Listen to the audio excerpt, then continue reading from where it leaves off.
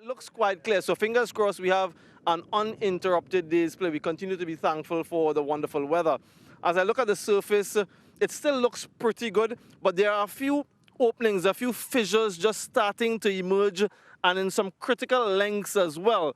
As you'd expect as we go deeper into the test match, these things happen, but because of the good covering of grass, it has sort of inhibited that crack, but I still think a really good surface here. We saw, what, five.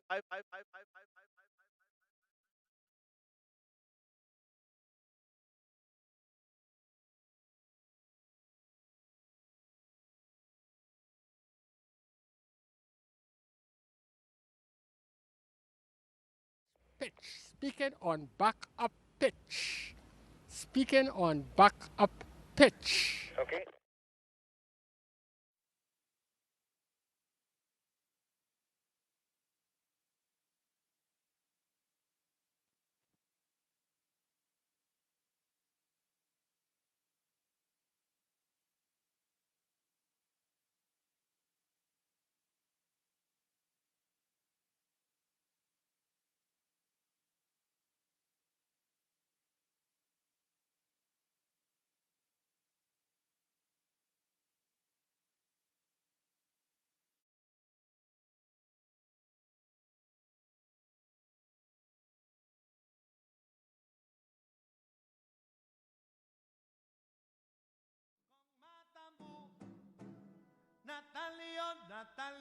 Natalio.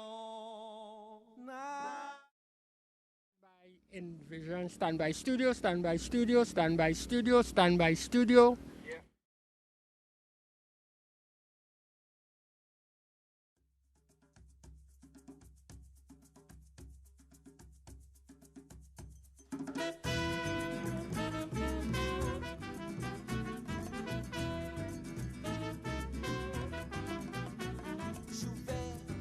Barrio Palais Villa Melasio. Barrio Palais Villa Melasio. I tell you story you do not know. It's about cannibal and calypso. Barrio Palais Villa Melasio. It is the folk song and ballad of that beautiful. Ajá, oye, mira ahí, mira por ahí, mira que mira, José. ¿Quién es? Fabio Mato de Panamá.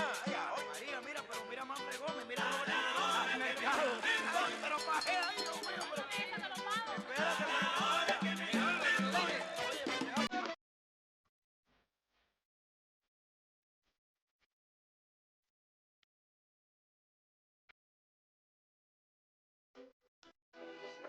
Yo, man.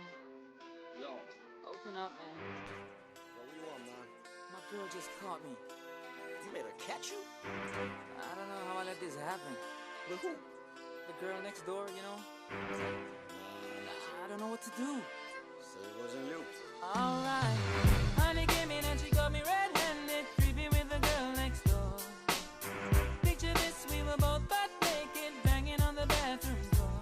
How could I forget that I had given her an extra key? All this time she was standing there, she never took her eyes off me. Oh, you think the woman access to your villa? Trespass on a weakness, all of your clean on your pillar. You better watch your back before she turn into a killer. Just review the situation that you call the winner. To be a true player, you have to know how to play. If she say a night, convince her say a day. Never admit to a word where she say. And if she claim her, you tell her, baby, no way. But she caught me on the counter. Wasn't me. Saw me banging on the sofa. It wasn't me. I even had her in the shower. It wasn't me. She even caught me on camera. It wasn't me. She saw the marks on my shoulder. It wasn't me. Heard the words that I told her. It wasn't me. Heard the screams getting louder. It wasn't me. She stayed until it was over. Honey came in and she got me red-handed, creepy with the girl next door. Picture this, we were both butt naked, banging on the bathroom floor. I had tried to keep her from what she was about to see. Why should she believe me when I told her it wasn't me? Next you know, say that she really not a right for vex. I never used to see you make the jigger low flex. As somebody else in favor you in the complex. Seeing is believing, so you better change your specs. You know she a go bring a whole heap of things up from the past. All the little evidence you better know for mass. Quick for your answer, no off it talk. But if she back a gun, you know you better run fast. But she caught me on the counter. It wasn't me. Saw me banging on the sofa. It wasn't me. I even had her in the shower. It wasn't me. She even caught me on camera. It wasn't me. She saw the marks on my shoulder. It wasn't me. Heard the words that I told her. It wasn't me. Heard the screams getting louder. It wasn't me. She stayed until it was over. Honey came in and she caught me red-handed, creepy with the girl next door. Picture this, we were both butt naked, banging on the bathroom floor. How could I forget that I had given her an extra key? All this time she was standing there, she never took her eyes off me. Wanna tell her that I'm sorry for the pain that I've caused. I've been listening to your reason, it makes no sense at all.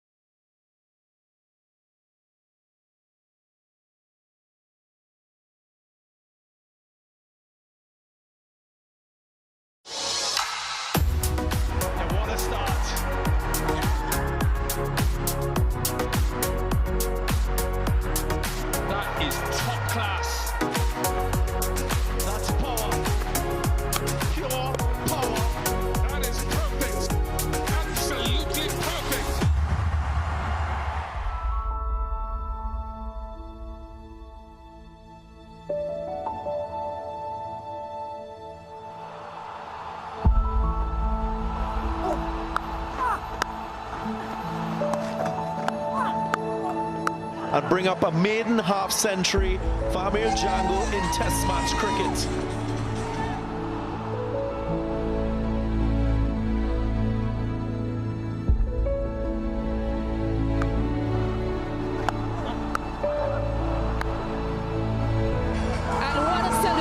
For him, he has done it. What a moment for the young man, a composed and mature innings, a display of remarkable sagacity and control. From all he promised to full reward. Better than Rambo, Django, Django, better than Commando, Django, Django.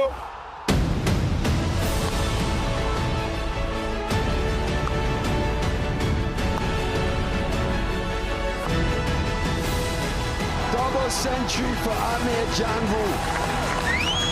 Over the moon with this performance. Look at the emotion on the face of Amir Jango as he goes down and kisses that turf.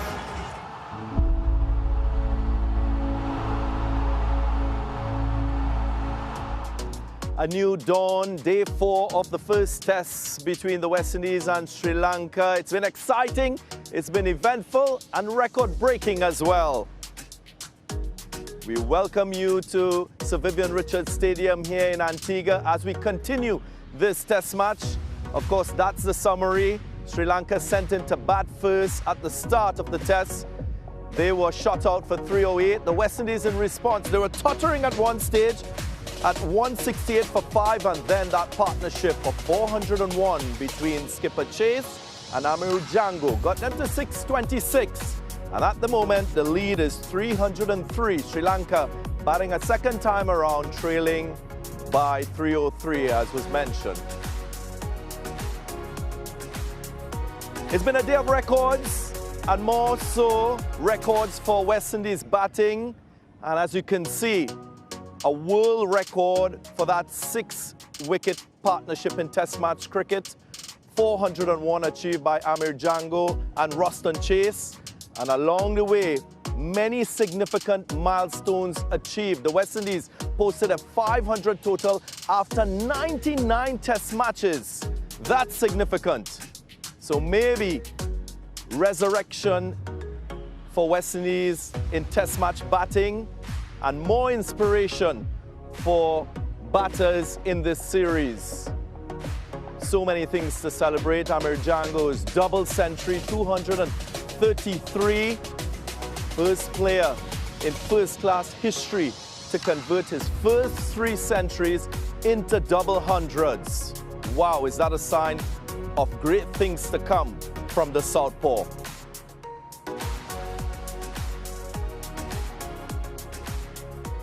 We continue to enjoy the glorious sunshine here in Antigua, and I'm excited for today's play, and I'm sure my colleagues on my left are as well. Stacey Ann Adams, Jimmy Adams. Let's just revisit yesterday after we've had about 12 hours for those activities to sink in, Jimmy.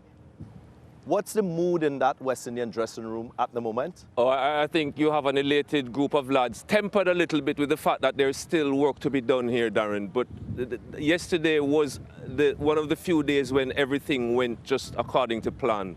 They spoke about getting a 50-run partnership and then a 100-run partnership. They got one partnership that went for 401 runs.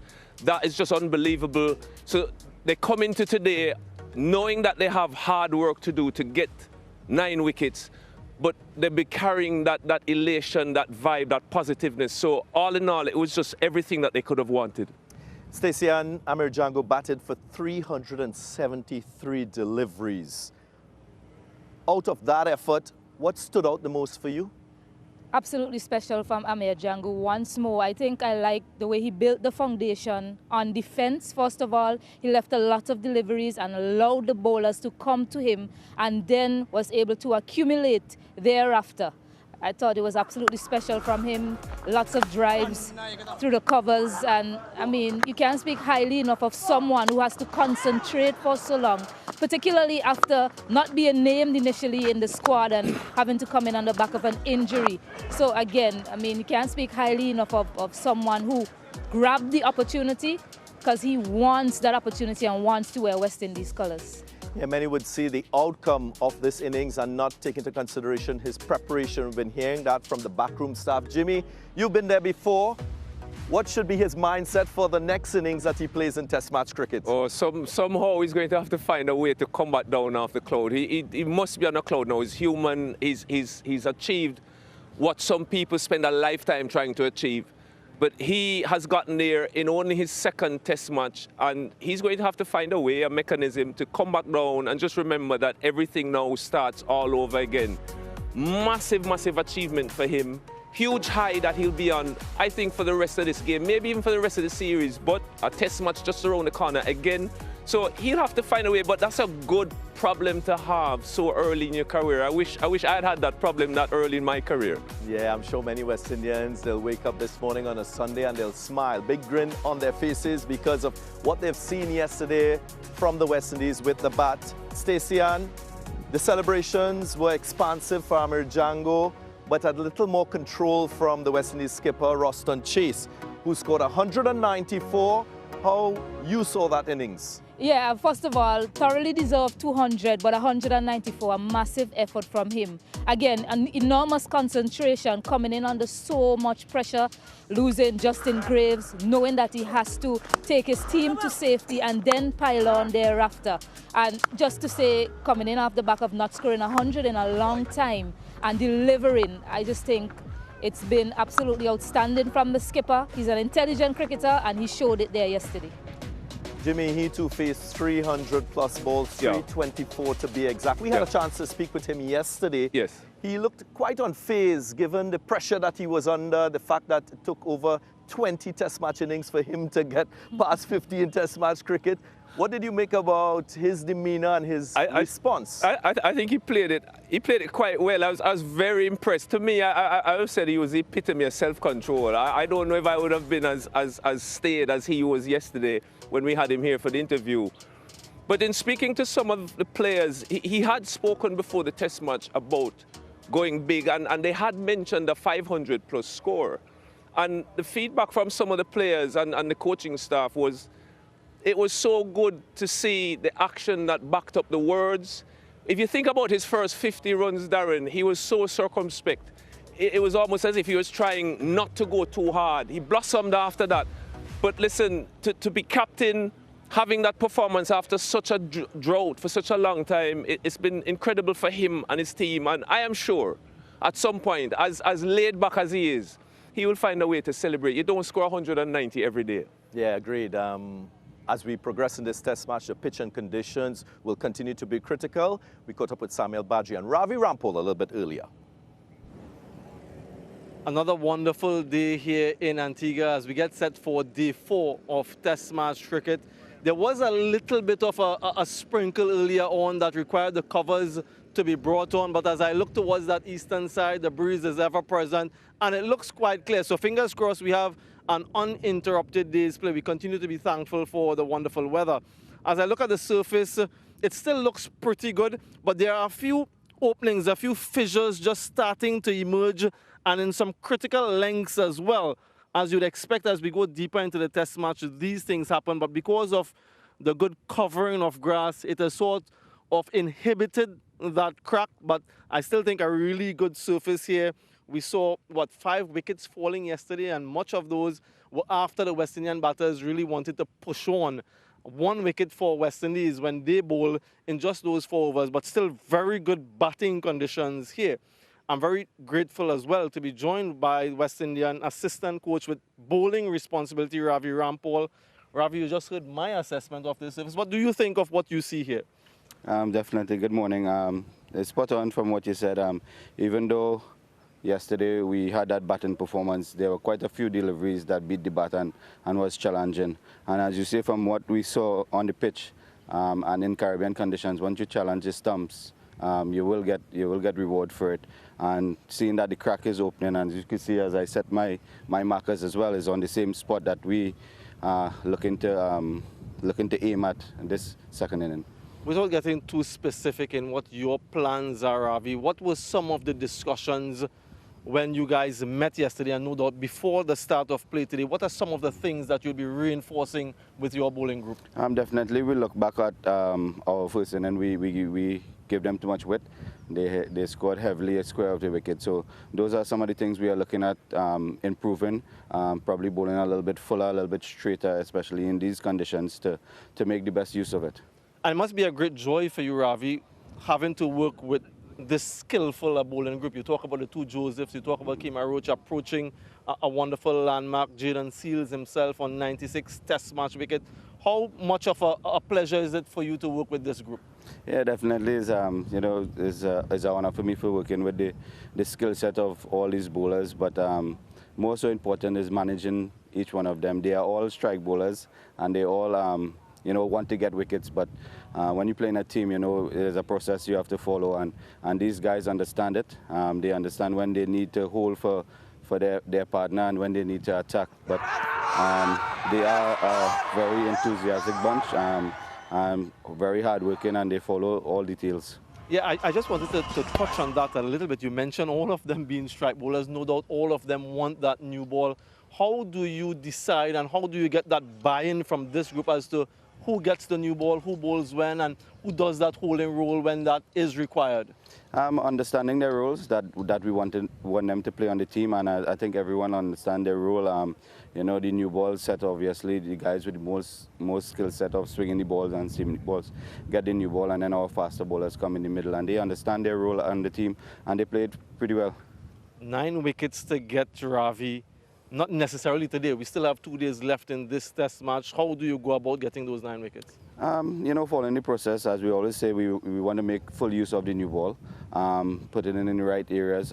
If this morning's session, we make them play as much as possible, try to get 2 wickets, then our faster bowlers come in on the slow pitch and keep hitting the stumps and get some in the middle, and then we see how the end go. But definitely the new ball in this morning's session, we look to make the full use of it. Try to test the batsman defense as much as possible and try to get at least 2 wickets with the new ball this morning. Yeah, just 4 overs, all that ball. I can't let you go without touching on Amir Django. Century on ODI debut, a double century in just his 3rd test innings. How special is he? Very special one, but I have to say he's a hard worker. Throughout the camp, throughout the one-day series, didn't get an opportunity to play. But he never stopped working. And he always says that when he gets the opportunity, he's going to make full use of it. And it's a classic example. He given the opportunity, and he reaped the rewards for it. And how much of a boost is it for this West Indian camp that the captain, who has been under so much scrutiny, can put in a performance such like that? Yeah, it's a plus for us. We've been waiting for our son to come and score runs, and just so he did. But the lead up to this test match was really good for us as a group with the training we had, the specific training we had, and to see the guys taking that from our training camps and put it into practice was really good. And what is really good too, Ravi, is the wonderful work that you have done and that you continue to do along with the coaching group with this West Indies team. I want to wish you and your team all the best today. Thank you very much. Thank you very much, Samuel Badri. I totally agree with Ravi Rampal. Make batters play, keep hitting the stumps. Jimmy Adams, do you agree? 100%. Key words for me: fuller length, straighter line, follow the process, and just be consistent. At Sesian, he spoke about utilizing that new ball. Is that critical? Yeah, very important. We've seen that the surface is still good to bat, and we don't know what Defoe offers, but all indications point to that it's still a good surface to bat on. So utilizing that new ball, very important. Getting as many wickets as possible with it and getting into the Sri Lankan batting lineup before the ball gets older. Well, as you heard, it's a 4-day pitch, a few cracks opening up, so that could create a few opportunities for the West Indian bowlers. For now, we're going to take a short break, and when we're going to come back and unpack things a little bit, we'll park that break aside, Jimmy Adams, and talk more about the bowling. Yes. Sri Lankan seamers, what you saw from them yesterday. Can you take anything from that effort and apply it to the West Indies effort on day 4? Well, listen, I think at the end of the day, we saw enough deliveries go past the outside edge to suggest that there is something there. But the key for me is the consistency. So if the line is going to be a fuller, straighter line, you will not get away from the fact that you have to be consistent with it. So whether, as you like to say, you want a straighter line and then the odd one going for the outside edge, or the reverse, where you stick outside the off stump and then try and hit pad, whatever line of attack you use, Darren, it has to be consistent. Yeah, I'd like to just bring our viewers and both of you all to what I just picked up on Sri Lanka and their bowling. There's a certain sameness to the way they went about things, and their seamers in particular. Many of them taking the ball away from right-handers, and they've bowled primarily in that 5th, 6th stump line. Very few bringing the ball into those right-handers. The West Indies, however, quite different. Quite a few bowlers taking the ball into right-handers, and maybe with variable bounce, that will prove to be more wicket-taking strategy on day 4. If you also look at the trajectory from which the bowlers are releasing the ball, very varied and different. So that to me is diversity, that is versatility that Roston Chase has to take and make use of in order to pick up the remaining 9 wickets. So thank you, Jimmy. Thank you, Stacey Ann. An exciting day's play is ahead of us. We're going to go into a break, and I'm sure the action will be intriguing. More on the other side.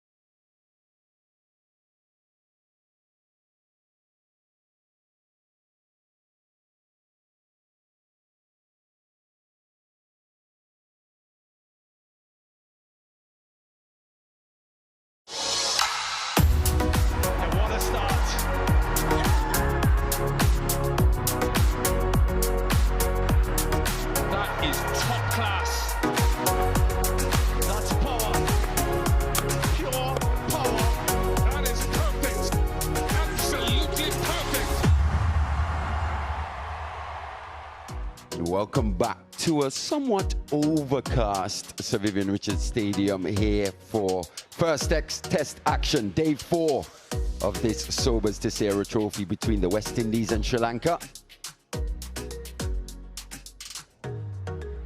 Hope the rain can stay away. We can have a full day's action. But this has been the tale of the tape so far. West Indies, a historic day 3.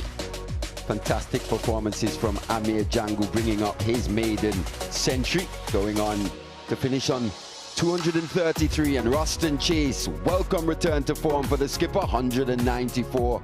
The West Indies lead by 303 runs. Now we'll have our colleague Gerard Morrisili with his recap of day 3 action.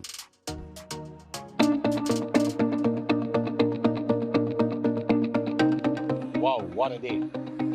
For 2 days, West Indies were trying to survive. On day 3, they stopped fighting and started taking control. When Amir Jangu and Roston Chase resumed, the job wasn't to dominate. It was to absorb, weather the storm, take the shine off Sri Lanka's attack, and slowly turn the pressure around. They did exactly that with every leave and every run. Every partnership building conversation between overs. It all mattered. As the hours passed, batting became easier. Confidence grew. The milestones, they followed. A maiden test century for Amir Jangu, which turned into double delight. A first test 100 in over 7 years for Captain Roston Chase. Together, they produced a record 6-wicket partnership for West Indies against Sri Lanka, transforming the match after coming together 168 for 5. But there was another story unfolding. The hardest part of Test cricket isn't always taking wickets. Sometimes it's refusing to let control slip away. Sri Lanka, they kept searching. They created chances. But as opportunities went down, so too did their grip on the game, and West Indies made sure of that, protecting home turf, one session at a time. And as if that wasn't enough, the Windies added one final dagger.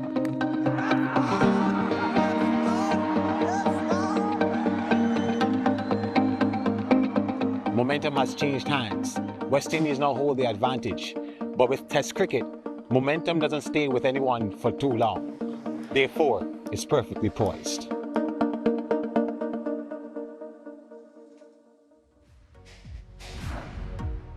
This was the highlights of the action yesterday. A truly historic day for the West Indies. Started a bit dicey, Roston Chase, bit circumspect, took his time.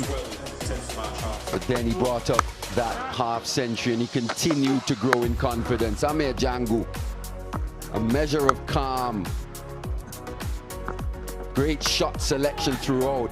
Just there, maybe one of the only blemishes from him. But flick through the onside, and you can see the jubilation. Everyone up on their feet. He got a standing ovation from everyone in this stadium, witnessing a truly historic performance from the left-hander. He played shots all around the ground. Roston Chase was a measure of calm from the other end as the skipper, as this partnership grew, turned into be a truly historic one indeed. A world record partnership for the 6th wicket in Test cricket between this pair. 401 in the end. It was a day of toil for the Sri Lankans as well. Went long periods without taking a wicket. West Indies really forged themselves into a dominant position in this match, and they continued to run well. Roston Chase, 7+ years to find this feeling. It was a joyous moment for him once again. The fans around the ground up on their feet. And that's when the West Indies started to press home their advantage. We started to see a few more funky strokes, putting the Sri Lankan bowlers under a bit more pressure. They continued to make this run rate climb as we saw a few more maximums as well. This was a good effort, but wasn't to be. This pair saw themselves through to the break, came back out and continued in the same vein. Jangu bringing up his double century. And bringing out a few more shots as well, but this was the end. Top-edged. Sri Lanka there finding an outside edge. Every now and again they could create an opportunity, but didn't have the field set in the right. Had the right field settings. In the end, Alzari Joseph perished to that top edge. West Indies continued to press home their advantage. Ruston Chase approaching what would have been a fine double. Had to go for 194, just 6 runs short. And Milan Ratnaika reaping the rewards of some hard work, picking up 5 for. But Jaden Seals, West Indies declared, put the Sri Lankans in. And to see the back of Pathum Nasanka, West Indies went into stumps on day 3, the dominant team. But we're back here now live. It's been an interesting spectacle at the Sir Vivian Richards Stadium. There's some interesting characters around. We'll find out a bit more about some of these characters that have showed up here at the Sir Vivian Richards Stadium, the twins of twins. Let's see what Gerard finds out about these guys.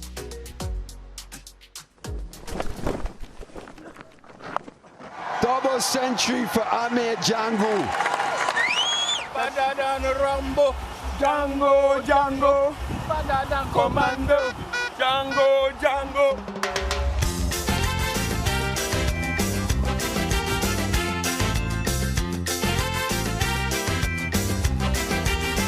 Way back in the 70s when Vivi, Andy, Garner, Holding, them guys used to come recreation ground. And of course be the thing when Gravy we learn from, you know. Well, Gravy used to be dynamite, like when Vivi and we open batsmen like Gordon Greenwich and Haynes, when they make the centuries, these guys like jubilate. So we just watch them and stuff. As youngsters. Yeah. West Indies cricket, in our roots, our culture from way back. From way back in the 60s, Gary Sobers, when a little boy hear about him, so when Viv, Holding, and all them guys come on the scene, man, we just fall in love with our cricket. Absolutely fantastic to see the twins of twins there. Let's hope we'll see them a bit soon here today. Bit of rain around here at the Sir Vivian Richards Stadium. Bit of overnight rain as well. I think I'll blame my colleague in Jimmy Adams a bit. He was praying for a bit of rain. He was asking on day 1, why is Antigua so brown? You've got your answer now, Jim. Let's hope it doesn't disrupt too much. Doesn't seem to be too dangerous, the weather around at the moment. But Sri Lanka, a massive task on their hands. Rajita, the night watchman, 4 not out. Madushka as well. He'll be hoping for a long innings here. Not level. I'm joined by Jimmy Adams, former West Indies captain. What have you made of action so far? Well, we just look at the first wicket to fall yesterday of Pathum Nasanka. Brilliant bowling from Jaden Seals, pulling him into a defensive prod. Bat maybe a little bit too far away from his body, but Joshua De Silva happy to get himself in the column, having taken that catch. But it was a start that the West Indies wanted, as the umpires seem to be waiting on the West Indies to take the field. Sri Lankan batsmen making the way now. Rajita, who came in at the fall of the wicket of Nasanka, the night watchman. And he's with his senior partner, opener Madushka. The West Indies team still in a huddle.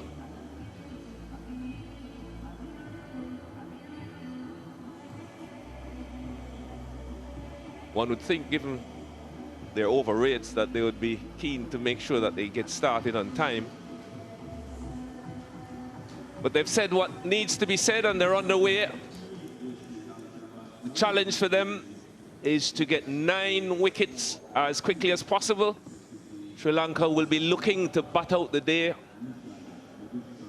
losing as few wickets as possible, and we still have a good surface, good batting surface, I think, Marley, here at the Sir Vivian Richards ground. Yes, it'll be interesting to keep an eye on the surface. It's held up really nicely, especially from a batting perspective. But just listening to Ravi Rampal earlier this morning in his interview with Samuel Badri, and I thought he assessed play really well and the conditions in terms of, yes, the Sri Lankans would have gone long periods wicketless, but there was still a little bit in that wicket at times. You saw the outside edge being beaten, the inside edge at times as well. Bit of extra bounce, but the effort has to be put in by the bowlers. They've got to, as they would say back in the day, bend their backs to really extract whatever's available to them in these conditions. It'll be Kamar Roach with new ball in hand, ready to go.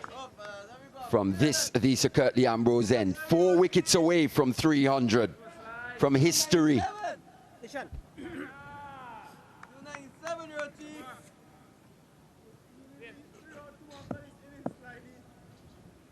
Play.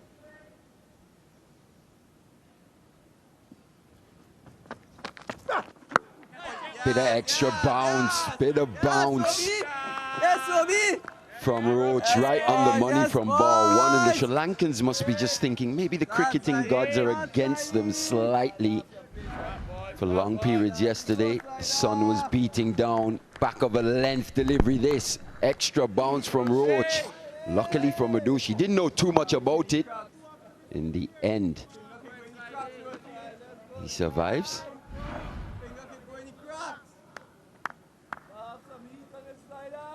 Started with that leg slip yesterday, if you remember.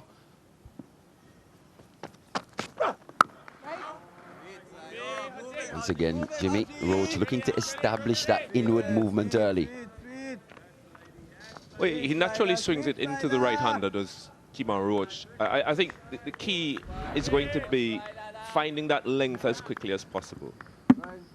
Whether you swing the ball in like Roach or away like Jaden Seals, you want contact made just outside off stump, wherever you're swinging it. The key is what length are you going to bowl to which batter and on this particular surface. So it's a length that becomes critical. If you hit lengths like that consistently enough, one might keep low, one might not. The batsman might be tempted into a mistake, but the key, I think, is going to be consistency. I don't think as a bowling unit, Sri Lanka were as consistent as they would have wanted to be. West Indies have a great chance here now, West Indies. And having Kamar Roach, your most senior practitioner, hopefully setting the tone for the rest of the attack, which he did beautifully in the first inning.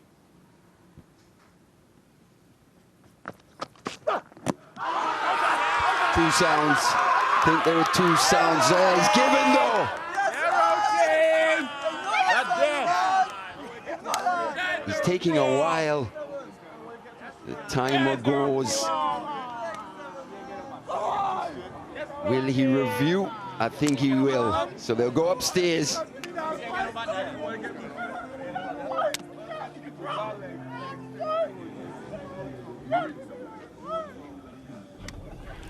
TV umpire to director, we have a player review for LBW. Original decision is out. Check the feet, fair delivery. Front on first, please.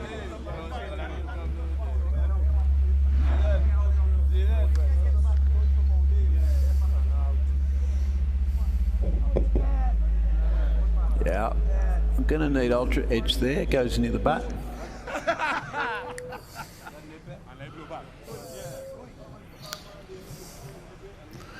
Ultra edge coming through. Keep going. Just running that back. Just running that back. Yeah, we've got a flat line and a gap there between bat and ball. Yeah, ball tracking when ready. Okay, original decision is out. The impact's in line. And they're hitting the wickets. Umpire's call. Go back Psycat. Stick your original decision of out. You can signal now. Decision has been upheld. umpire decision. Once again, Kamar Roach 3 wickets away now from 300. And Jimmy, that length and line right on the money, the veteran. Listen, you can say what you want about his lack of pace at this stage in his career, but he's as clever now as he's potentially ever been in his career. And I can't stress enough, Marley, to have any practitioner who can, at the stop, Madushka has to go for 2, it's 15 for 2.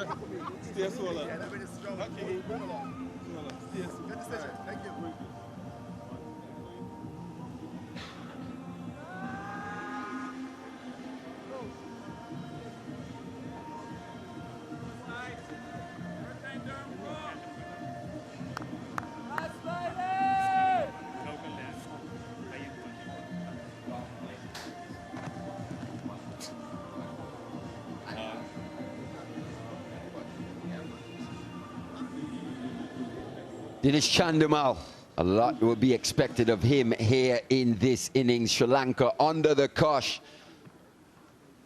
Madushka, the last wicket to go for just 2, under a bit of pressure. There's a bit of cloud cover here at the Sir Vivian Richards Stadium as this morning, as you see that length from Kamar Roach. And something that stood out to me, as we were saying earlier, from Ravi Rampal, bowling coach, is that line. They're going to be targeting the stumps a bit more here in this second innings. And the Sri Lankans must be saying, wow, we were bowling for long periods yesterday. The sun was out in all its glory. Absolute beautiful batting conditions. And here on day 4, there's a bit of cloud cover. It's a bit cooler, just aiding the movement through the air, as you see. Everyone appreciating the veteran Kamar Roach there, early inroads. Good start, good classy start this. Didn't really try to overhit. They'll beat Shamar Joseph into the boundary. End of 5, it's 19 for 2.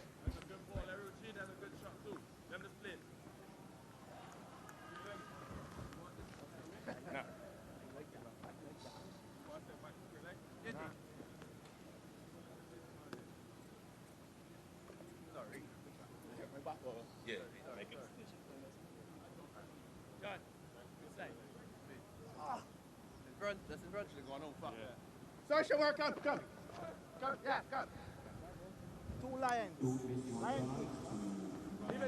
So it was Jaden Seals yesterday in his first over, picking up that wicket in Lanka, and it's Kamar Roach here on day 4, doing the same, removing Madushka. So both openers now back in the pavilion. Just what the doctor would have ordered if you were a West Indian cricket fan, supporter.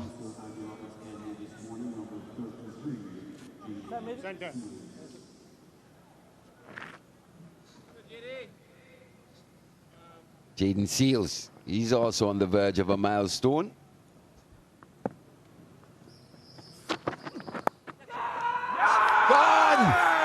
Gone, he's 1 wicket closer now. Kavem Hodge in at second slip. And the West Indies have gone bang, bang here in favourable bowling condition. Excellent delivery from Jaden Seals, pitching it up, straight a line, inducing a flick. It was just the leading edge, and it carried comfortably, and a smart catch at slip from Kavem Hodge. Sri Lanka now losing their 3rd wicket, and they spoke about getting the night watchman early, and they have done that this morning. Rajita has to go for 4. It's 19 for 3.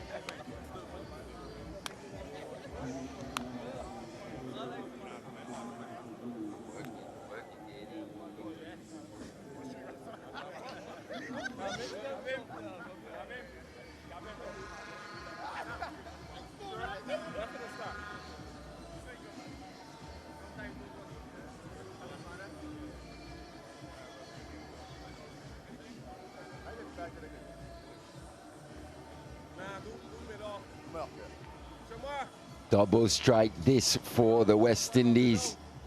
Kamar Roach in his first over. Now Jaden Seals again with his first delivery to the night watchman.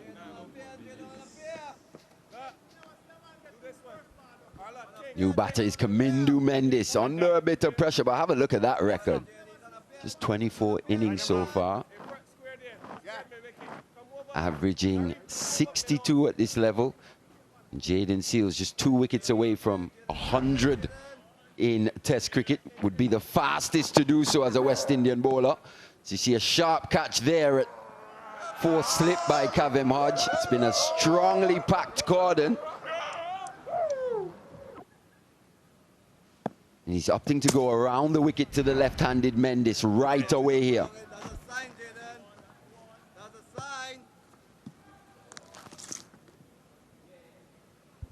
Seals 2 away from 100. Have a look at that. Have a look at that strike rate average.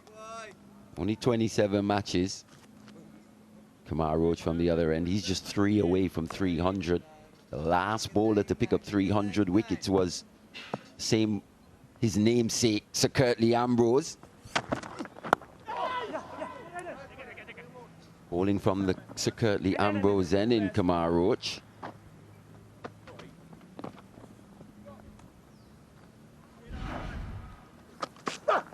Both of the wickets this morning, balls that would have hit stump. They spoke about a straighter line. One going into the bat, the one from Jaden Seals just leaving the right-hander enough. But the key is a straighter line.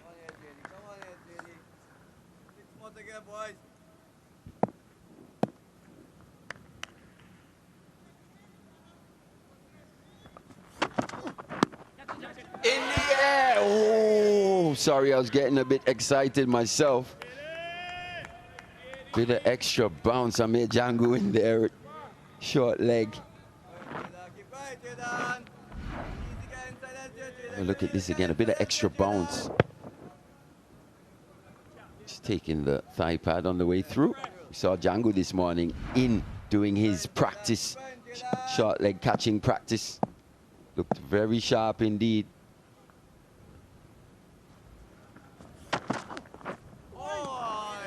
Let's have a look at how far he is, though, still with a helmet on in that close catching position. Jaden, your front foot ain't going nowhere. Keep going. Interesting where different fielders in that position, where they position themselves. Sometimes captains give them a little bit of leeway to go with what they feel. They're the ones who are watching the batsman ball after ball. He has comfortably taken a few steps back to give himself time.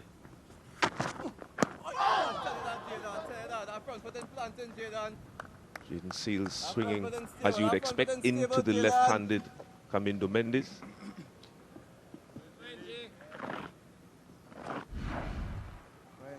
Keep going, Jaden. Both ways, Jaden, both ways. He's enjoying himself, Jaden Seals. Aggressive, young, skillful, and runs on the board.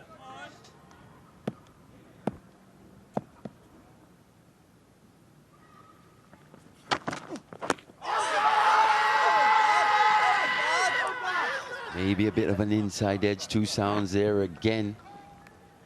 We'll have a bit of a deliberation about this one. Ruston Chase doesn't seem that interested. So he's not going to go upstairs.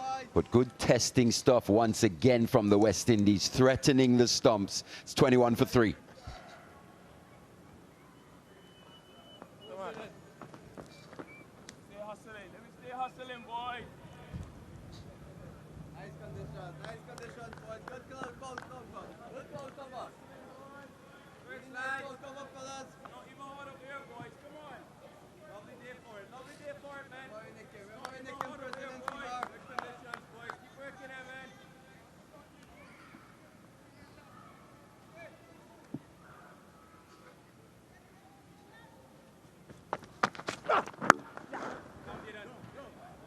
shot. Shot of class from Dinesh Chandimal. Very strong off his legs. Slightly over pitch from Roach, but put away with a plum. Second boundary for Dinesh Chandimal. Just clipping it, waiting on it, allowing it to come to him, but very strong through that onside area. Despairing dive from Jaden Seals.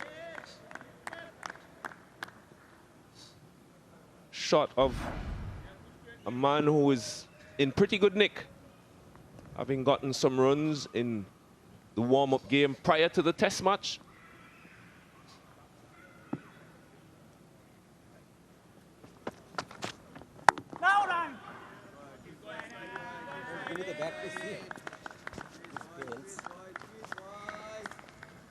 The West Indies won't mind that. They would rather the bowlers err on a fuller length and on a shorter length. Obviously, nobody likes to be driven. It's a no ball. No ball. Delayed call of no ball against Kemar Roach. So maybe striving for a bit more pace, Kemar Roach. Clearly overstepping.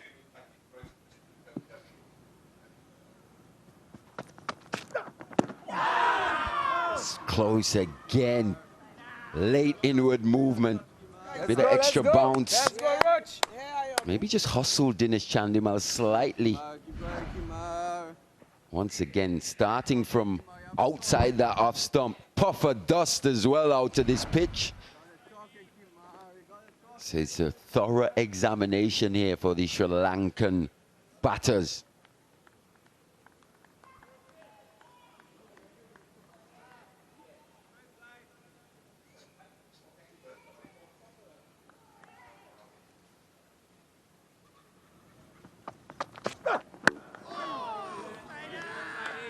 And that wicket of Madushka was Roach's 199th wicket here in the West Indies, just one away from 200 at home. First was Madushka's dismissal in the first innings, pinned LBW. So they've targeted the pads early. First it was Alzari Joseph and now Kemar Roach. Both slightly different angles, but the same result.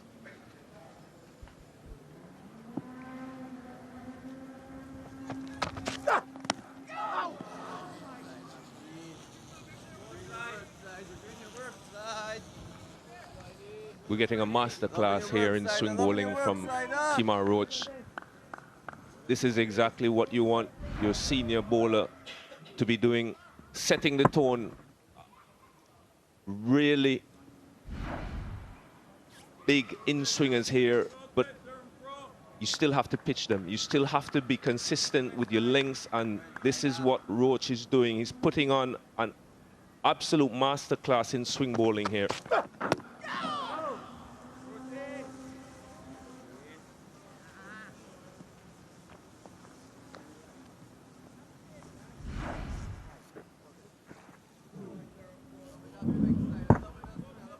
That one, maybe a touchdown leg. He has a field to support.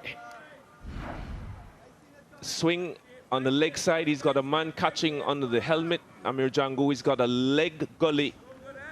And he's also got a deep square leg.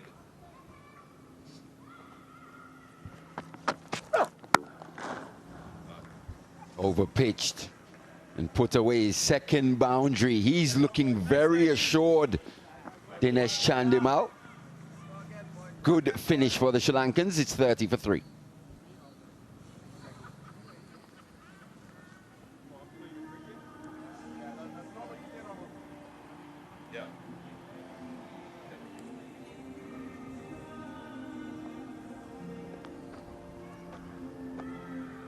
Look. Stay there, Lazar. Stop here.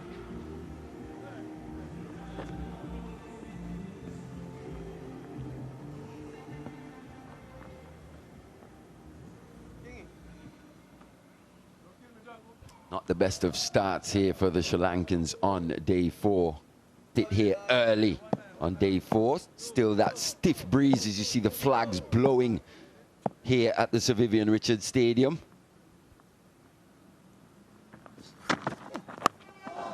Outside edge, still around the wicket. Jaden Seals, Kamindu Mendes on strike. This was the 4 in the final delivery of that last over from Roach. He wouldn't mind that too much though, Jimmy. In the right area once again. Maybe just slightly over pitched. Really good shot of class. But I agree with you. You'd rather have them reaching for drives through the offside on deliveries that are wicket to wicket than anything pitched too short.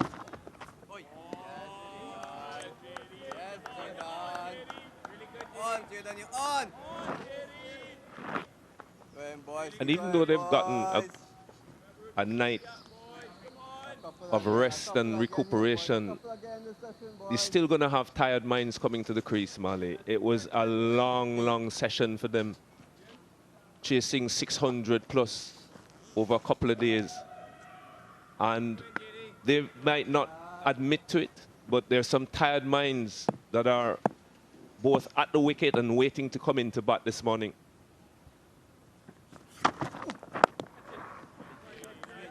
Being under the pressure they've been, as he said, you know all about it, you know, the rigors of international sport. The toll it takes on not only the body, but the mind as well. How do you stay refreshed from a Sri Lankan perspective? The batters, what are they thinking?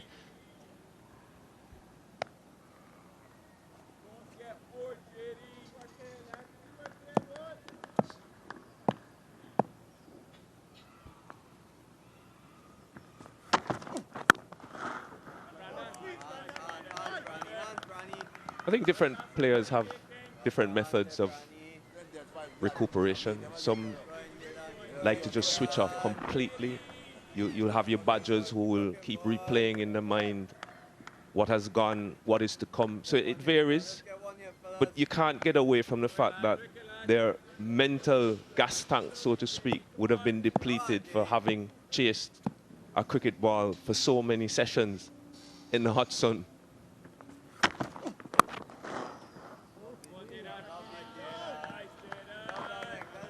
Timing the ball quite crisply in the last couple of deliveries, Kamindu Mendes. You saw that record of his, which tells you he's got a bit of class about him.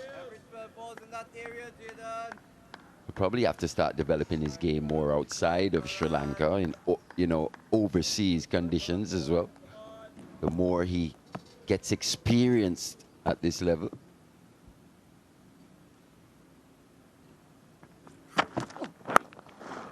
There's that timing. There's that timing we were speaking of. Beautifully clipped away. The end of that Seals over.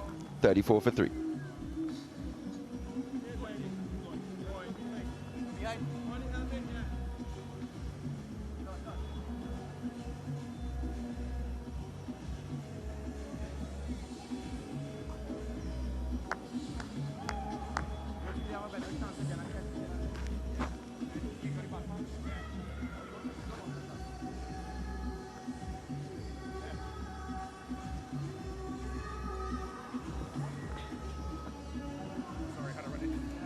Chandimal a bit earlier with a clip off his legs.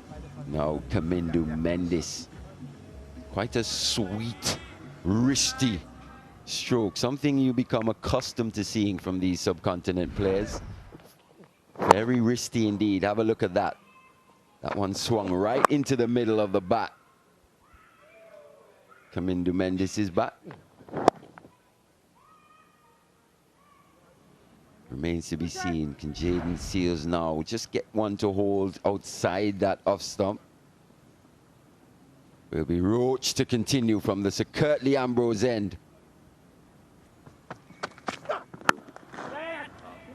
Once again, not quite out the middle, but sweetly timed. We'll get a couple. So quite low risk scoring here for the Sri Lankans. Just presenting a full face, not going too hard. You know, something we saw from a Brandon King. Loves to get onto that front foot, go hard at the deliveries as soon as it's slightly fullish. A bit more control here from Chandimal so far.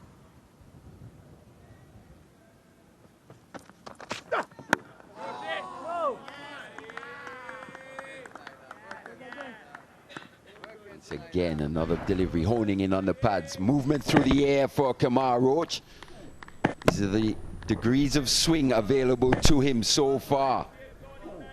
No ball. Once again, his second this morning from Kamar Roach. But have a look at that. Inward movement, starting outside that off stump, tailing in late.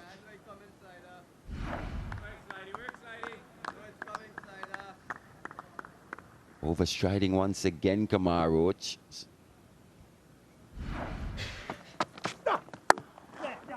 Inward movement, but just staying a bit leg side this time was Chandimal. Just used his hands to access the offside. Good batting this. So he's come out with a positive intent nonetheless. Have a look at the test averages of the batters to come. I think Dhananjaya and Kushal Mendis, both very good players indeed. So the West Indies still have their work cut out in terms of dislodging or dismantling this Sri Lankan batting lineup.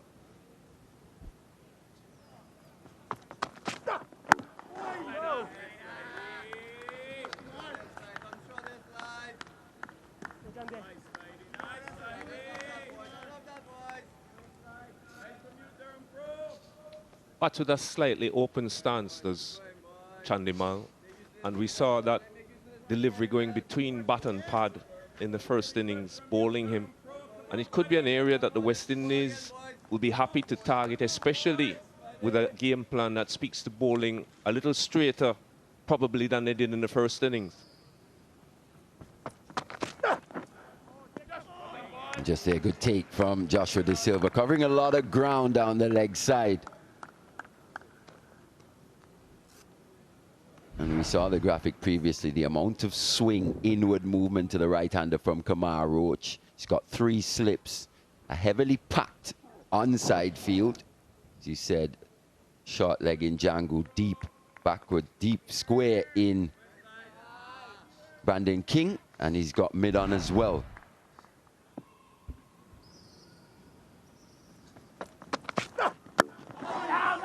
Just there, good area once again, Jim. You spoke about Dinesh Chandimal opening himself up slightly in that first innings. Kamar Roach has got extra cover. He's established the in-swinger as well. Would he be best served having another slip or even packing this onside field, giving a big gap for Chandimal to see through that offside, hopefully opening him up, exposing the stumps or the pads? It could be a way forward. It definitely would play on any batsman's mind to have that sort of open space right in front of the field of vision.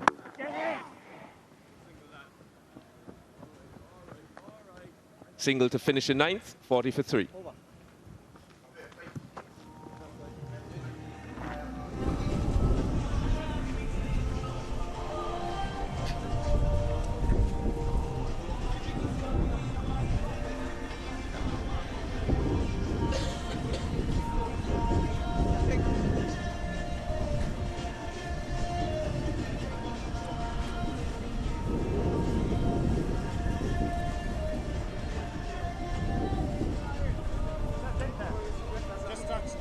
Got a bit of breaking news on hand here, folks.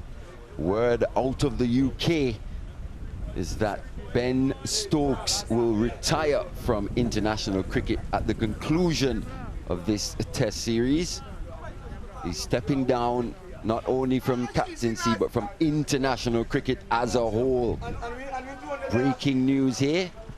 We're processing that in real time. Jimmy, what do you make of that breaking news? Well, it's mixed emotions, really. I think Ben Stokes still has, I think, the physical capacity to play more international cricket. But maybe with all that has happened recently, he's just had enough.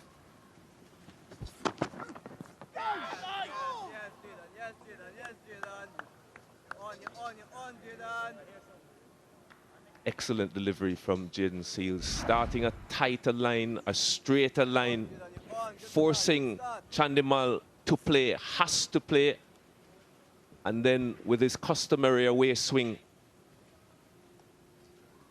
Chandimal though equal to it, keeping his hands under his head, not allowing his hands to go too far in front, which is the sign of a man who knows what he's doing, knows what he's about, controlling his hands.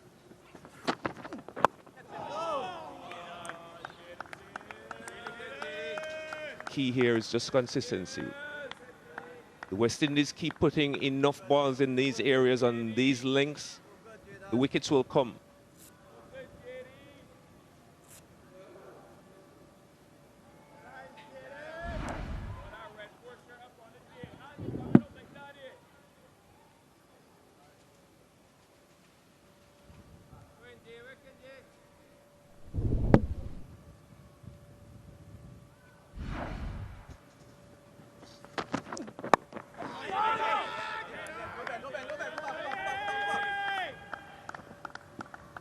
He is a handsy type player, isn't he, Dinesh Chandimal?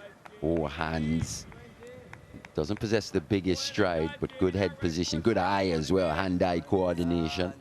And even on that first delivery, tight line from Jaden Seals. He had a small nibble, but was good enough to just withdraw, adjust, keep the hands as close to his body as possible. Loves feeling ball on bat here. The West Indies can use that to their advantage.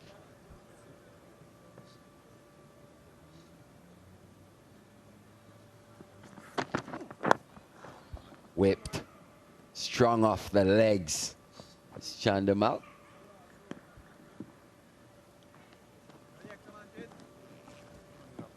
You always feel that Jaden Seals won't be too far away from wanting to bowl the ball that goes straight on, as he did on that occasion. Chandimal, just by his stance alone, is almost halfway in position to cope with that type of a delivery. And he really looks to be in decent nick this morning. 18 off just 20 deliveries.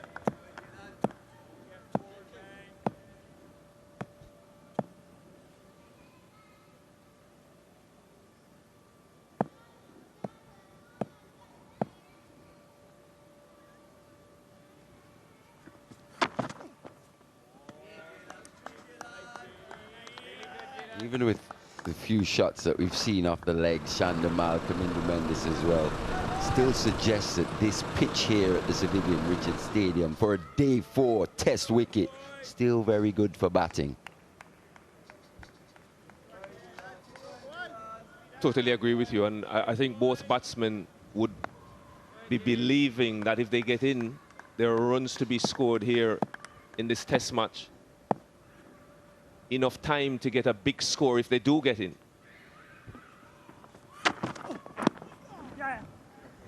They saw what was possible on day 3 with that historic 6th wicket partnership between Chase and Jangu, but it's 42 for 3. Sri Lanka still trail by 276.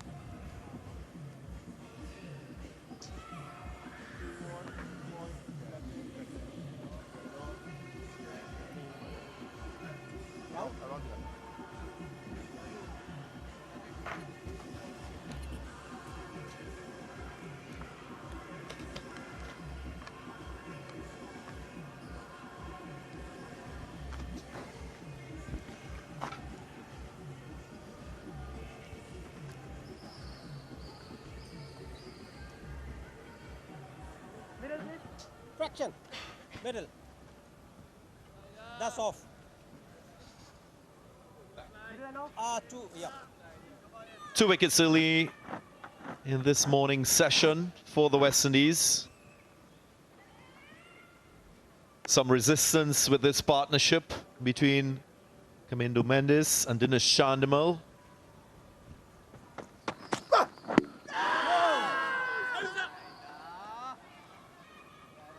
Creating problems once more, Kemar Roach.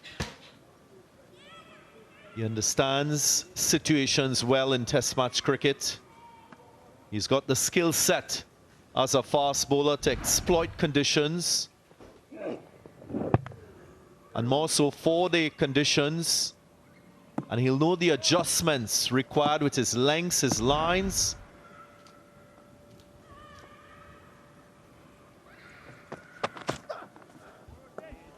Another delivery that blows away from the left-hander. Has a knack for getting left-handers out in Test match cricket because of that skill to gently blow the ball away from the outside edge and oftentimes find that outside edge. Stacey Ann Adams alongside me. How impressed have you been with the West Indian bowling this morning?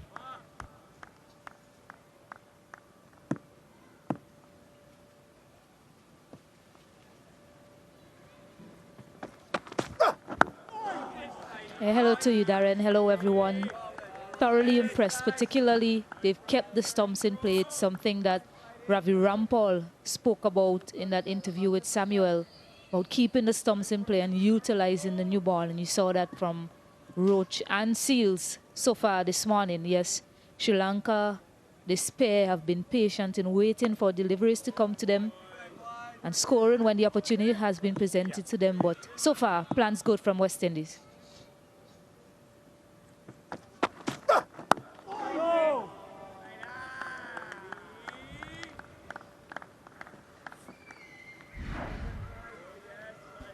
Again, Ravi Rampal, assistant coach with that specialty in bowling, imparting knowledge, giving perspectives and options.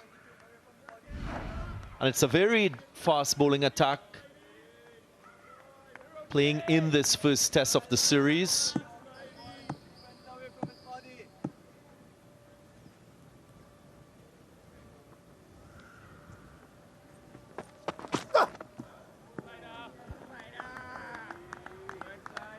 Maybe we can speak more to the variety that Roslan Chase has to rely on.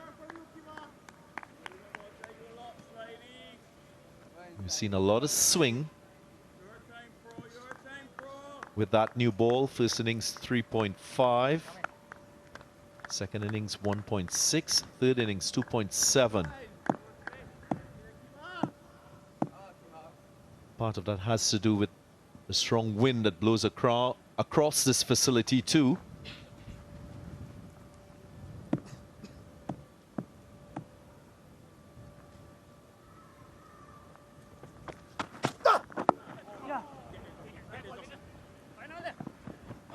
No.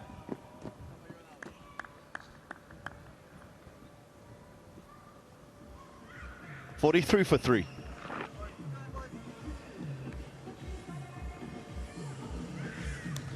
Boys.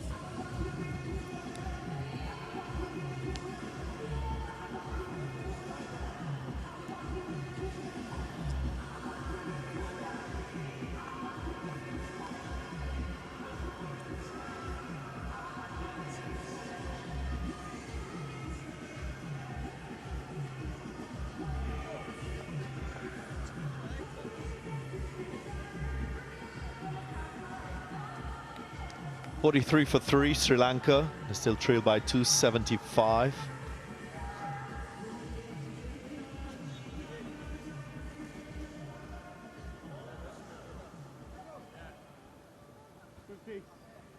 I always felt as a captain when you had a fast bowling group that offered you different skill sets, gave you an opportunity to be enterprising, Stacey Ann and viewers.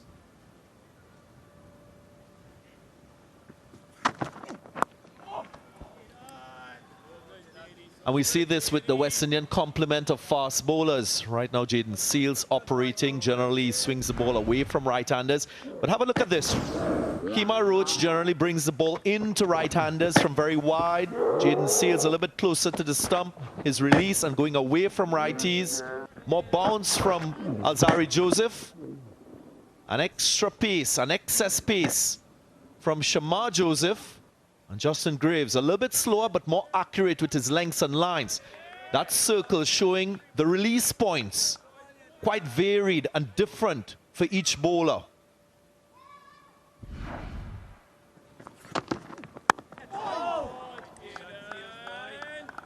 And if we compare that with Sri Lanka, I did mention there's a certain sameness, which is not ideal.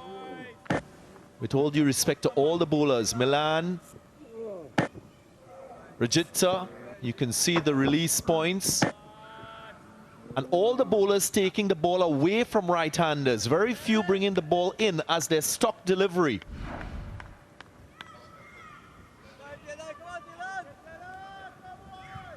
Granted, they lost Lahiru Kumara. Another one who swings the ball away. And then Lahuru Kumara, a lot quicker than the bowlers on display. So perhaps losing their X factor again, definitely not ideal. But what you get with this West Indian fast bowling attack is a lack of predictability in their lengths, as you mentioned.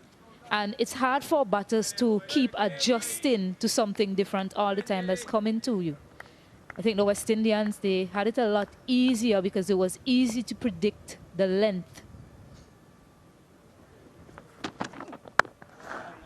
Make a very good point there in terms of the pace across each of those West Indian fast bowlers. The timing of your backlift, getting into position. Appreciate the average trajectory and then the pace difference between West Indies and Sri Lanka. West Indian bowlers generally faster in speed.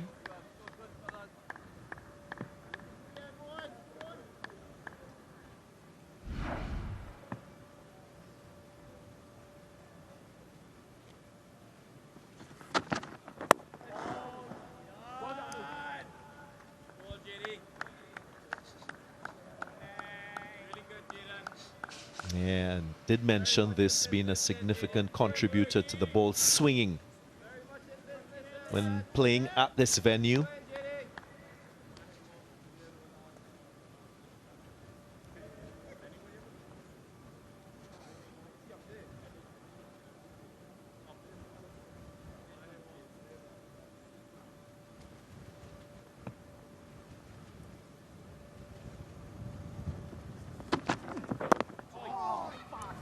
Yeah, that's painful.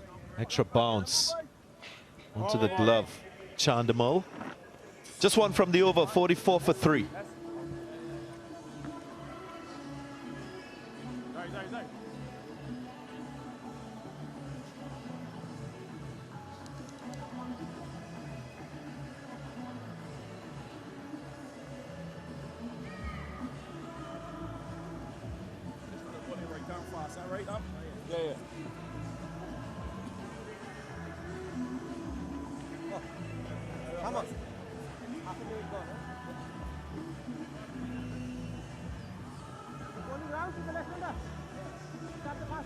Still a strong Sri Lankan batting lineup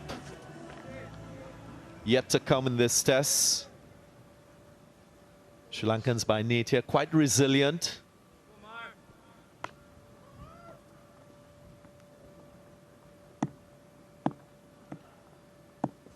New bowler, Shamar Joseph.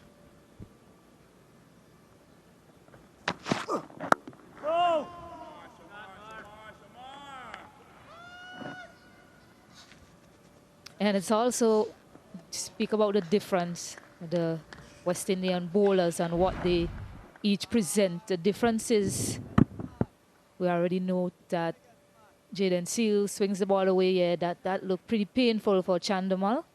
Has a good start in this inning so far. Some awkward bounce there up on his finger.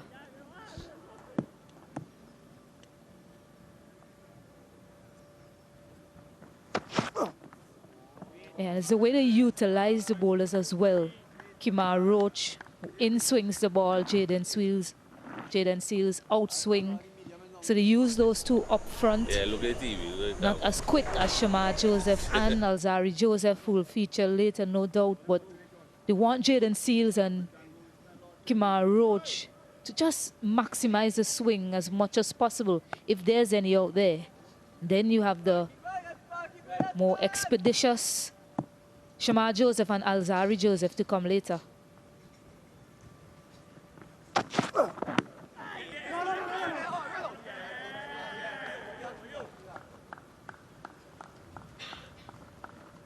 Stacey, and you mentioned there the variety amongst the Western fast bowlers. As a captain too, you need to understand the success of the combinations. Which two bowlers operate successfully together?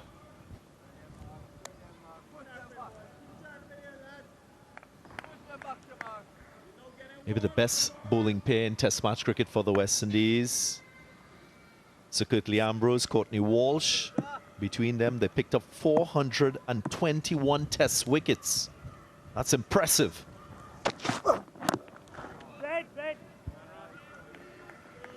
And with this current lot of West Indian bowlers, Kemar Roach, Jaden Seals, they ranked seventh as a bowling combination, fast bowling combination that is, for the West Indies in Test match cricket. With 103 wickets before this test.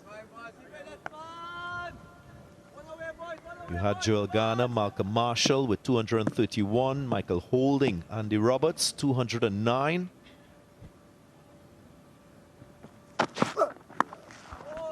Pulled leg side. And then there was Sir Curtly Ambrose and Ian Bishop, 201. Roach was also a good pairing with Shannon Gabriel. Both of them fetching 176 Test match wickets. Correct.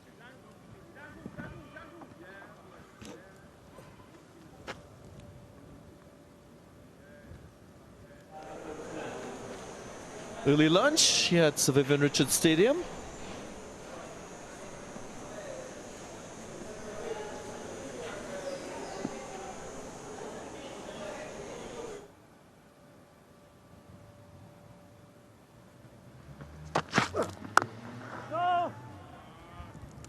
Good start for Shamar Joseph, 45 for 3.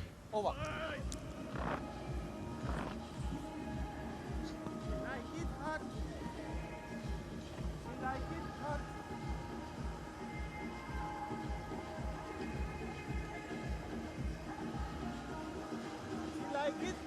How many overs you said?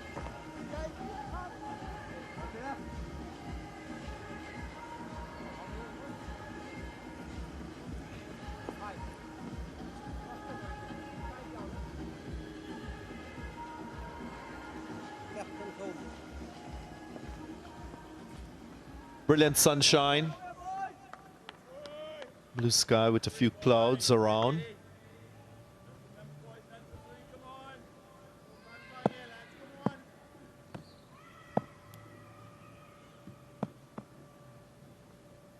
Jaden Seals around the wicket now.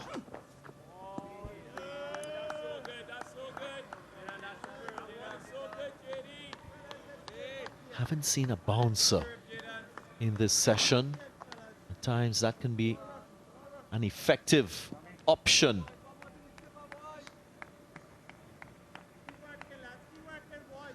Just to distort the batter's mind, his foot movement.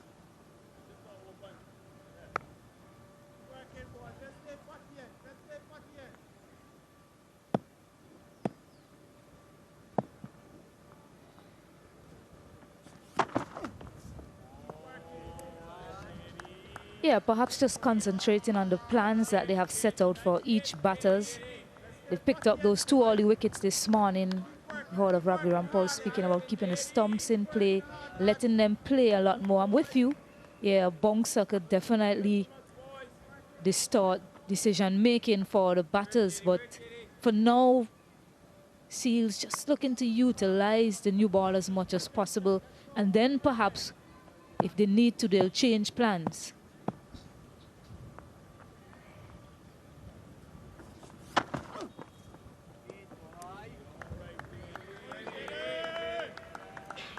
Kamindu Mendes dismissed without scoring in that first innings. Now on 9 of 28. Quite a compact young man came into this test match with an average of 62.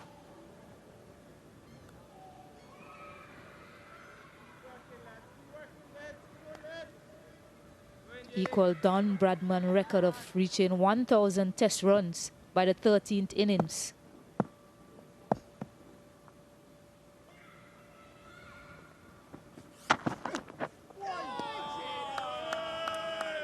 That's a special talent.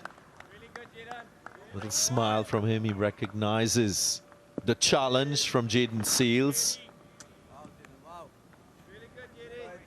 Straight away you can notice that he's technically sound. He knows where his off stump is. He plays inside the line.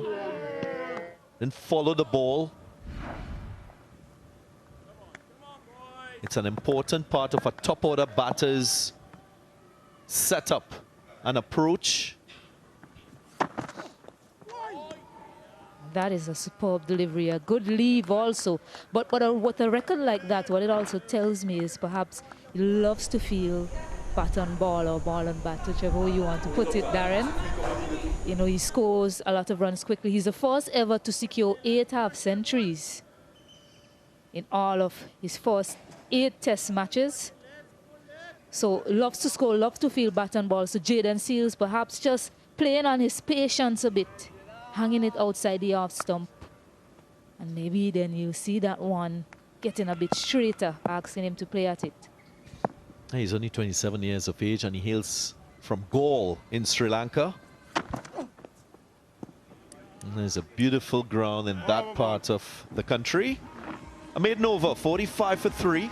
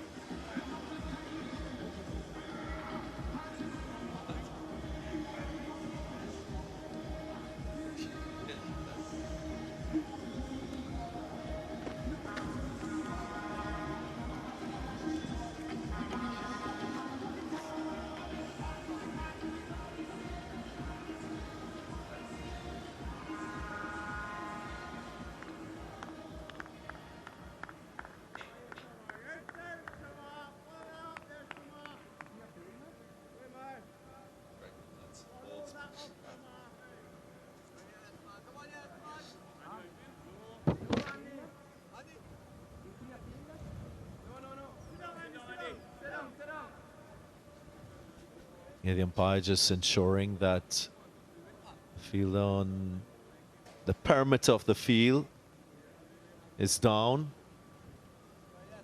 and does not distract the batters and the fielders. Anderson Phillip, I reckon it is. Oh, real beauty. Rapid pace. Just nipping away from Dinesh Chandimal. Yeah, wonderful stuff from Shamar Joseph. He's found it quite early, just doing enough to shape away from Chandimal. Bit of uncertainty, looked as if he was going to play at it. Managed to just pull his bat back in.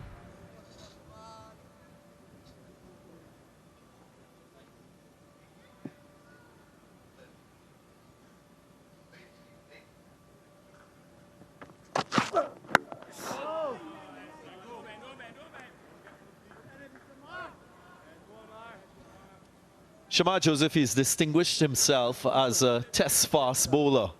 This is impressive for bowlers who have taken 50 wickets or more. He's second on that list in terms of best strike rates. And that's of all time in this format of the game. And for those of you who need a little more explanation, strike rate is really number of balls per wicket.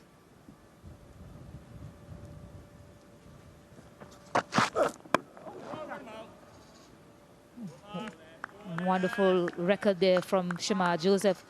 Still growing in his craft as well. And you look at the difference with Chandimal so far. He has found the most difficulty with Shamar Joseph. It just tells you what having that extra layer of pace can provide. Creates that fraction of uncertainty in a batter's mind. George Lohman finished in the 1890s. So a dated player, but Kagiso Rabada on that list, Shane Bond, Marco Janssen, Scott Boland, Kuldeep Yadav, the spinner, left-arm spinner from India. Also genuine wicket takers. with very good strike rates.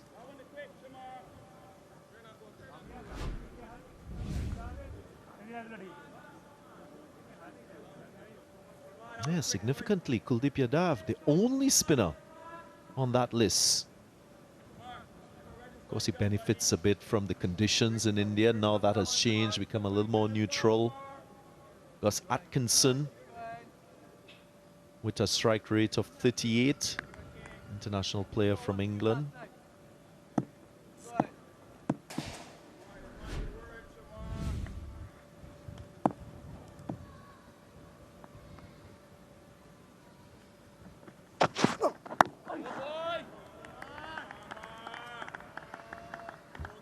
Nice patience and discipline here from the West Indies.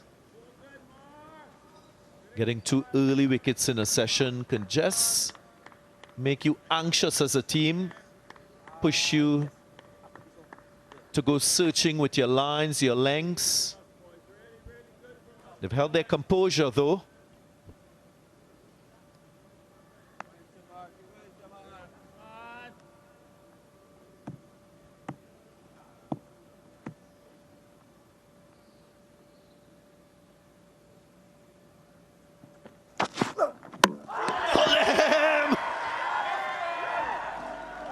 Appreciate the length, the skill to bring the ball into the left-hander, and bang, stump knocked back.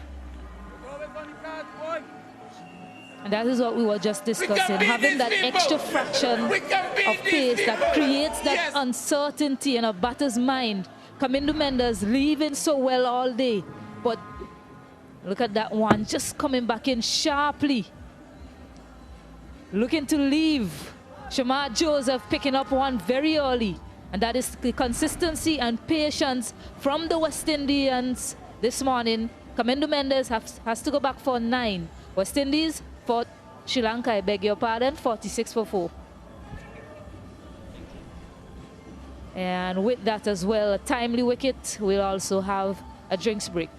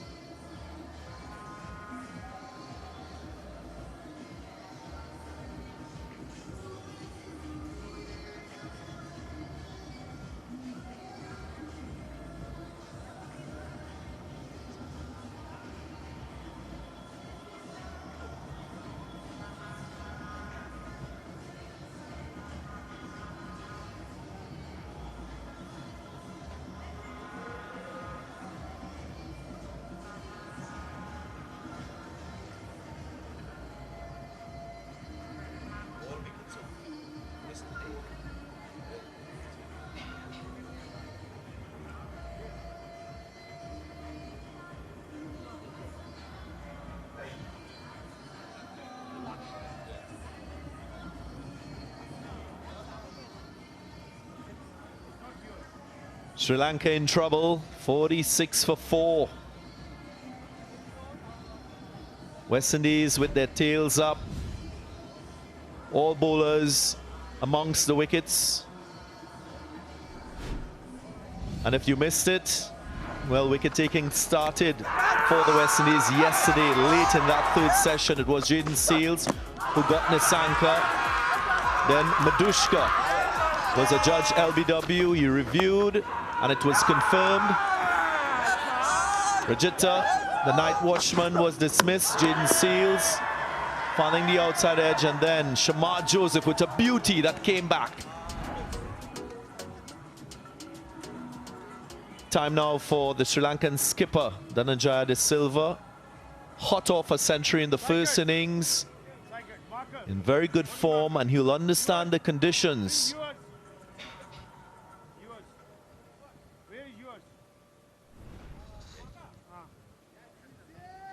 And you bowl Alzari Joseph. So far, I think the planning from West Indies has been brilliant, keeping the stumps in play largely. Yeah, Kamindu Mendes, perhaps expecting that one to go the other way, leaving it alone. Shamar Joseph getting that one to swing back in sharply. Yeah, he's all smiles, he's happy. West Indies, they're all over Sri Lanka at the moment.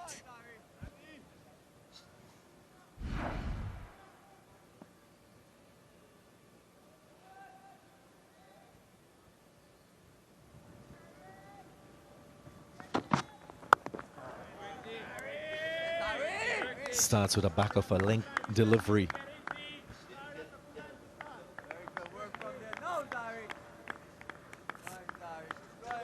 Alzari Joseph will remember his first over in that first innings when he struck twice. 2 wickets for the West Indies. He is a genuine wicket taker. Goes about the business of wicket taking very different to some of his teammates.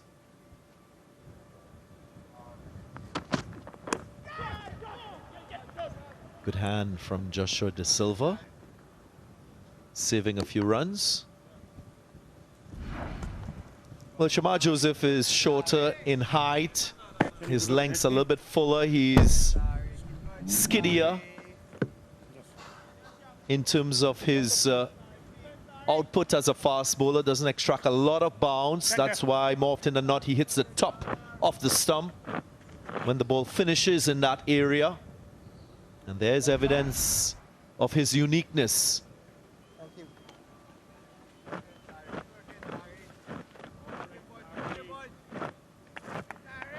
51 wickets before the start of this series for Shamar Joseph. He picked up 2 in the first innings, already 1 in this morning session.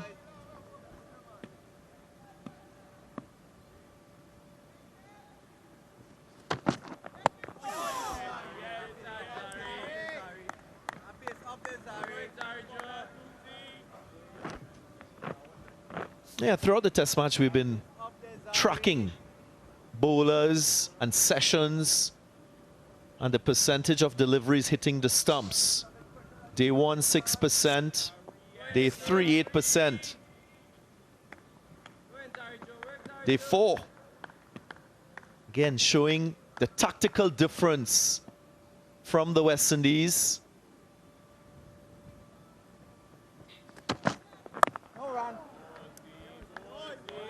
And all credit to the West Indies. That's the right approach with a deteriorating pitch, variable bounce. Generally, you expect that bounce to lower as a test match unfolds. And it has worked well for wicket taking.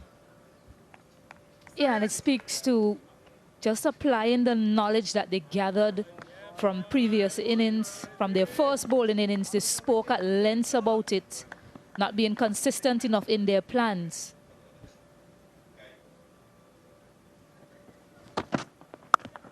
And you looked at that graphic, 6% on day 1. Today, a 10% jump for West Indies. It just speaks to the growth from day 1 to day 4, searching for wickets. And this bowling group as well. You've seen what they've done over the past year or two for West Indies. All they wanted, all they've been asking for is some runs on the board.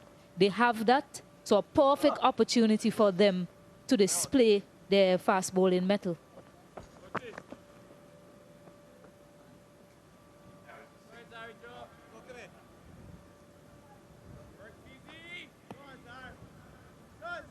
Still 3 slips on a gully.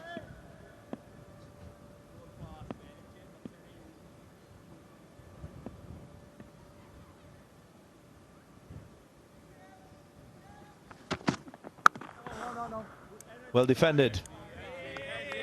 47 for 4.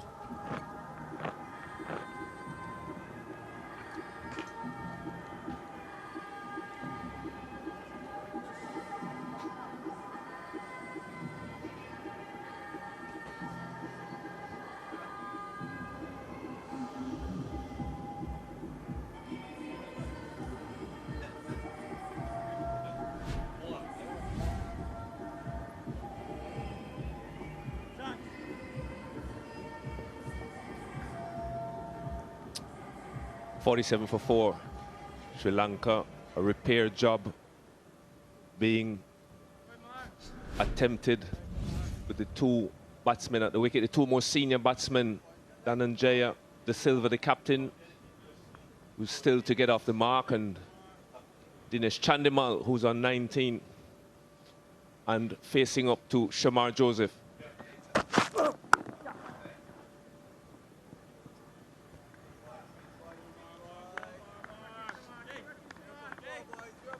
Sitting with me here is Samuel Badri. Samuel, we've just seen the graphic, straighter lines this morning and success to follow. Good morning, Jimmy. Good morning, everyone. Yeah, that man there, Ravi Rampal, just reinforcing, no doubt, what they've spoken about. I had that little chat with him earlier today. He was quite keen on that fuller length and wicket-to-wicket lines, because by his reckoning, there is something in the surface in terms of a fissure and a good length that can be utilized.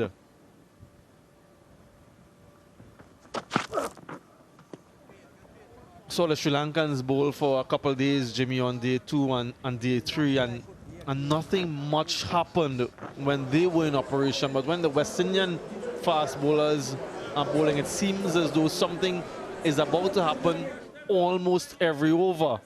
So there is a big disparity in the skill level. Yeah, that's the area he was looking at. A good length if you're bowling from that Sir Andy Roberts end. And he set up his drill just further back in the background there, where he wanted his bowlers to get a little feel before this game started.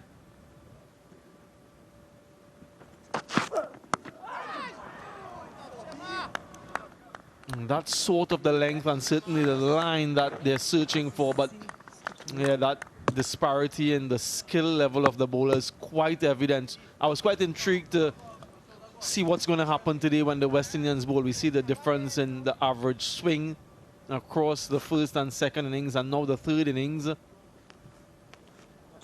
Just 1.6 when Sri Lanka were in operation.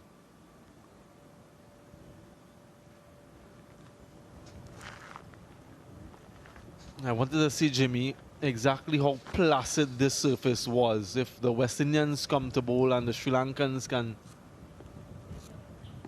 keep them at bay for today and possibly into tomorrow, then we'll have a fair idea about the surface. But there is something in the surface for the fast bowlers with the new ball anyway.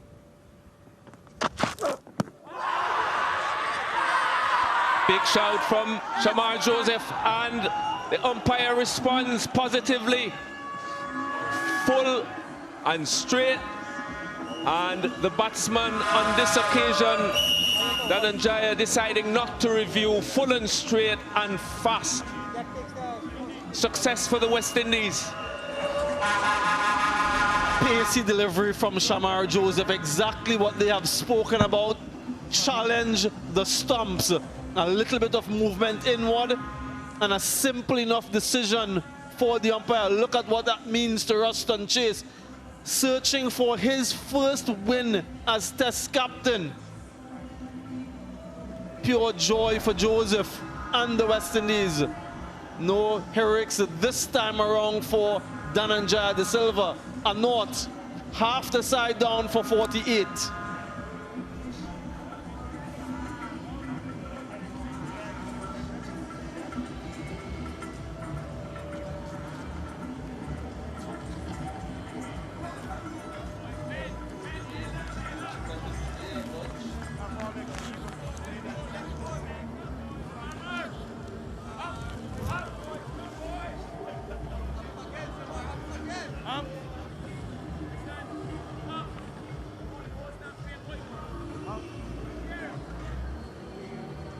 West Indies making inroads here in this first session on day 4.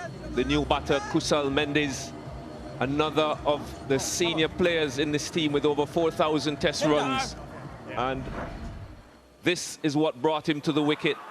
Fast, full of length, beaten for pace, and what looked from here to be a pretty easy decision for the umpire, just nipping back enough. And technology showing us that it was plumb in front.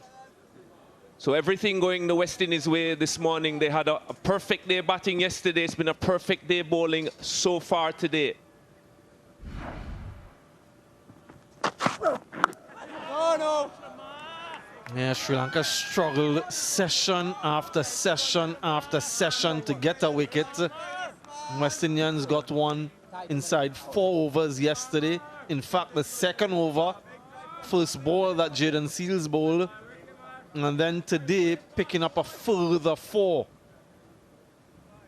This really, I know we've spoken a lot about the batting, Jimmy, of Justin Graves and Amir Jangu, but this fast bowling unit has done a remarkable job for the West Indies, especially at home in the last 18 months or so.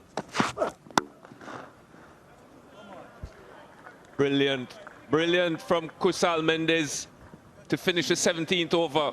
It's 52 for 5.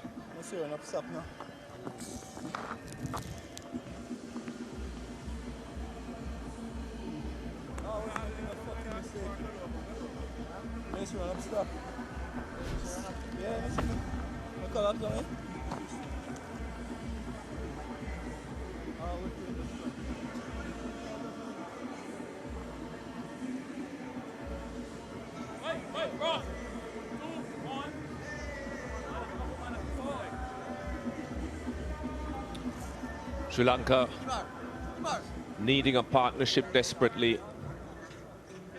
Chandimal battling with his wicketkeeper and senior batter Kusal Mendes.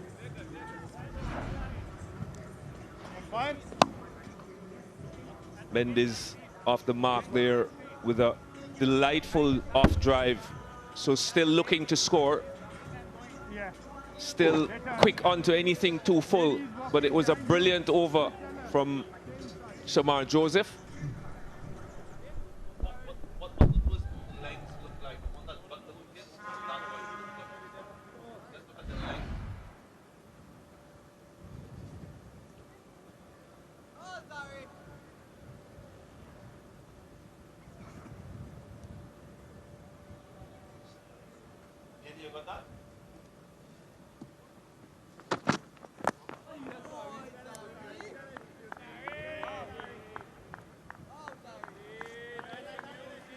You almost feel, Sammy, that Shamar Joseph is almost tailor-made for the kind of length that the West Indies head coach Ravi Rampal has asked for in this innings.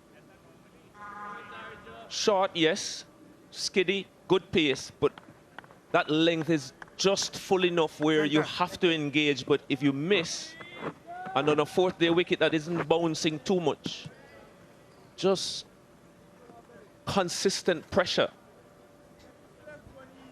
Yeah, unrelenting. That's what they've spoken about. Yes, the first innings, they gave quite a few boundaries away, but they're looking to remedy that. And you're quite right in terms of what Shamar does. Huge shout, might be going down the leg side. That would be the consideration. Once in a while, pitch. I don't think there's too much going for the West Indies here, but we'll have to have a closer examination. They've called for the review.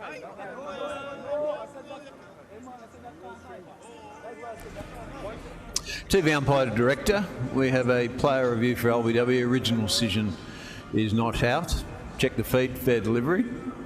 Front on first, please.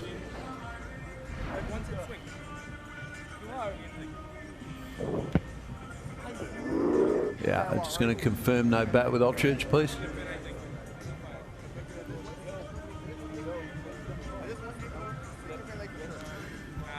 Keep going through. Yep. We've got a clear gap there between bat and ball. No bat involved. We'll go to ball tracking when ready.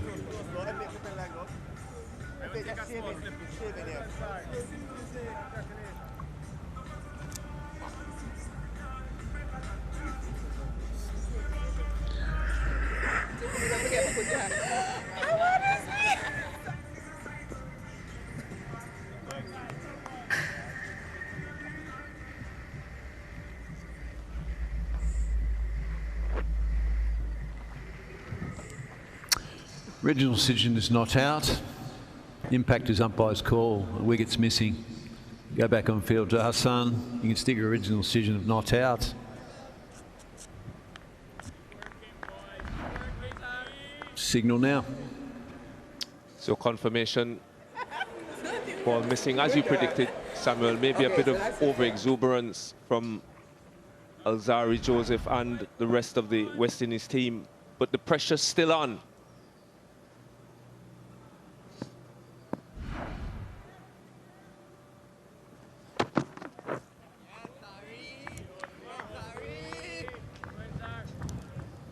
I was just talking about Shamar Joseph and his modus operandi.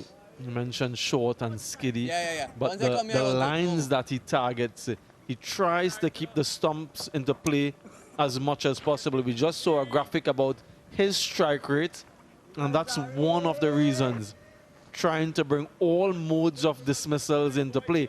And if there is some variability on the surface, one keeps a little bit low, one bounces a little bit more, then he's always in the contest. No! No, no, no.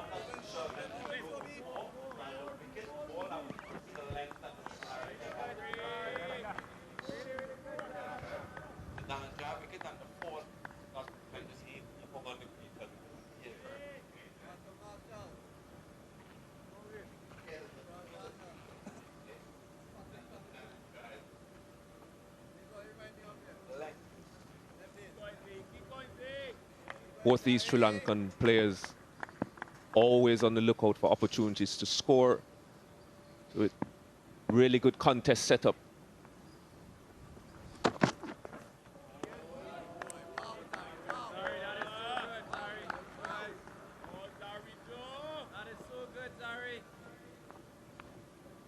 Zari Joseph, who stock ball tends to come into the right-hander, but with this strong breeze coming across the ground, managing to get the ball to swing away from the right-handed Mendes. So important that, like the rest of his teammates, he keeps that straight line.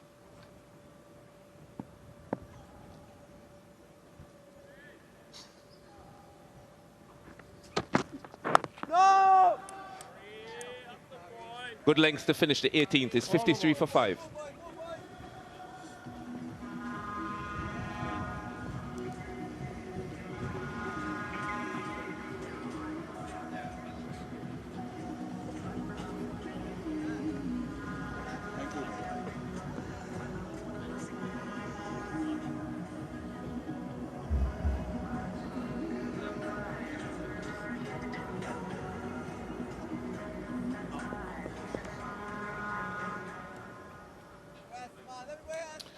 Sri Lanka still trailing by 265 runs.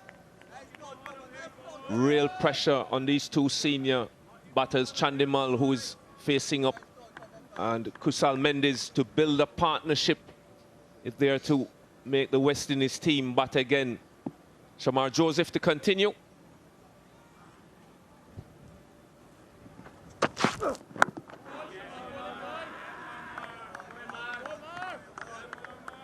And again, Sammy, just causing a little bit of concern for Chandimal.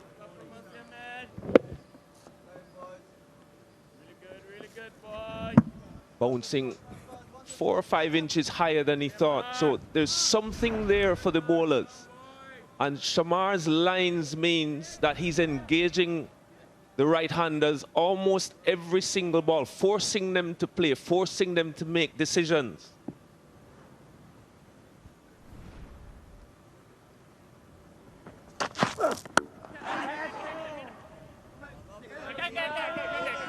good bit of fielding from Kimar Roach as well. Just limiting them to one. He's at high speeds as well. Jaden Seals up there with his space. Mazari and Shamar, we know of the prowess in terms of speeds. It's nice to see that Jaden Seals is just touching up there as well. So at that type of speed, anything that's on the stump and there is a little bit of deviation, it causes problems. I mentioned before, we didn't see anything like that when the Sri Lankans bowled.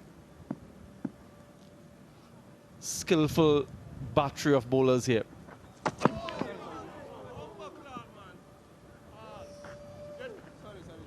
Kusal pulling out of that at the last minute and indicating that something might have gotten in his eyes. He apologizes.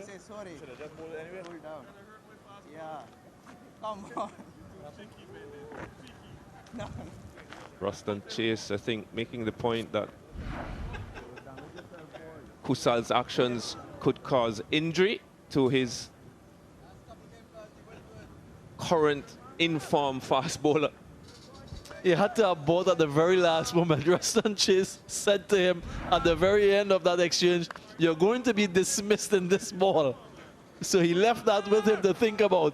Said, next ball, you're going to be dismissed.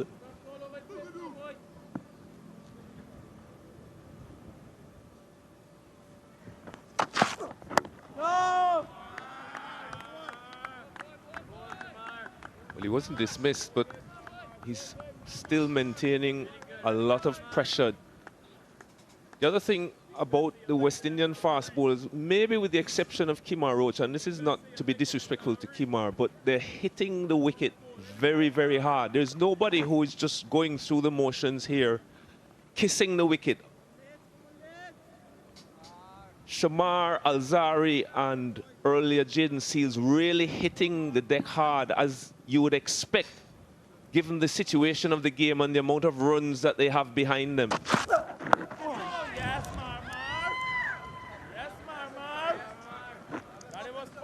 That looked fast.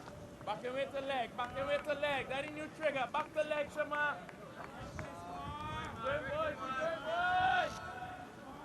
So this is very good, aggressive fast bowling from Shamar Joseph. Bit of bounce.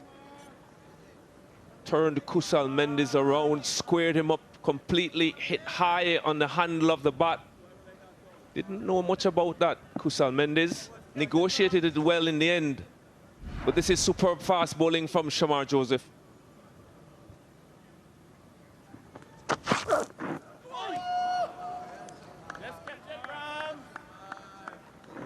Yeah, that corridor again of uncertainty.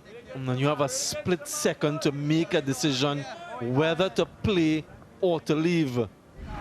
And then in retrospect, you think, you know, I really should not have been playing at that, but you have that very little time to make the decision.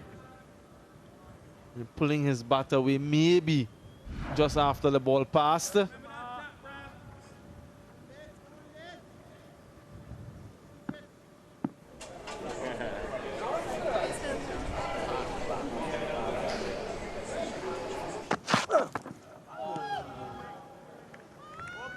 Another play and a miss to finish the over. It's 54 for 5.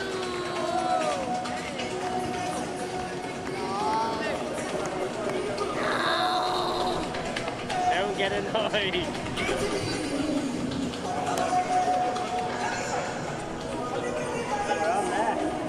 Under these screens.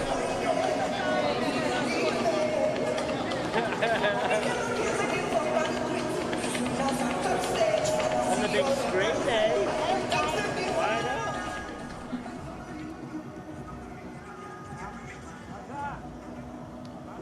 Beautiful scenes here in Antigua. 15 overs completed in the session, and the key being the 4 wickets. So Alzari Joseph to continue from the Sir Andy Roberts end. A lot resting on the shoulders of Dinesh Chandimal.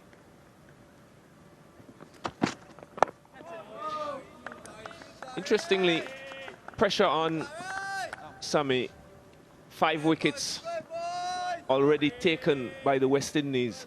And when you think of the pace of an Alzarri Joseph, and we talk about skill levels, only bowling with 2 slips, I would think that with a lead now of 264 runs, that Chase might be more inclined to be a little bit more attacking, given the state of the game.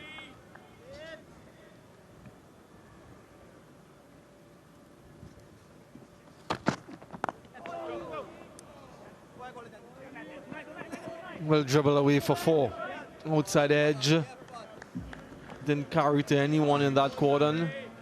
Gets a boundary. Chandimal. Soft hands.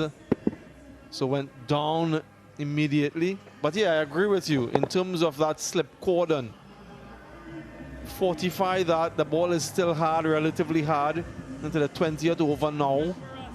You have so many runs lead, and I would also even argue to get someone in a silly mid-on, maybe silly mid-off position with the helmet. We've seen a few balls just rise sharply, just to have them thinking about something else. If they score a few runs, that's not going to harm you, not at this stage.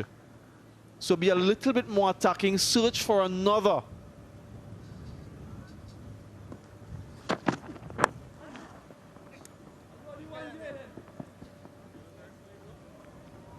Single down to fine leg.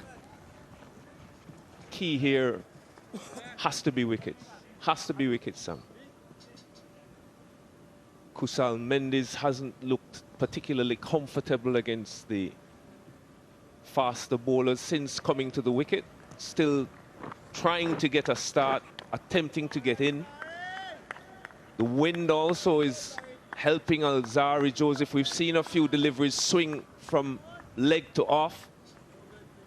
Just would really be deflating to see an edge fly between second slip and gully. No!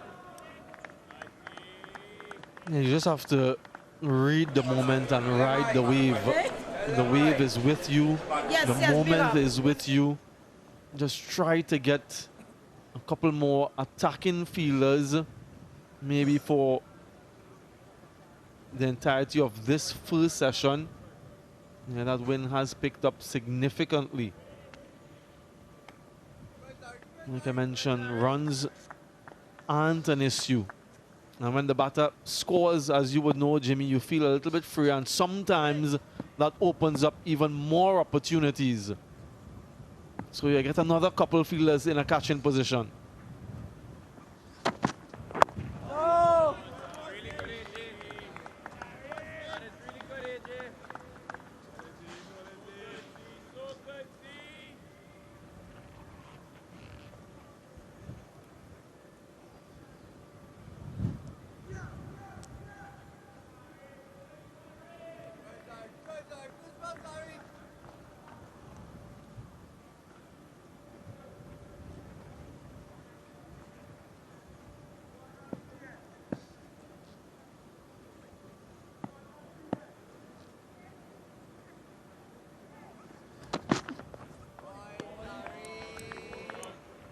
Good delivery to finish the over. It's 59 for 5.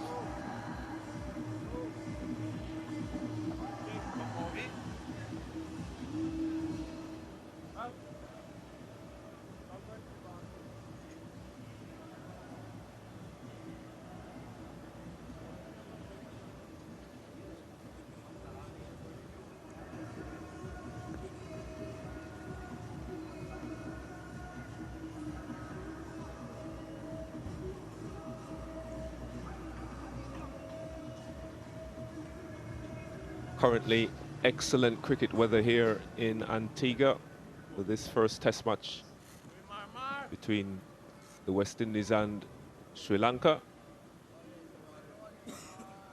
Shamar Joseph, the man of the moment, 2 for 8 so far from his 4 overs. He will continue from the Sir Curtly Ambrose end. Bowling to Dinesh Chandimal on whose shoulders a lot of Sri Lanka's hopes are being pinned right now.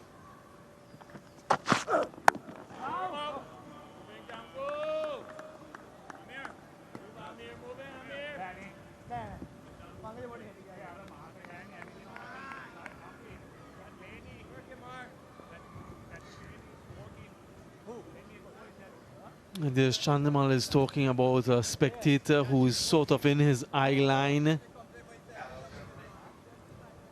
He wants to ensure that he has a good sighting of the bowler coming in.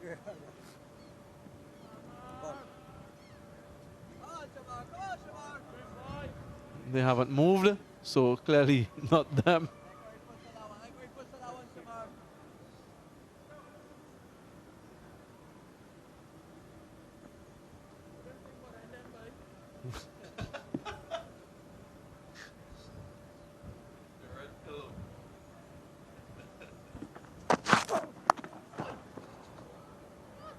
Short ball and put away confidently from Dinesh Chandimal.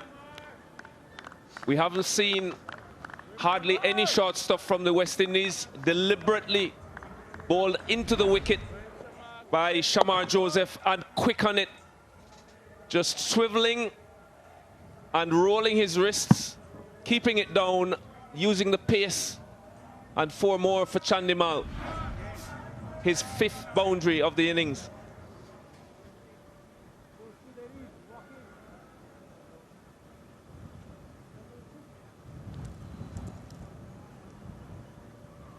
Still having issues with spectators behind the bowler's arm.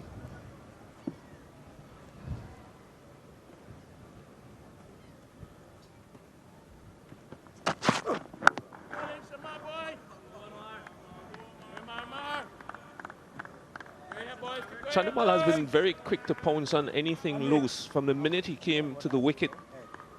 Few drives off Kimar Roach. He hasn't missed out on anything, despite what has happened around him. Real strong mental effort here. A lot of wickets falling at the other end, but he still stays in the moment. Tell them to be ready, huh?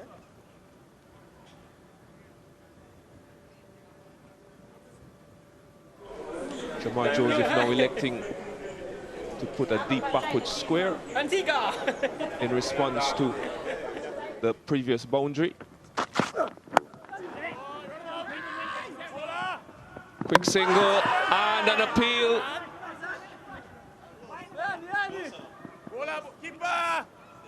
Batters are going to come back for a third, but I'm sure there is going to be a question asked on that bit of fielding. Now this might be closer than we think. I just wonder if he dipped or did he slide. We'll have a closer inspection. Run out. Your best side on view, please. Running through. Bat's grounded. Safely Thank you. Ready to make my decision. Good bit of cricket.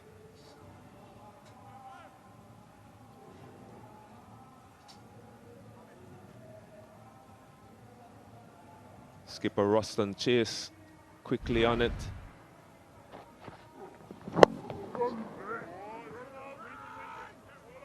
One-handed pickup and throw.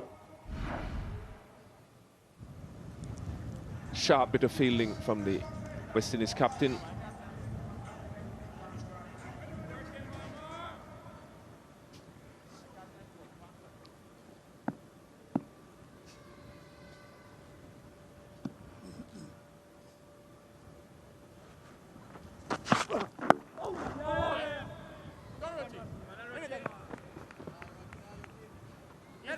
Take it off. Take it off. Bit of a misfield from Kimar Roach will bring Kusal Mendes a couple more. Still trailing by 250. Sri Lanka desperately in need of a partnership.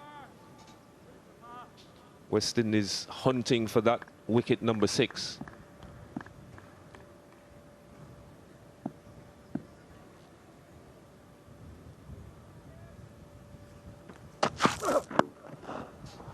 Loose delivery on the pads. Clipped through mid-wicket. Should be pulled in. Batsman thinking of 3. Settling for 2. It's the end of the 21st. 70 for 5.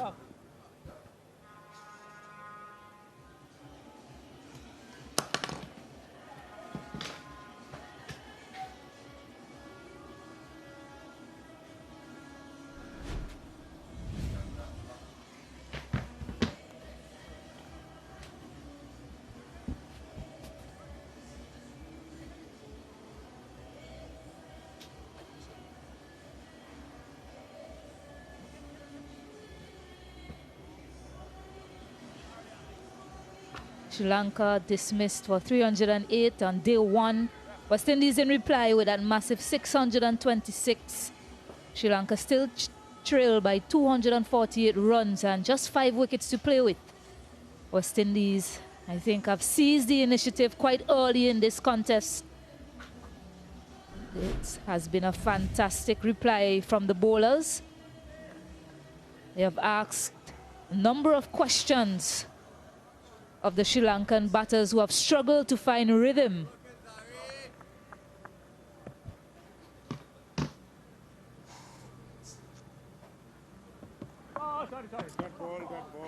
Kusal Mendes dropping his bat once more. I could recall in, I think, 2 overs ago where there was some disruption to Shamar Joseph running in. The captain wasn't too pleased then. Just losing his bat as Alzari Joseph was about to run in. Looking to switch hands perhaps and just losing it. Alzari Joseph had to abort. Yeah, he wasn't too pleased about that, surely. He's the type of character that's not best pleased at the best of times, Alzari Joseph.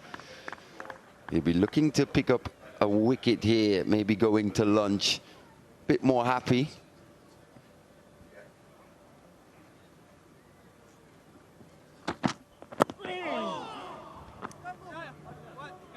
Yeah, again, it's a little bit of a fumble, allowing the single. Chandamal so important with his experience, but what we've seen here this morning so far, Mali, just want to get your assessment on what you've seen. Is it a case of the surface perhaps, yeah, a little bit of fumble there, surface perhaps offering a little bit more to the seamers, or has it just been fast bowling excellence from West Indies so far?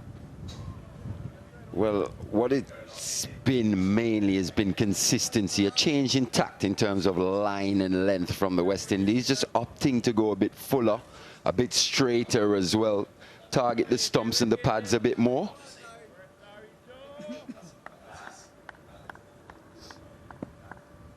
But also what's a bit different here on day 4 is the overhead conditions, just slightly a bit more cloudy, overcast. Just there, it's aided in that movement through the air. Hasn't been too much off the wicket, but through the air, the conditions have suited swing bowling. Yeah, 2 slips in play as well. And Alzari Joseph hits the deck harder, gets more bonks. West Indies looking to keep the stumps in play. What do you make of that, the field setting there? Currently on top, 5 wickets down. Sri Lanka is the one that has to find all the answers in this session. You probably want to get another slip in. The question is, where do you take that fielder from? Oh, no! Got 3 fielders on the leg side, mid-on, square leg and fine leg. So you'd think, is one of those fielders possibly you look to pull out and bring into that slip cordon? West Indies way ahead in this game, in complete control. So that batting effort yesterday has given them the luxury of possibly being ultra attacking to pick up these 10 wickets in all to win this test match. They've got a lot of time in which to do so.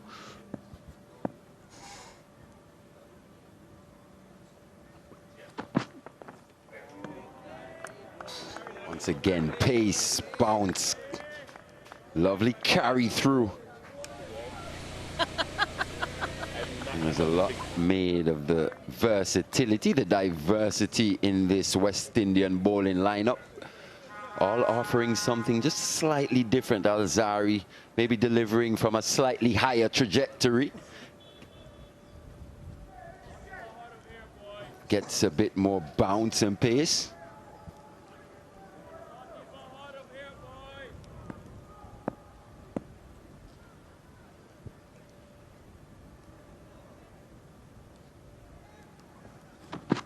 Oh, and he's bowled him. Alzarri Joseph finally gets one. The tail back into Kusal Mendes, who looks dumbfounded as his wicket has been uprooted. And luckily for him, I think we'll have a break in play. Range, the heavens have opened here at the Sir Vivian Richards Stadium. Alzarri Joseph, another Sri Lankan batter, not quite sure of where that off stump is. It was Kamindu Mendes earlier. Shamar Joseph it was that time. This time it's Alzarri. Kushal Mendes has to go. Not the most productive test for him. But we'll have a break in play. The covers are going to come on here because we've got a bit of rain. We did anticipate a bit of rain. Kushal Mendes has to go for 8. 71 for 6.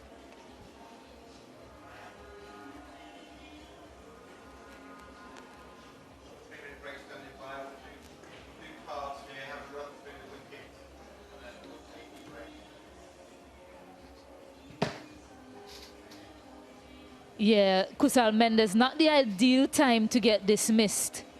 Rain break, a partnership that was building as well, just one delivery remaining also.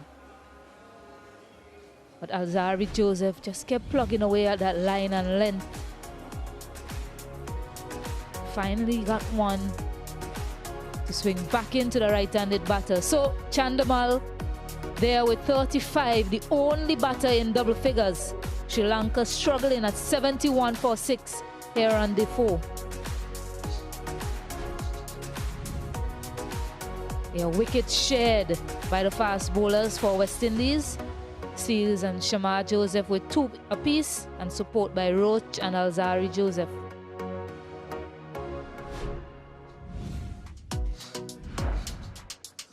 So the wickets, first one to fall yesterday. Seals just getting one to leave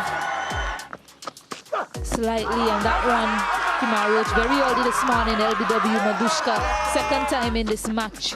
And then Seals right away at the other end, getting one to nick off, and then Shamar Joseph keeping the stumps in play, a plan by West Indies, no doubt. Another LBW shout. That time he didn't even have to turn around because he knew that the finger was going to go up, and then just before that break, doesn't seem to be a short one, Kusal Mendes.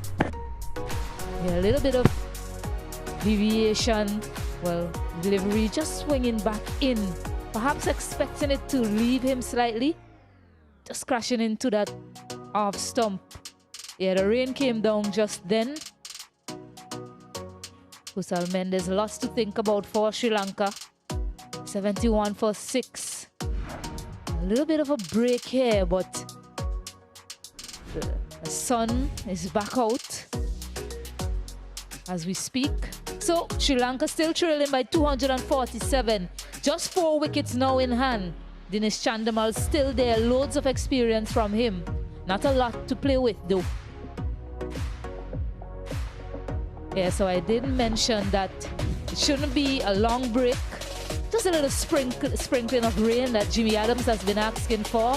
The Heavens decided to grant him with that, but not for very long. The covers are already off, stumps are already being...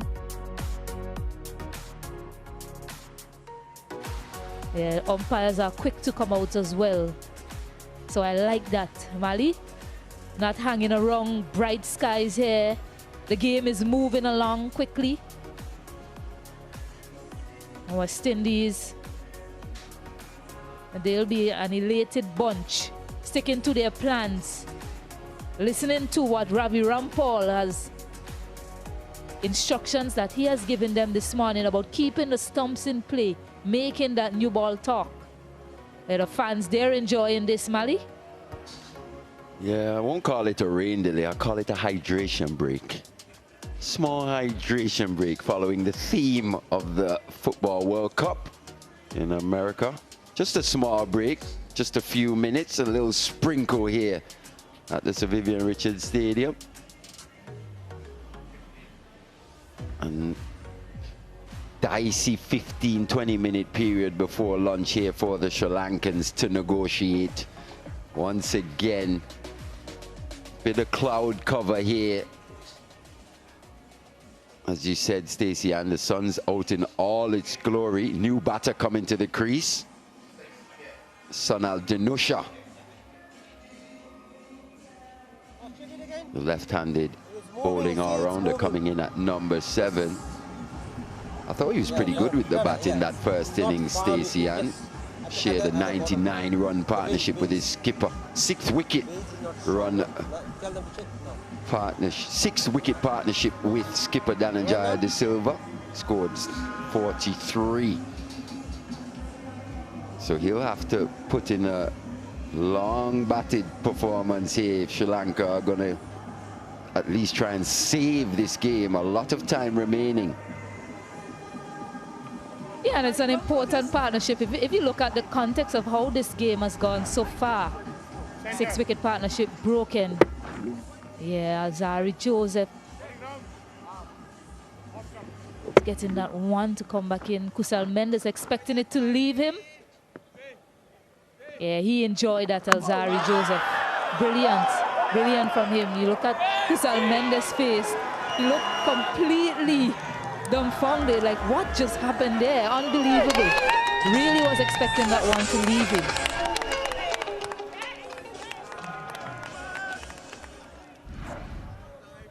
Now, we spoke about the West Indies targeting the stumps. It's one thing to make plans, it's another to execute, and they've done so beautifully.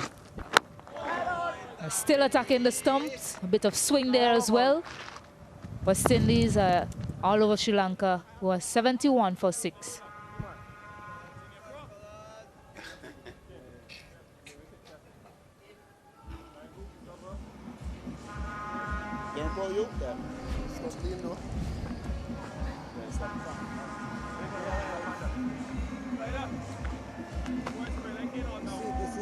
Tough.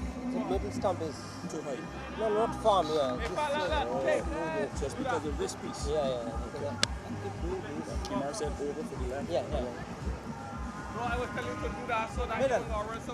Yeah, Chandamal, only one in double figures. Danusha, the new batter there. He had a significant partnership with his skipper, Danusha. I mentioned that 6-wicket partnership has been a difference maker in this match so far. Change of bowling, Kimar Roach. And of course, he'll be looking to target those stumps with his in-swing. But if you look at the context of the match, 2 massive partnerships in the first day, 6-wicket partnership, Danusha and De Silva, 99 runs. The difference, though, between that partnership and West Indies, Kimar Roach approaching 300 wickets. That'll be an amazing feat, though. It's the conversion.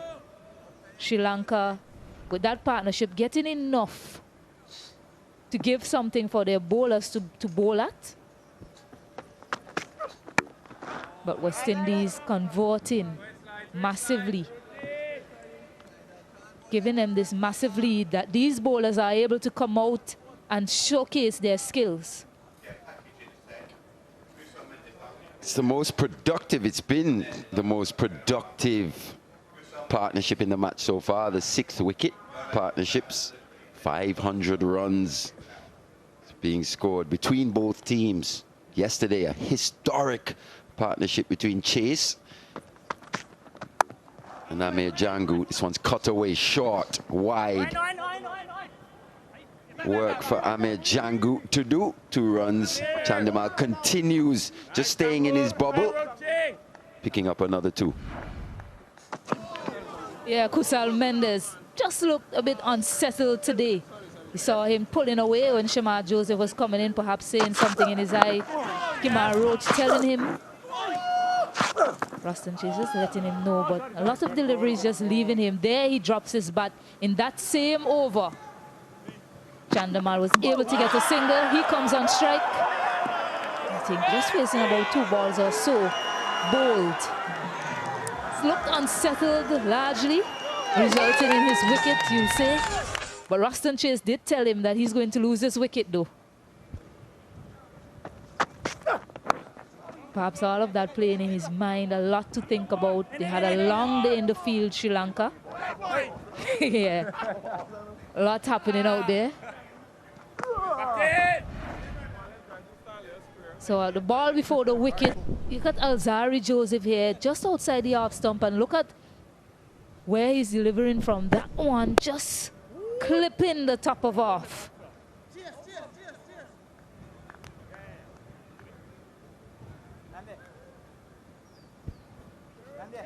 Well, it was brilliant to see in that graphic, Stacey, and both deliveries landed in almost the identical area.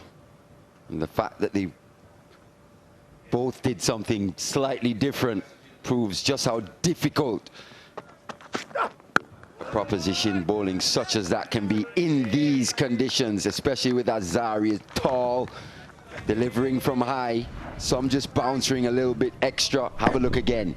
Starts a bit wide with the outswinger on a full length in that 6 to 8 meter region, and this was the wicket. Slightly different inward movement this time off the pitch, but it's the foundation in which he built, landing the balls in a similar area over and over. Muted appeal, but no doubt outside the line. 75 for 6.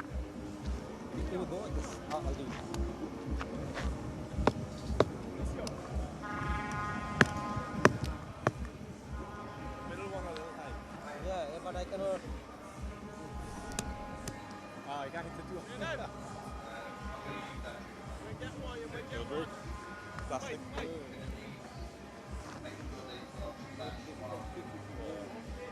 Oh, yeah?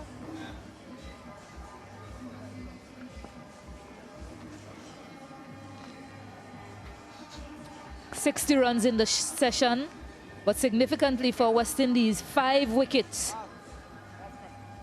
And you look at the run rate, although they're losing a lot of wickets, still managing to score around 3 runs per over. Sri Lanka, West Indies won't care about that too much.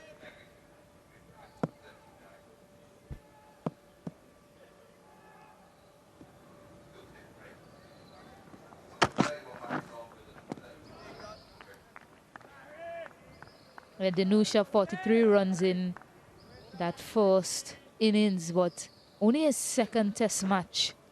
Not a lot of experience, but loads of experience. And the other end, Dinesh Chandimal. You need someone who can absorb pressure for long periods of time and just try and shepherd the other batters in that right direction. It'll be a lot to do, though, with 4 wickets remaining.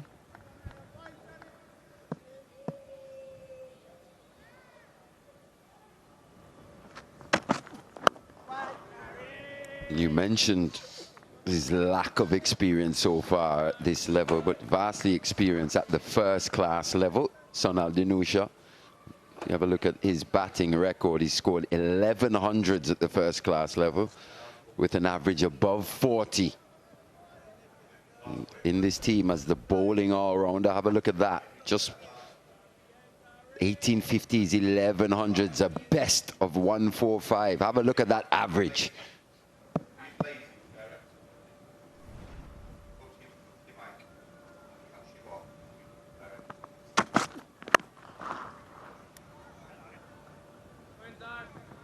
Yeah, nicely driven there by Dinusha. That'll feel good for him, getting off the mark with a boundary. Nice confident shot from him. And that shot tells you he's a proper batsman. Not the biggest stride, just allowed the ball to come into him. Played quite late.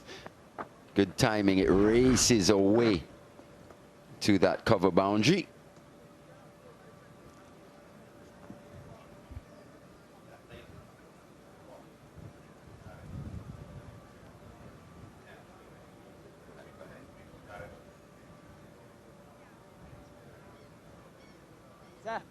Sir.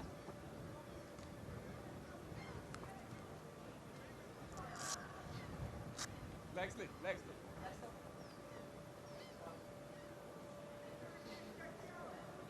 So changing field here. His leg slip comes into position. Alzari Joseph around the wicket to the left-handed Danusha. 2 slips and a gully in place.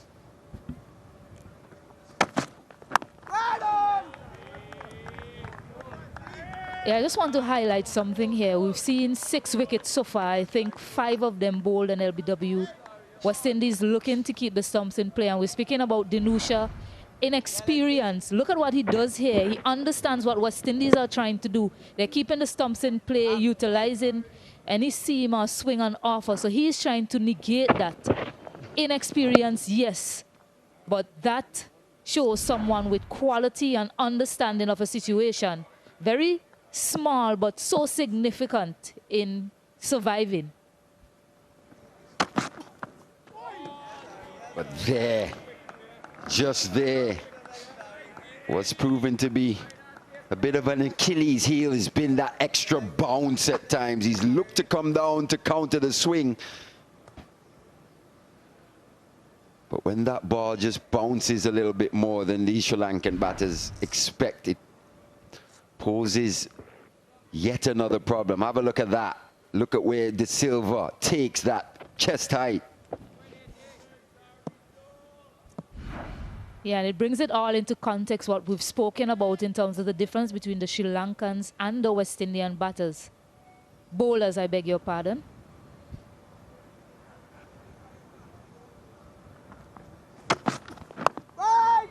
You have the extra bounce and the extra pace. You can't be too settled in what you're doing as a batter. A 24 gone, 79 for 6. Let's eat with one, man. Come on.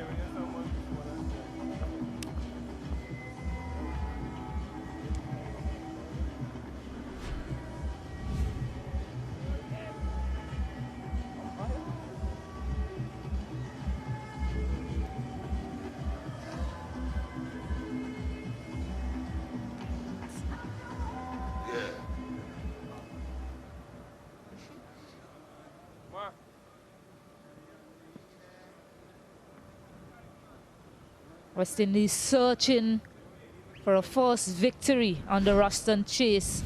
4 wickets away. Chandamal, though, a lot of experience. Looking to play the ball very late under his eyes. We've seen that from Amir Jangu and De Silva in his first innings.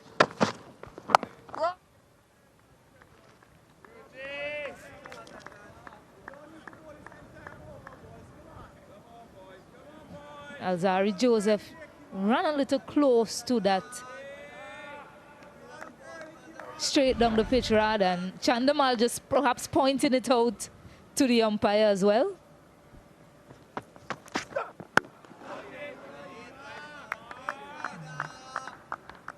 Bring it back. Yeah, just running a bit too close to the danger zone there, Alzari Joseph.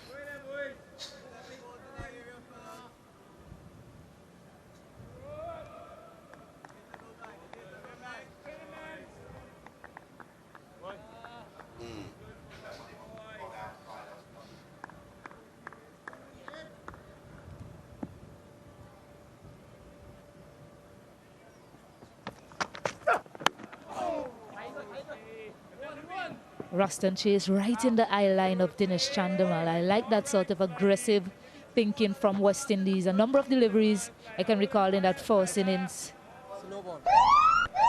Yeah, just overstepping. Seeing that already from Kimar Roach throughout this bowling innings. It's overstriding a touch.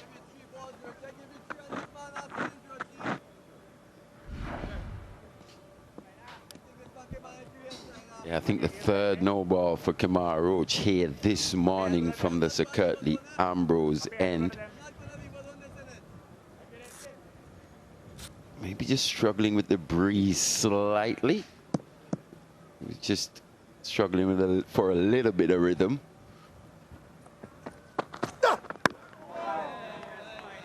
From around the wicket here. This is where he's made a real name for himself, Kamara Roach, especially to left-handers. Over 40% of his test wickets have come against left-handers. He's an expert in angling the ball in and taking it away. As you can see, 2 gullies in almost.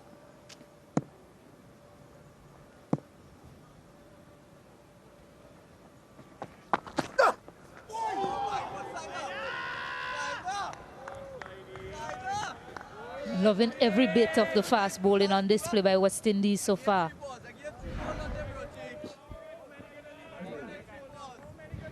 Again, creating uncertainty.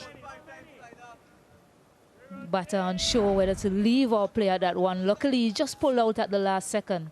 Denusha.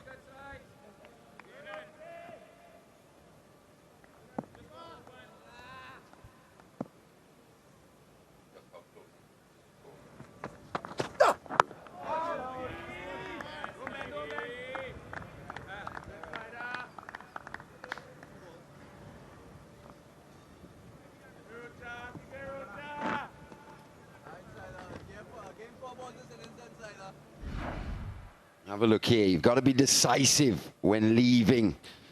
Just there. Late decision from the left-handed Denusha. That ball very close to the toe of the bat. Very similar to the dismissal we saw from Justin Greaves in the West Indies first innings.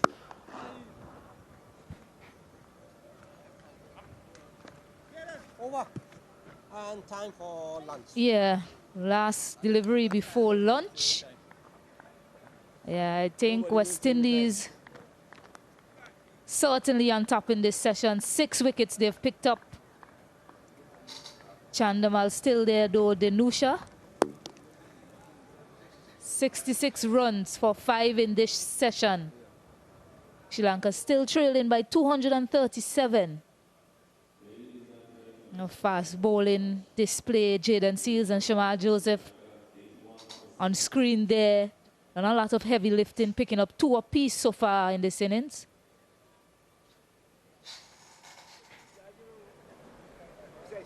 Chandamal, he's a standout. 40 runs to his name. Only batter in double figures so far. Darren Sammy, he'll smile. He'll be happy with proceedings so far.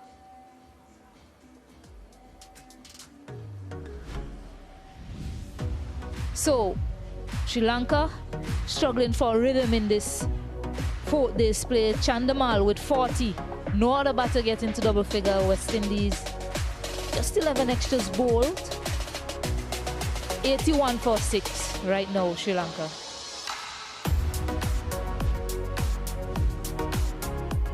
So wickets have been shared around by the fast bowlers. Good economy for Seals and Alzari Joseph. 2 wickets apiece. Shama and Seals, Roach and Alzari Joseph with 1 apiece. And no partnership of significance for Sri Lanka just yet. 308 dismissed in the first innings. 626 significant, historic score. 81 for 6 now, Sri Lanka. Struggling. And we'll throw to Gerard.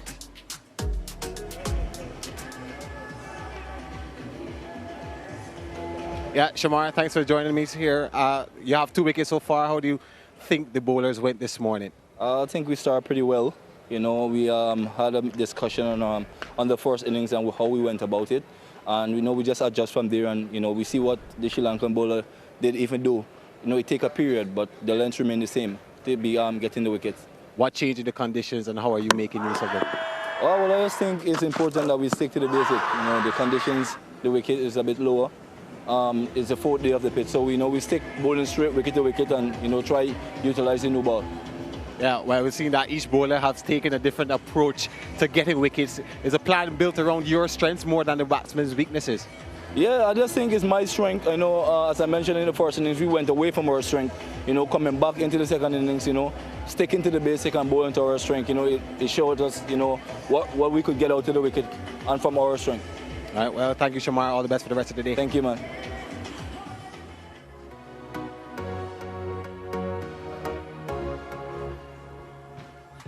So a session that belonged to West Indies, 21 overs, 66 runs, but very important, 5 wickets already. 6 wickets down now, Sri Lanka. So we'll take a quick break.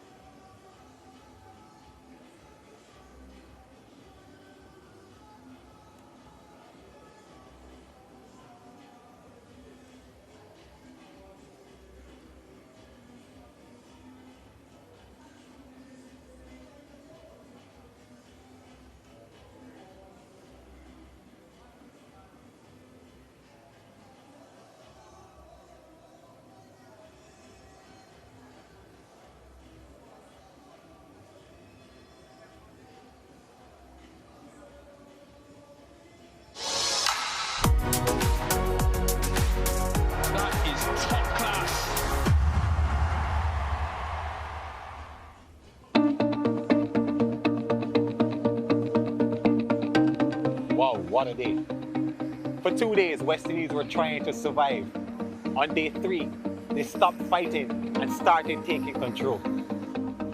When Amir Django and Roston Chase resumed, the job wasn't to dominate, it was to absorb, weather the storm, take the shine off Sri Lanka's attack, and slowly turn the pressure around. They did exactly that with every leave and every run, every partnership building conversation between overs. It all mattered. As the hours passed, batting became easier. Confidence grew. The milestones, they followed. A maiden test century for Amir Django, which turned into double delight. A first test 100 in over 7 years for Captain Roston Chase.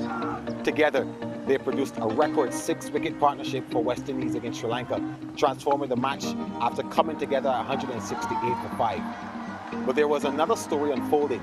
The hardest part of Test cricket isn't always taking wickets. Sometimes it's refusing to let control slip away. Sri Lanka, they kept searching. They created chances. But as opportunities went down, so too did their grip on the game, and West Indies made sure of that, protecting home turf, one session at a time. And as if that wasn't enough, the Windies added one final dagger.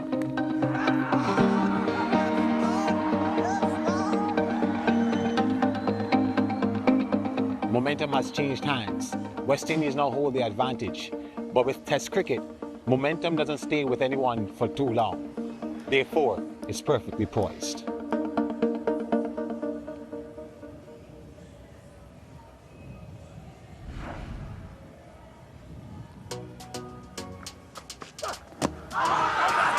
The dichotomy of Test match cricket, day 3 and now day 4. Disappointment for Sri Lanka with the bat in this morning session on day 4. They had to work really hard to keep themselves in the game, but all credit to the West Indian fast bowlers. They were clinical with their lengths, their lines, very shrewd as well, tactically. Jaden Seals, of course, with that solitary wicket in the last session on day 3. He picked up another in the first session of day 4. And both himself and Kemar Roach just set things up nicely for a session that belonged to the West Indies. Just 66 runs conceded, and the West Indies picking up 5 wickets. Shamar Joseph too was brilliant with his pace, his accuracy. And the West Indians, they celebrated 5 times in this session. So good to watch. Genuine fast bowlers expressing themselves and being successful. Sri Lanka, on the other hand, though, can find some solitude in what they saw from Dinesh Chandimal, still unbeaten on 40, still showing resistance. But a bleak outlook with the bat, you can see in this first session, and they're staring defeat in the eyes. Kusal Mendes getting that beauty from Alzari Joseph. And what a session for the West Indies. So we continue to smile out here in the middle at the Sir Vivian Richards Stadium. The sun is out. It's quite windy. Samuel Badri, Jimmy Adams alongside me. Jimmy, if you had to describe that session briefly, what would that be like? Perfection. They spoke about this morning, they spoke about tighter lines, good lengths, forcing batters to play more often. It happened exactly according to plan, Darren. And you, Samuel Badri, what was the most impressive thing about that collective bowling effort by the West Indies? Well, I thought they stuck to their plans. When we spoke to Ravi Rampal at the start of play, he mentioned exactly what they wanted to do, especially with that ball still relatively new, just 4 overs. And I think even they would be surprised with the number of wickets they took in that session. Maybe they would have happily accepted 3 or 4, but to get 5, that perhaps surpassed their expectations. But the manner in which they went about it, targeting the stumps, they showed that ball still swinging, and they showed a high level of skill. And that is what we've come to expect from this battery of fast bowlers from the West Indies. And now they're looking at a victory inside 4 days, a few more wickets to get, but that would be the mantra for them in that post-lunch session. Right, I now invite you viewers to go back in that last session on day 3 when we'll revisit this dismissal of Patun Nasanka, Jimmy Adams from Jaden Seals. Yeah. Could Nasanka have done anything differently there to survive? Listen, the lines were tight enough. You almost think he had to play at that delivery, and it was a perfect outswinger from Jaden Seals at good pace, Joshua De Silva doing the rest behind the stumps, and that really got things going for the West Indies. It was a perfect end to the day, Darren. Yeah, and tiring legs because they spent a long time in the outfield. Never easy as an opening batter to bat that phase of the innings because you really can't organize your batting. It's about survival. Starting on that first session, day 4. A lot of work for Madushka and then Kasun Asita.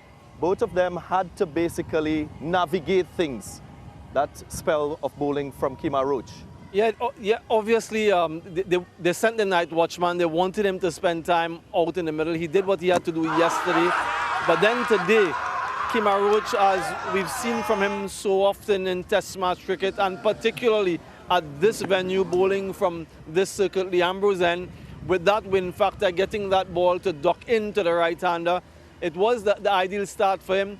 And let's not forget, you mentioned the weariness, but there's also that mental fatigue from them. They might be physically more refreshed, having spent the night, having rested, but that mental fatigue is still there. And West Indies made the most of it so far. Kemar Roach himself on the cusp of history. How nice would it be for him and the West Indies if both him and Jaden Seals can get over that milestone as they head into that second test? But a victory is what they're after. Jimmy, just staying with Madushka. Yes. Second time in this test match being dismissed LBW. Yes. Could he work on anything technically to try and negate that mode of dismissal? Well, I think on both occasions he fell over a little bit, his head falling over to off just a wee bit. We look at the first innings dismissal from Alzari Joseph, and then Kemar Roach again getting the ball to come in.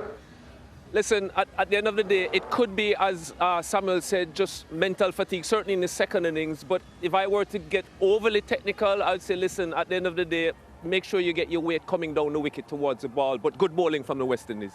Yeah, I think he will probably agree that he was tested sufficiently on that second occasion. Night watchmen, they're selected for that role to fulfill a particular objective. He didn't really last long, no. Kasun. No. Good piece of bowling once more. Another one being caught, and that's important. It was good bowling. Again, the ball just leaving him. But the good thing is, Jaden Seals gets the ball to swing away. In the first innings, maybe he bowled too many deliveries, too wide of off stump. He's been bang on straighter this morning, forcing people to play. And on that occasion, too good a delivery for the night watchman. And as the captain alluded to last night, didn't want to have him hanging around too long, and he didn't. Yeah, luckily for the West Indies, they were able to dismiss Kasun quite early and get their batting, the Sri Lankan batting, out in the middle. Shamar Joseph goes under the radar pretty much with that group of bowlers in this West Indian setup. You look at the dismissal that he produced when he got Kamindo Mendes, and the manner in which he set that up, Samuel Badri, shows his value in this team. Yeah, from around the wicket and just getting that ball to angle in and then full and fast to the captain. This is what he brings. You mentioned that sometimes he goes under the radar, but highly rated with his strike rate in Test match cricket and that conglomeration of deliveries. You can see that he likes that straight line as much as possible to finish on the stumps. So those deliveries might not be on the tram line, but they finish on the stumps importantly based on the angle at which he operates. And that's been his modus operandi, extra pace, and he's always asking questions and always trying to bring all modes of dismissals into play. Yeah, I'll just add that when you look at his conglomeration, 40% in that short of a good length, 40% in that good length. So that's the consistency as a batter, could really frustrate you and prompt you to making an error at times. The last wicket to fall, of course, Kusal Mendes. Alzari Joseph just showing his skill on that occasion, Jimmy. Listen, he stopped play a couple of times. He was getting a little bit on everybody's nerves with his timing. But on that occasion, the delivery before had left him. And in exactly the same area, Alzari Joseph next delivery, hitting the same spot, but this time coming straight and just flicking the top of off stump. That to me is perfect fast bowling. You want the consistency, and they always talk about hitting top of off, perfection. Well, what we've seen from the West Indian fast bowlers is that variety in terms of release points, processes to get wickets. Let's get into the mind of Jaden Seals a bit. We caught up with him earlier.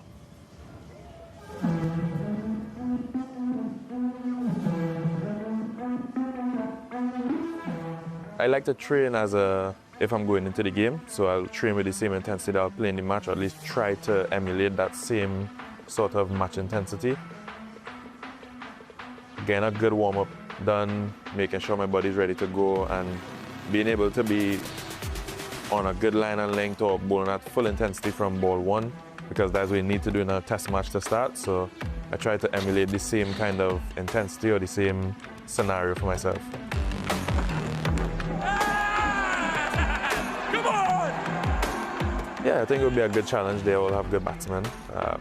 They have some experience in the team as well. Guys have played a number of test matches, done well for their country. So just to go out and do my job for the team, take wickets, make an impact, play aggressive cricket, be a competitor. But yeah, it's a challenge I'm looking forward to.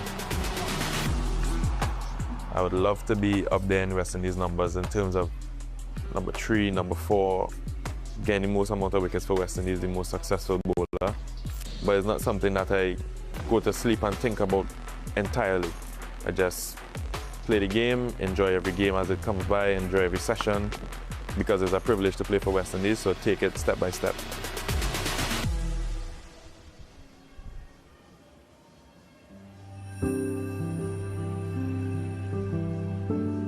Came in when I was very young, I was 19, didn't have any idea on what it took to be a leader in the West Indies team or how to go about my game as an international player. All of that now kind of coming together. I'm still nowhere near my best or near the finished product, but I'm getting better and I've seen a lot of improvement from then to now. I'm always going to stay devoted to Test cricket. Yes, if the opportunities come to play white ball cricket, I would, but Test cricket is still my first love. And my friend Matthew Fordy always says that when I put on the white clothes, I look at different player, I look at different bowler, which is true. I feel most confident with the red ball in my hand.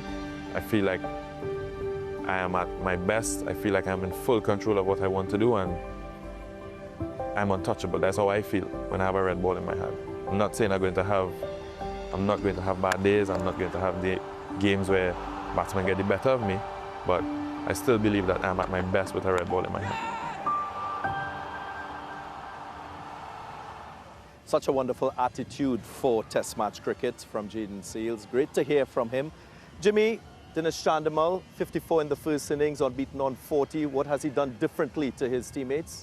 Well, listen, he's a standout player so far in this Test match for the Sri Lankans, Darren. And I think his biggest asset is how well he waits on the ball. We've spoken over and over again about Amir Jangu waiting on the ball. Dinesh Chandimal with an interesting stance, a little bit more open, but he waits on the ball. And just to give context, he came in with runs from the practice game prior to this Test match, and I think that confidence is showing in the fact that as soon as he got lengths that were scoring lengths, he pounced on them right away, and that tells me that he's in a good place and he's looking to cash in. Samuel, you're the oracle. Predict what is going to happen in the second session on day 4. Well, they're staring down the barrel, Sri Lanka. In all likelihood, this game could end before tea, but they have an opportunity. The batters who are out in the middle, Chandimal and Sonal, who's new to Test match cricket, to really test themselves, challenge themselves and put up a fight. That's all that you can ask for from them. But yeah, they're staring down the barrel, and some West Indian fast bowlers who are hunting for wickets, hunting for records. So it's going to be a tough one. It might end quite quickly. What we do know is Lahiru Kumara will bat, so Sri Lanka will bat their full complement of batters. Jimmy Adams, thank you so much for your thoughts. So to Samuel Badri. Well, we're getting set for that second session on day 4. Will Sri Lanka show some resistance with the bat, or will the West Indies just take the remaining 4 wickets to win this first test of the series? We'll have to wait and see. But as we go into the break, we leave you with highlights of that classic between these two teams back in 2018.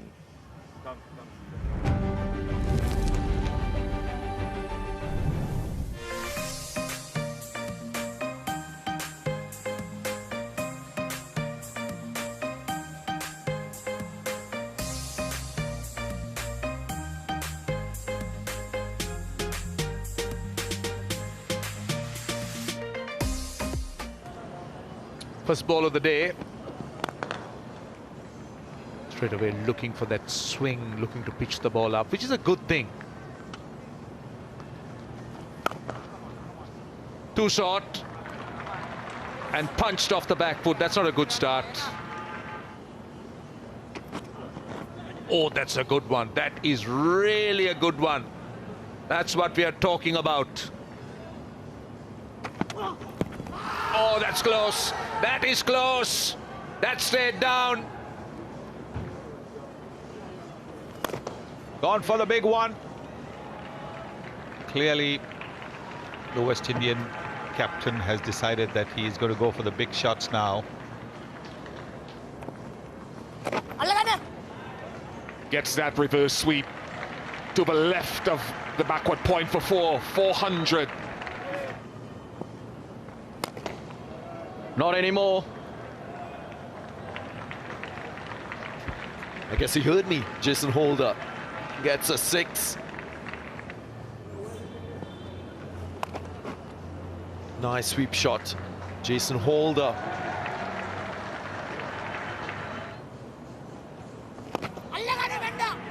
Got him. 88. Kieran Powell J. Oh, that's useful. That's a boundary. That will bring up the 200. No third man. Ranganahera thinks that's out, and so does umpire Kettleborough. Well, it's been referred straight away.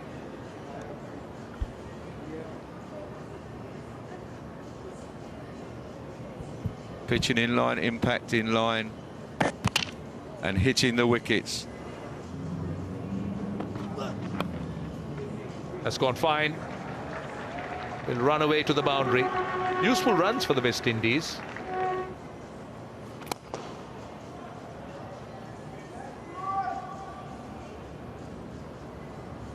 End of another Herato, 72 gone in the second innings. The Windies 223 for 7. And the declaration has come. Jason Holder has called his men in, so it was a matter of getting to that 450.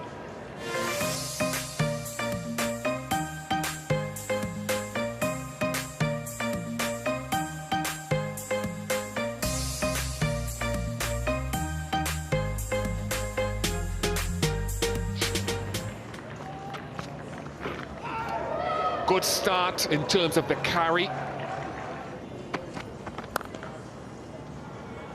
No holding back. Was there.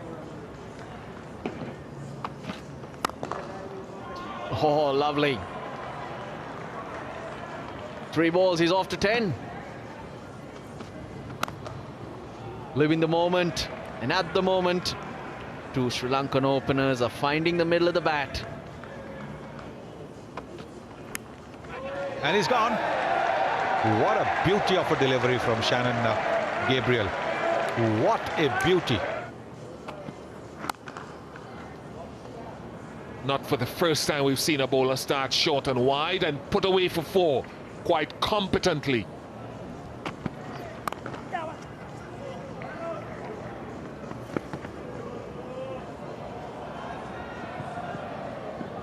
Well, that was interesting. Good geography. And a very nice shot. Angelo Matthews, he's much more comfortable.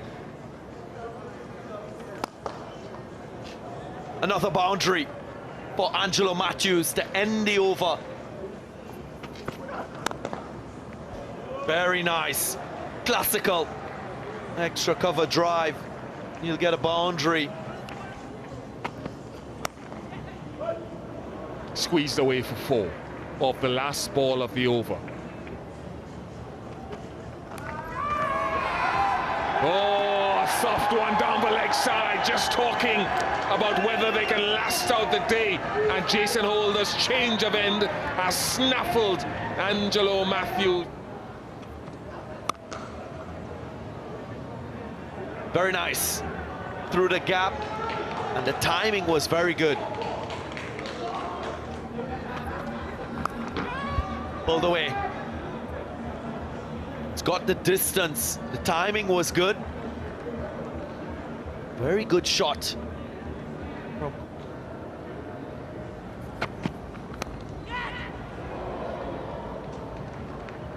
going to the boundary. Beaten by this delivery.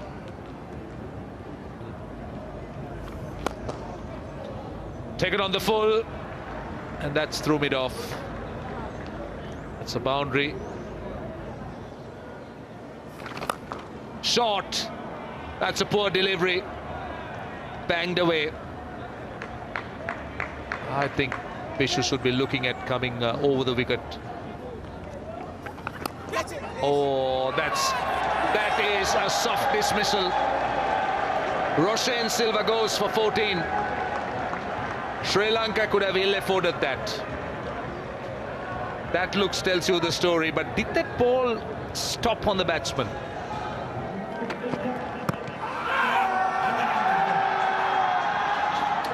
I think I heard a sound.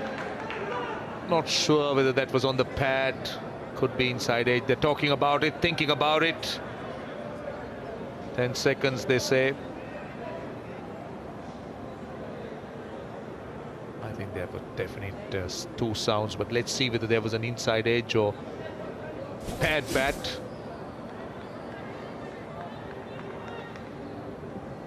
Oh, big one. Big inside edge. I think they were lucky that they didn't refer it.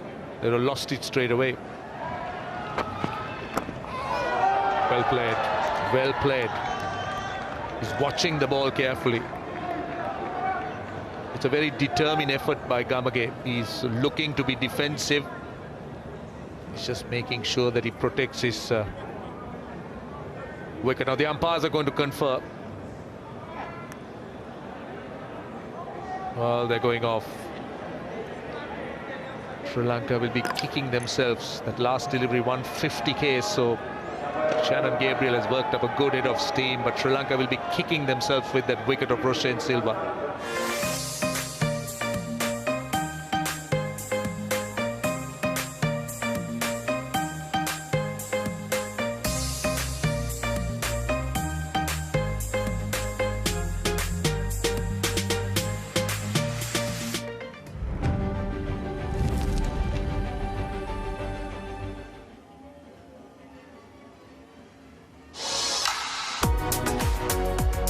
That is absolutely perfect.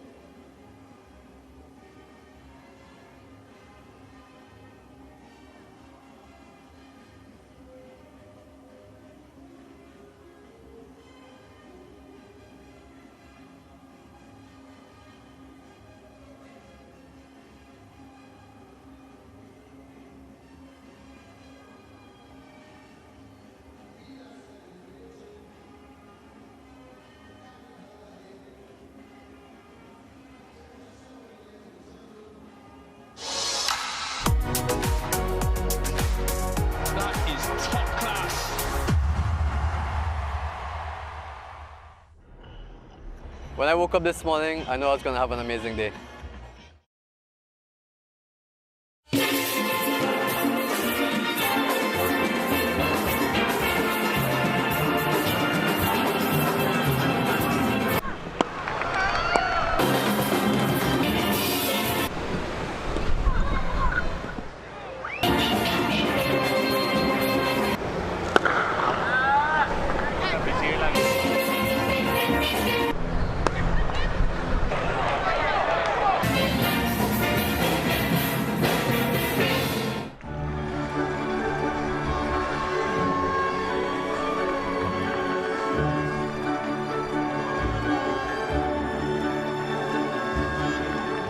Pretty difficult position. The ball was in a bit. The Sri Lankans was bowling well, but we know that the wicket was really good. And if me and Ruston dig in and get a good partnership, we know that we could have taken the game really deep. I don't think we expected to go as good as how it went, but really grateful, and credit goes to Ruston stepping up as the leader there.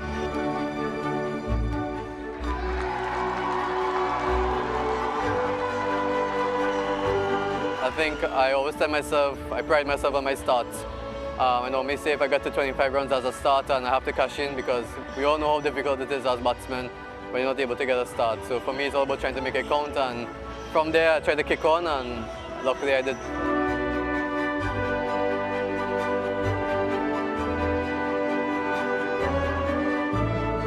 As a professional player, you always have to be ready for when your chance comes. My work ethic, my work rate, pretty discipline as well. So I think for me it's all about preparation. So my prep was really good, and yeah, so it led to my success.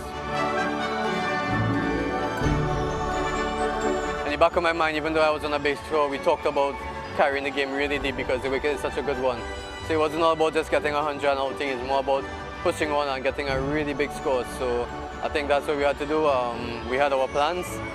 So yeah, when we went out there, it's just about executing them.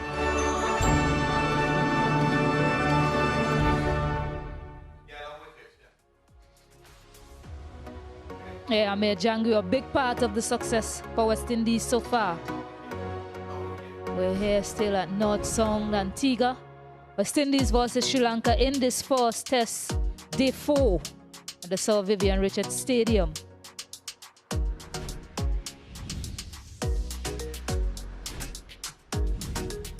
So Sri Lanka, a lot of work to do if they are to somehow save this test match or pull off a victory. Chandamal with just 40 runs, the others not contributing a lot. Of course, it's all about West Indies already picking up 6 wickets. You feel like they're more on their way, but Seal early yesterday, late yesterday, I beg your pardon, getting that first breakthrough. Very important that West Indies got that first wicket. A good declaration from them. Joshua De Silva picking up his catch as well. Jaden Seals over the moon by that wicket. And then early this morning, Kemar Roach attacking the stumps. West Indies keeping the stumps in play. Kemar Roach getting that one with his customary in-swinger, beating Madushka. LBW second time in this match. Jaden Seals once more. Fired up Jaden Seals. Can't keep him out of the game. Getting that night watchman Rajita.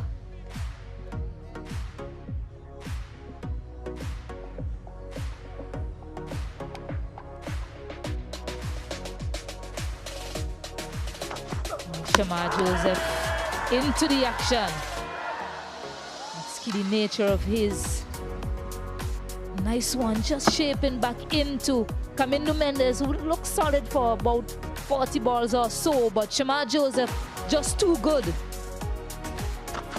And here again, a massive wicket in this game. The Centurion from the first innings dismissed without scoring. Again, the plan from West Indies, accuracy and control, keeping the stumps in play. Ruston Chase, he'll be really pumped up. And then Alzari Joseph, Kusal Mendes. I look largely unsettled at the crease. Alzari Joseph with a bit of fast bowling brilliance. A perfect setup from the delivery before, and then getting that one to shape back of the same length. So yeah, West Indies, they are certainly in pole position. Dinesh Chandimal though, 40 runs, half century in the first innings. It's a good clip also. And Sonal Dinusha with 43 runs in the first innings, 4 runs to his name so far, newly in the wickets. Jaden Seals to take up the attack after lunch. Already has the 2 wickets to his name and searching for his 100th wicket as well. Play.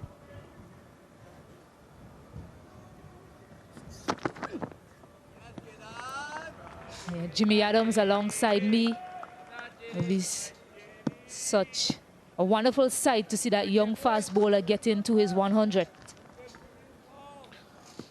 Well, it was stated in the interval that there are some personal milestones that are there for the taking.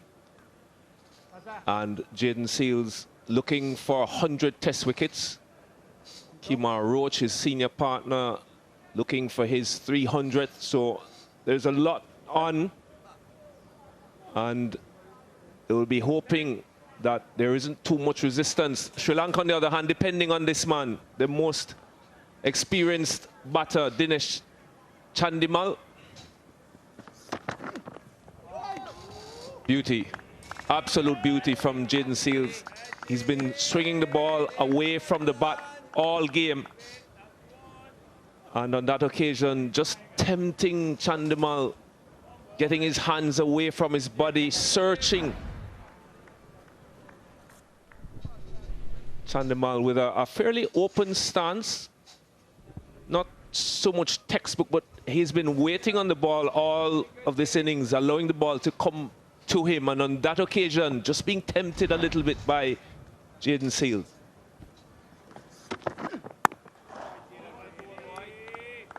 Yeah, Jaden Seals, such good alignment to the targets. Yes, he's getting that ball to shape away, but sometimes as a batter, you're standing there and it looks as if it's coming down straight at you. You're tempted into playing it, and then it just leaves you. Dinesh Chandimal has looked so organized so far in the middle. It tells a lot that Jaden Seals got him to play at that delivery. Newly back from lunch as well, so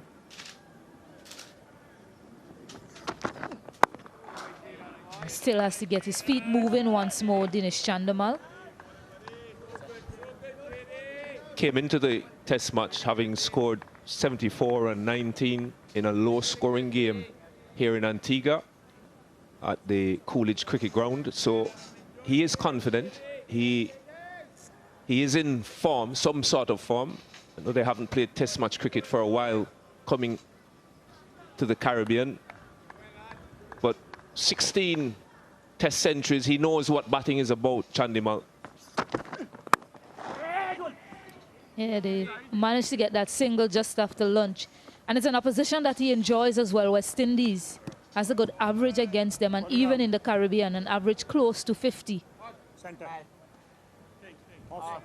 But a lot of work to do, running out of partners at the other end. A lot of inexperience at the other end, of course. Sonal Dinusha. It's just about them just forgetting about what happened prior and try and build a partnership for Sri Lanka. Desperately in need of one.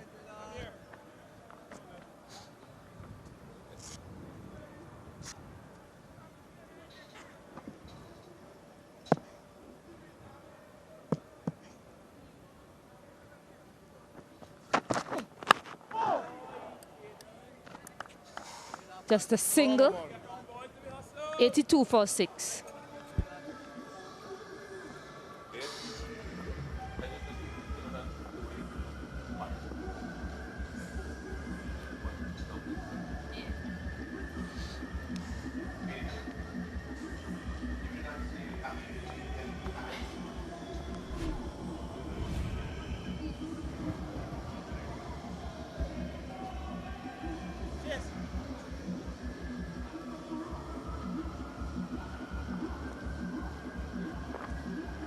Sri Lanka taking that ODI series. Rain eventually spoiling things there. T20 series, West Indies rode back and now looking to take the test series as well. First test in progress here. 6 wickets already done. Cut nicely. Won't get to the boundary, but they get 2. A little bit of width offered up from Kemar Roach.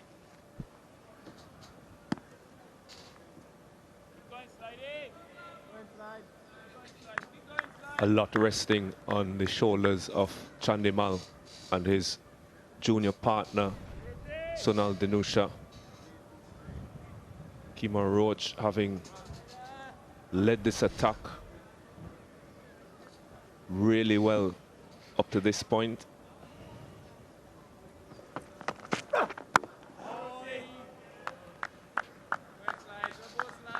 Asking questions consistently on a good length, predominantly going into the right-hander, Kemar Roach. But his lengths and his lines have been impeccable. Sri Lanka have to believe that a great performance is possible. Something has to keep you going, make you want to fight, make you want to put up some opposition. Edge and caught on the second attempt by John Campbell, and a breakthrough immediately after the interval, and it's that man again, Kemar Roach. Brilliant bowling from the experienced seamer. That is a massive wicket. Dinesh Chandimal, who has shown resistance to West Indies throughout this test match. Kemar Joseph with a beauty. That one just leaving him slightly. John Campbell fumbling it on the first attempt, but good awareness to get himself back in good position to take it on the rebound. West Indies surely buoyed by this wicket now. They'll be thinking they're on their way, West Indies. Chandimal has to go back for 43. Sri Lanka 84 for 7.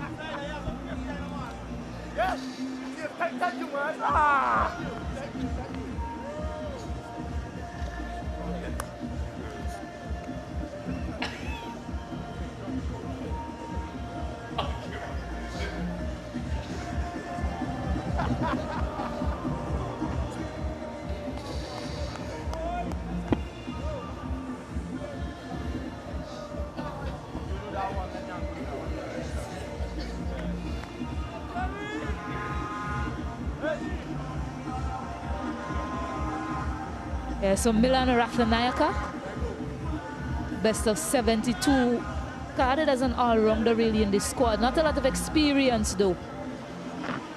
Had a hard job with the ball yesterday. And now very early with the bat, but Kemar Roach once more.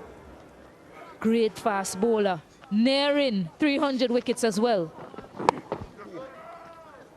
And that wicket represents 200 wickets by Kemar Roach in the West Indies. He has a lot to smile about. So much experience that he brings to this bowling attack. He might not be the quickest, but he builds pressure because his pitch maps are so small. Predominantly going into right-handers away from left-handers, but he can ask questions ball after ball. On that occasion, getting Chandimal just to play a little bit away from his body, but it was enough to get that edge to John Campbell at first slip. So the task keeps getting larger and larger for Sri Lanka now, Stacey. A mountain to climb.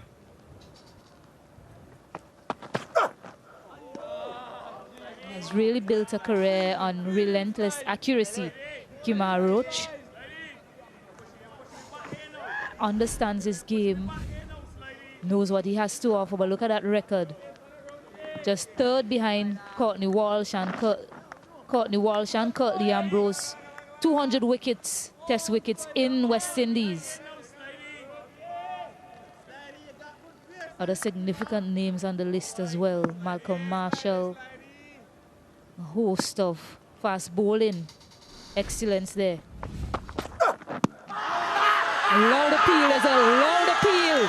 And by word, the finger goes up. So Kima Roach thinks he has his man, the umpire does too.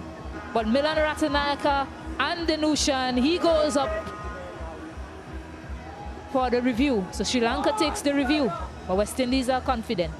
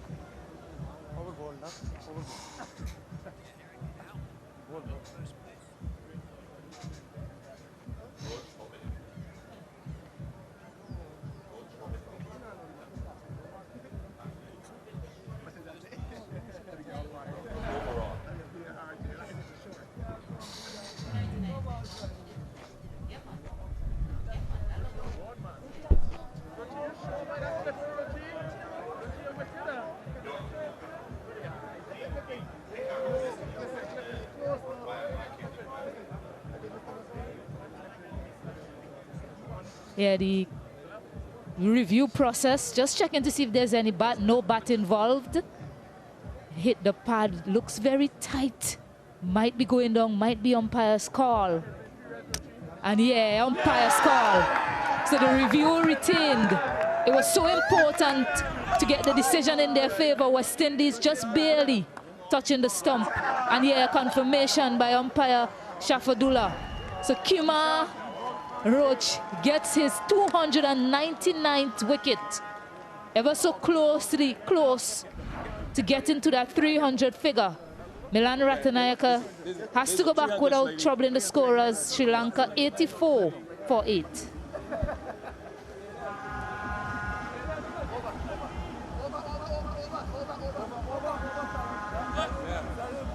Leave it for him, Jaden.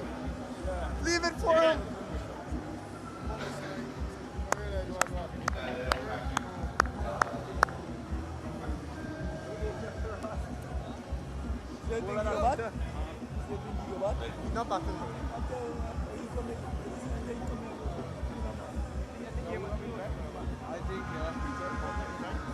Yeah, Jaden Seals, he'll be happy with what he's seen at the other end, no doubt. But also in need of 2 wickets to get to 100. But Asita Fernando, he too had a lot of work with ball in hand yesterday. A best of 11 from him. 2 more wickets now for West Indies.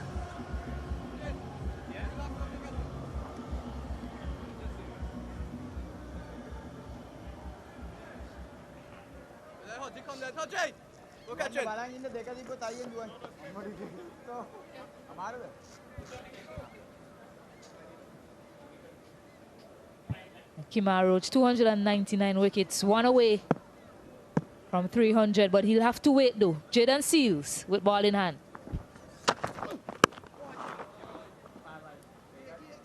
Danusha still there. Protection already, trying to protect Asita Fernando. A single was on offer, but didn't take it. He's been the epitome of control in this test match. That one managing to get the umpire's review, and he knows he's getting close, ever so close to that landmark figure that will move him from good to very good in respect of fast bowlers in the Caribbean. His support staff really showing appreciation for the high level of skill that Kima Roach has brought to this test match.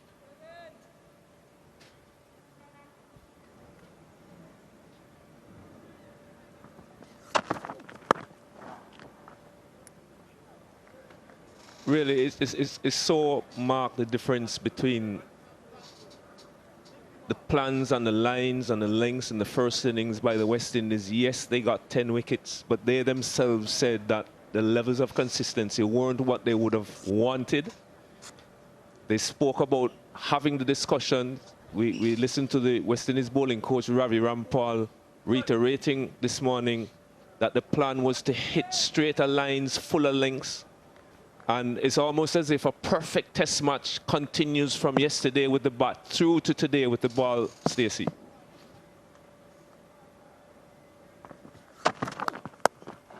Yeah, and if you look at the interaction between Ravi Rampal, the fast bowling coach, and the fast bowlers, so much respect there.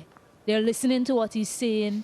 They're taking in the information. And it's just so calm. It's just a calm presence around the bowling group with him at the helm as the fast bowling coach.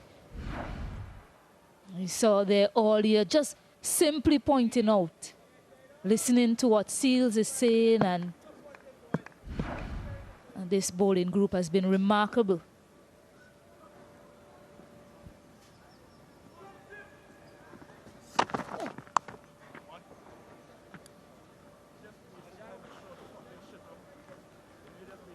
Refusing the single, Dinusha. So he's going to try and potentially delay what some people might call the inevitable. But what has impressed me as well is in this innings, watching the unit bowl. All of them have played a part in carrying out a team plan, and there's been no lack of clarity in what they've been about. They said it before the game. They didn't keep it a secret. We want to bowl consistently straighter lines, fuller lengths, bring the wicket into play more often. And to a man, they've gone about it professionally, and they're bearing the fruits right now. A play and a miss.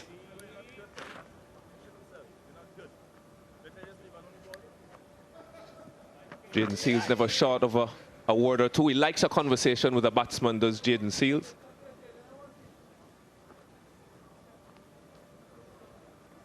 Don't think he would consider himself a part of the Dinusha Appreciation Society. For those of you who can lip read, let's move on.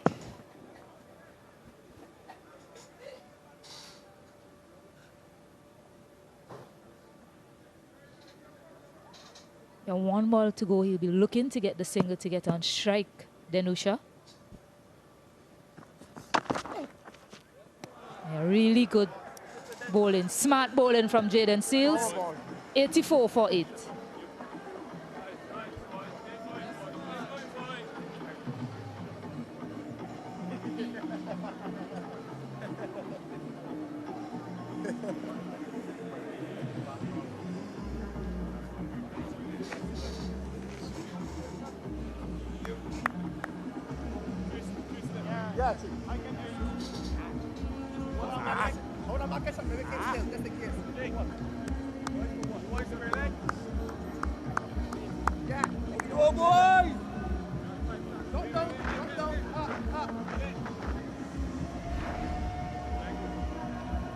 Yeah, Jaden Seals, smart bowling from him, aware that perhaps something a bit fuller, Dinusha will try to get at it, just taking it short, surprising him with the length, and having a word as well, Jaden Seals. Trying to get into the mind of the batter, but it's all about Kemar Roach right now, just one away from 300 test wickets.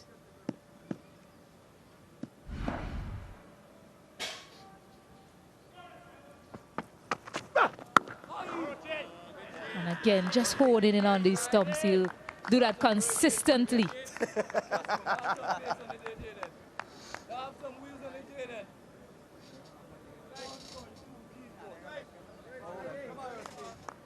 Well, if a few overs ago, Sri Lanka had a proverbial mountain to climb, let's think about the highest mountain that exists and then add some on top of it. No mountains here in Antigua to speak of. And he's bowled him. Kemar Roach, 300 test wicket for him. An uncompromising quality of relentless accuracy and consistency. from that legend in the making, Kemar Roach. 300 of the best for him. Appreciation from all of his teammates and Ravi Rampal, fast bowling coach. Again, fast bowling excellence from West Indies and Kemar Roach. It was full, swinging it in, and Kemar Roach did not miss on that occasion. Wicket number 300, a sigh of relief. He joins the West Indian greats, Kemar Roach, as Asita Fernando departs without scoring. It's now 84 for 9.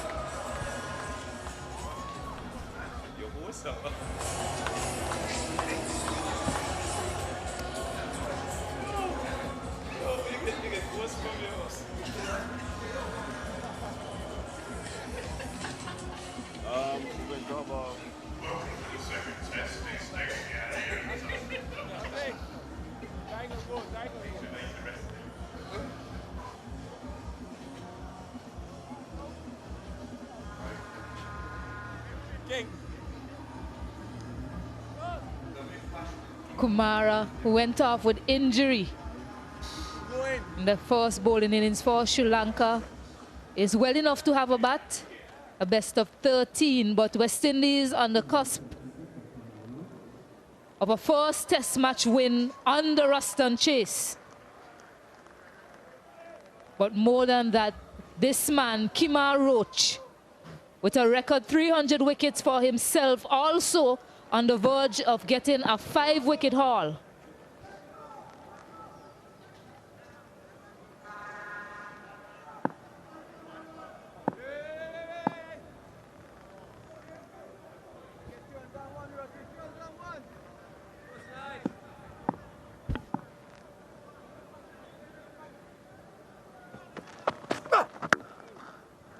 Just searching perhaps for that Yorker delivery. Just a bit too full there, Jimmy, but brilliance from Kemar Roach, getting to his 300. Well, Sri Lankan tail ender not putting up that much resistance, but look at the celebration from his teammates, how much it means to the collective. He's mentored so many of these young players, even the batsmen at times.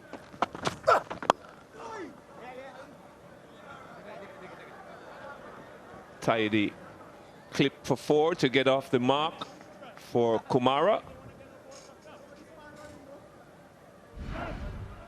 But it means so much getting a hug from his captain, Ruston Chase.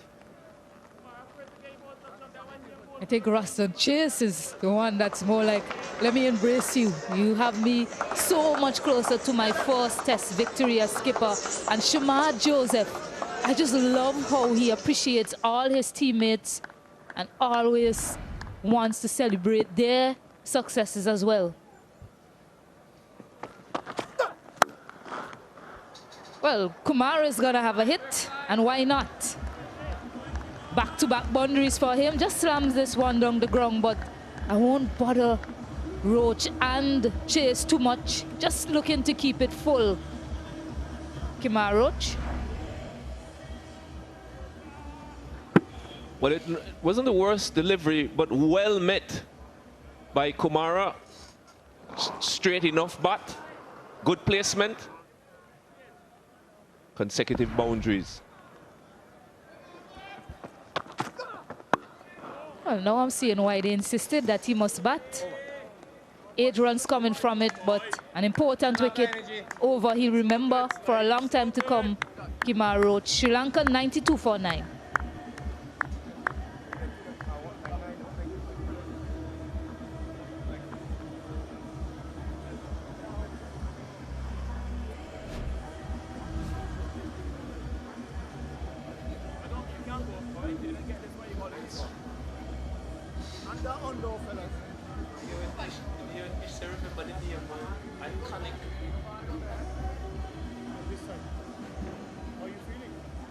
A little bit down. Just a small one. The band is center. Out. How come?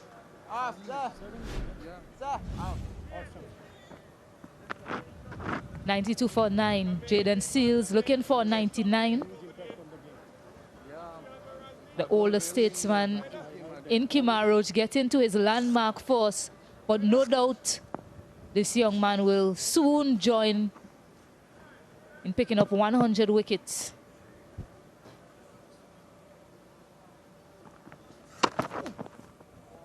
Yeah, looking for 99. That's a good take though from Joshua De Silva. Just a bit of tail back into him there. Late shape.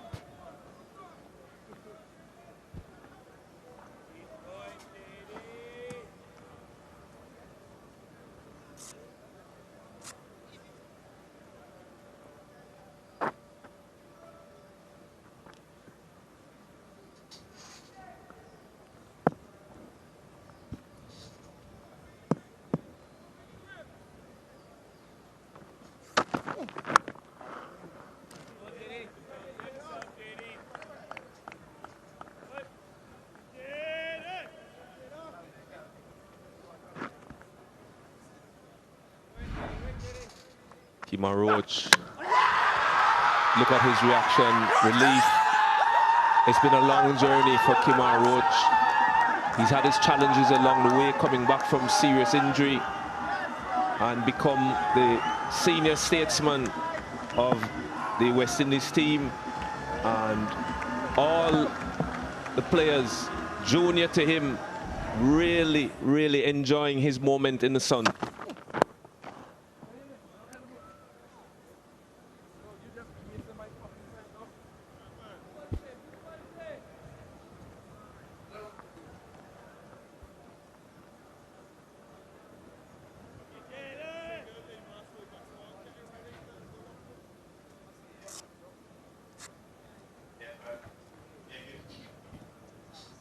Yeah, just soaking in the moment, Kemar Roach, but also on his mind is getting this game done and dusted quite early. Finishing things off for West Indies.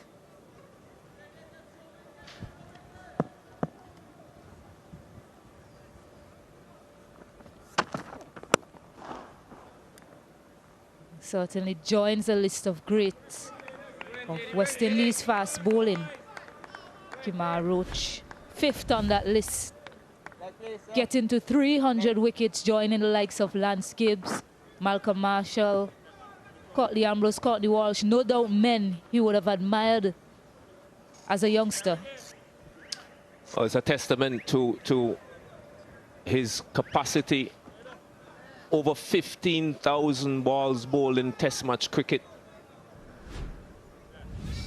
Physically demanding, mentally demanding, and he's still producing the goods.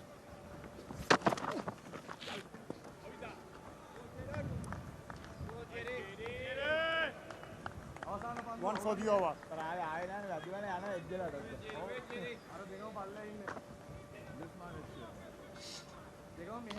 Not an airline I'm familiar with. Stacey. Never, I've traveled with a few airlines in my time, but never managed to get a seat on that one. I love the name though, Air Peace.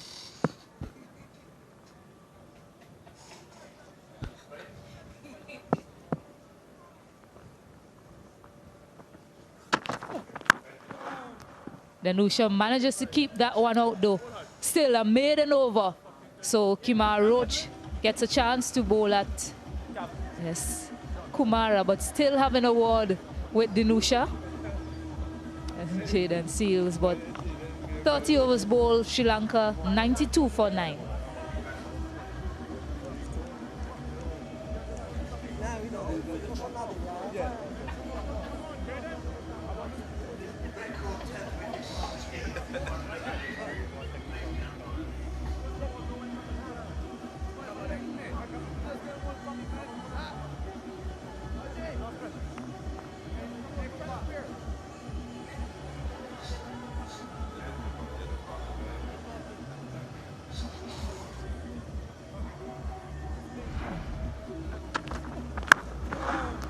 Yeah, Danusha just keeping that one out, but still Jaden Seals having a word with him.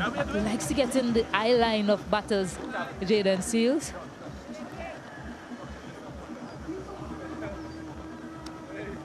Kumara getting involved as well. Perhaps saying, settle down, you're already on the way to victory.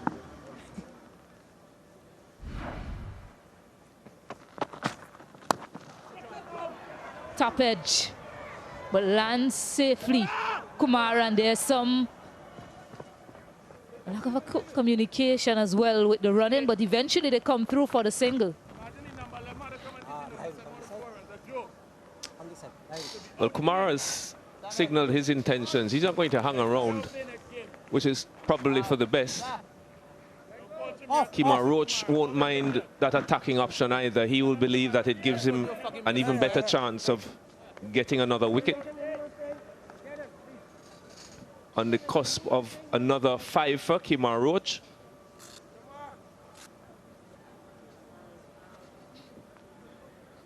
Just keep quiet. Now let us handle. 12 times in his test career, Kemar Roach has taken 5 wickets in an innings.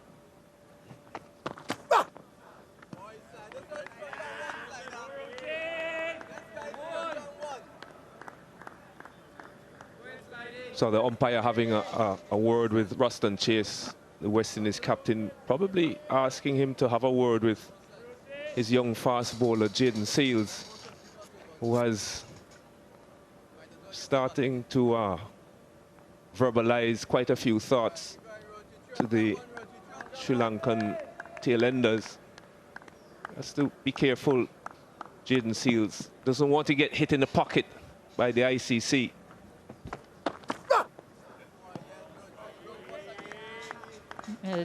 But Kemar Roach still continuing his good work.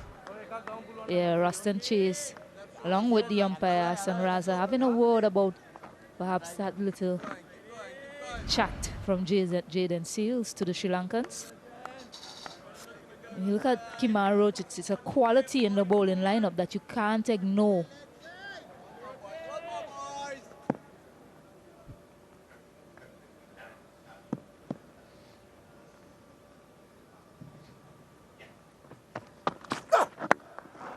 And not just because of his experience, you think he really made a comeback versus New Zealand late last year. But someone that's just so strong in his abilities, you really can't ignore him as a coaching staff.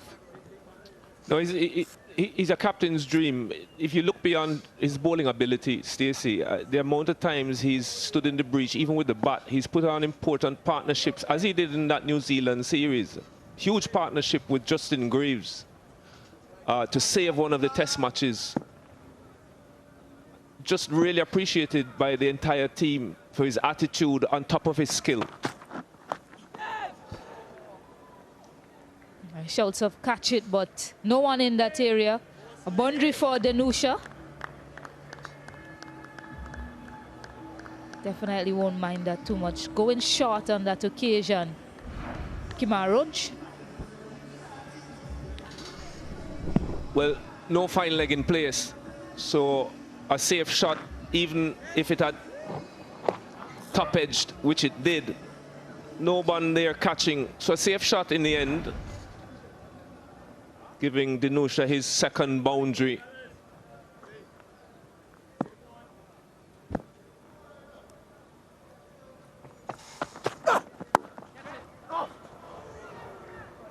Yeah, he hit it so well, Danusha.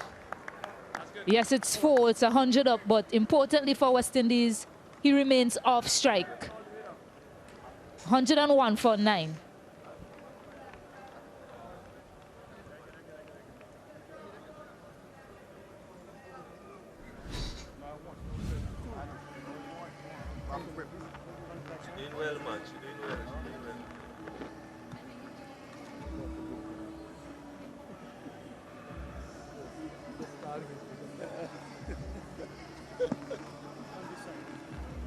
Ross, no.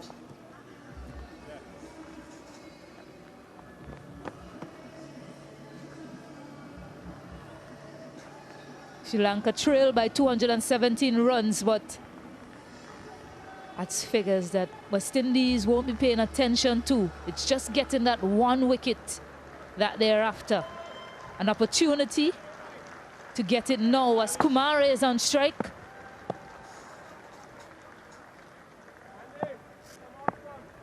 Facing a fired up Jaden Seals.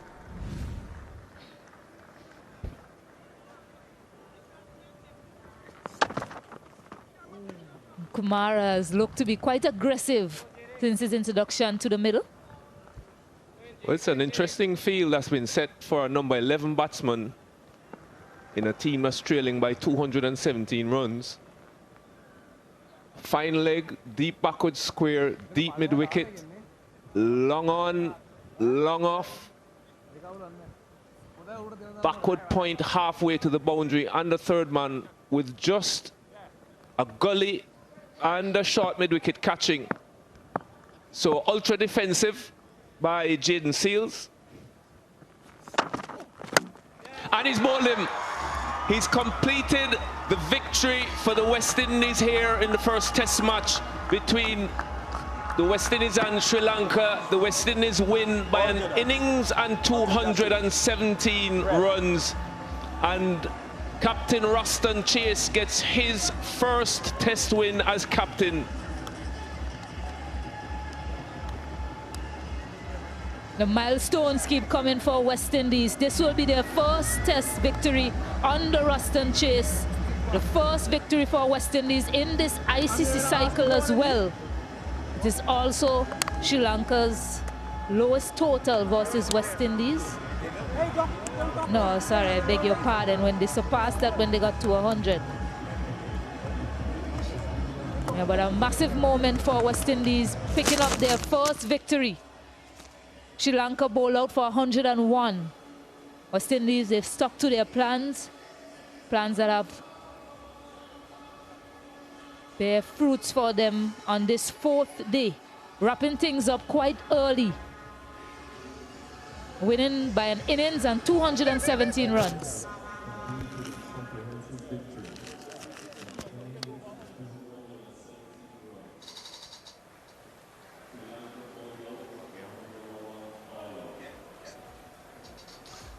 So, jubilant scenes here at the Sir Vivian Richards ground in Antigua. That man, Ruston Chase, he's off and running as captain, his first test win. First test 100 for Amir Jangu. A lot of milestones achieved in this test match as the players congratulate each other. Kemar Roach achieving his milestone of 300 test wickets. And relief all round within a West Indies camp that has not experienced much test match success in the last 12 months. Yeah, man, Django, lots of credit for sure goes to him for his fighting knock of 233. Really dominated the Sri Lankan bowling along with skipper Ruston Chase. And this is the winning moment. Jaden Seals attacking those stumps. Kumara, we mentioned he's been aggressive, looking to take him on. You hit, I miss. Still having that long stare, but a good moment there in the end. Congratulating him, Kumara. And hugs and smiles all around for West Indies to get their first victory in this World Test Championship cycle.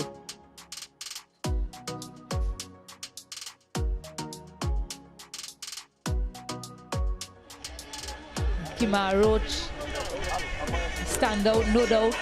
4 wickets for him, getting to 300 test wickets. Joining the likes of Courtney Ambrose and Courtney Walsh and others. Standout performance for West Indies, no doubt. Effort shared all around. Ravi Rampal and Nikita Miller, split bowling coach. Batting and bowling equally shared in this contest for West Indies. Fair to say, it was a great team effort. Well, a sorry tale for Sri Lanka. A batting card with only Chandimal offering resistance. His 43, the standout in a very low total of 101 all out in 31.2 overs.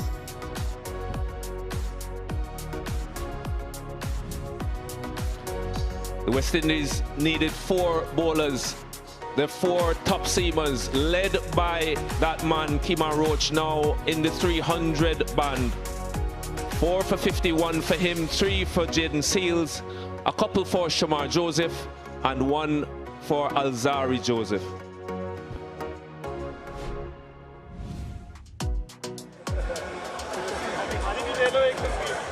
Yes, Kemar Roach is so happy with his display. I think there's some tears in his eyes there.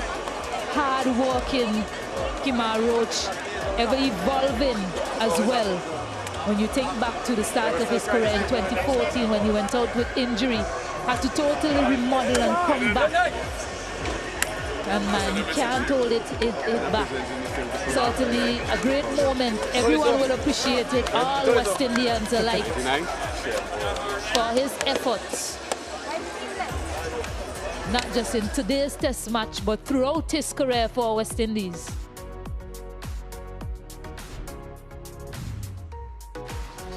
So the story of the test match, Sri Lanka being bowled out on day 1 for 308. The West Indies at one point in a little bit of trouble, 160 for 5, but a brilliant 401 run partnership between Django and Chase, getting them to 626 for 9. And Sri Lanka being bundled out on the 4th day for 101. West Indies win by an innings and 217 runs as we go across to the players on the field. Yes, so today, guys, we're going to make a very special presentation to a very special player in that of Kemar Roach, modern-day legend of West Indies cricket. And on behalf of the team and CWI, we want to recognize your contribution to West Indies cricket and get into that very important landmark of 300 test wickets. That's not easy at all. It takes a lot of dedication, and we recognize that of you, Kemar. You're a true professional and a very good human being, and we appreciate you. So we want to present you with this. Jaden Seals, can you come and help me to hand over this, please, Mr. Seals, to Kemar? I think it's only fitting that you help me hand this over to Kemar Roach. Yeah? Yeah. So thank you again, Kemar. I'll hand this over to you now. It's only fitting that we hear something from you, sir. Zebra. How? This is indeed a really special occasion for you, an emotional one. Just tell me how you feel about this achievement. First and foremost, so it's been a long journey, man. I'm happy the guys won the game. That's the most important thing. I think a win is what we needed to get ourselves on the championship table. So well done to the team. Roston Chase on his first win as captain. Sammy on his first win as well as coach. But you know what? It's been a long journey. It took a lot to be here. I wouldn't be here without all these guys, everyone supporting me, especially Dennis Byam. I want to mention Dennis Byam immensely. He's the team physio, and we've had countless conversations for the last couple of weeks. Obviously coming back from injury, a lot of work had to be done to get myself out here to play this test match, and he was phenomenal, man. So I want to really thank Dennis Byam a lot. To my family, I know my mom is watching, she's proud. My kids, all my friends at home, I know everyone is watching this day today. Everyone thought I was going to get it yesterday, but you know, the guys batted well and we did very well also. So a win is important. I'm happy. I want to thank all the Antigua fans for coming out, supporting the team. And a win is what we wanted, and that's what we got. Kemar, I know that you've achieved this 300 test wicket mark. Everyone wants to know what's on your mind. How much do you think you can keep going? Chat me in the morning. Chat me in the morning. Right now, we're going to celebrate this win, obviously first win, and then discussions will be had.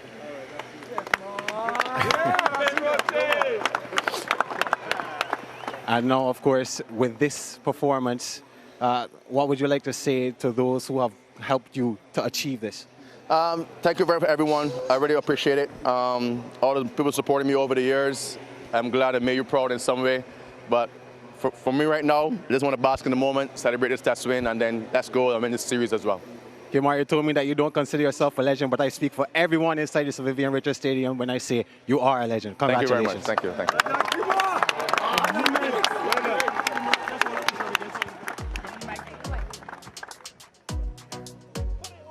No? Yeah, that tells you a lot about the man. Gratitude from him for everyone around, family, friends, and the West Indies camp as well. Gratitude for a career, an illustrious career that has already brought 300 wickets. Still looks as if he has a lot more in the tank to go as well. And nice gestures from all around. And with that, we'll take a quick break and come back with the presentation. Yeah, but just before that, we must mention, because it is significant, highest wicket takers for West Indies, and he is in the top 5. And now we'll take a short break before we get back with the presentation.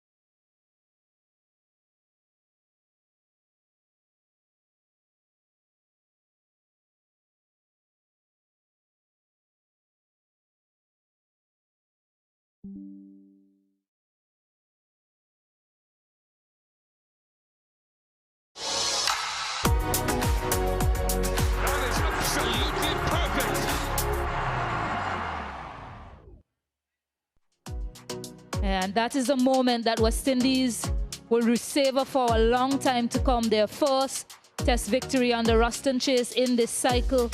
Performance built on discipline and patience. Then the fast bowlers coming in, finishing things off. Ruston Chase, very happy man. Emotional scenes. Kemar Roach getting to 300 Test wicket. Thoroughly deserved from him.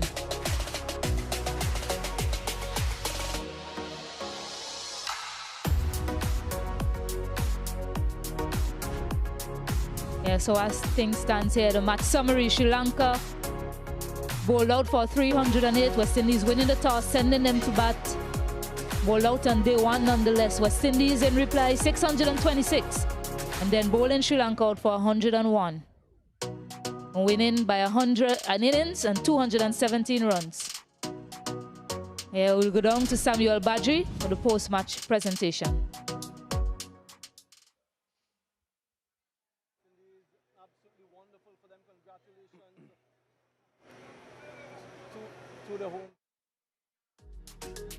Yeah, the fans would have enjoyed that, no doubt.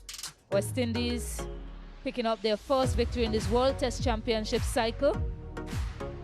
Finishing it with a day to spare as well. These fans were engaged from day one. Very happy crowd. A few still awaiting the presentation. Kemar Roach giving an autograph. Should be selling for a lot on eBay really soon as well. That autograph, Kemar Roach, 300 Test wickets for him. Special moment in this match. Lots of special moments for West Indies to remember with bat and ball. So now, presentation time with Samuel Badri.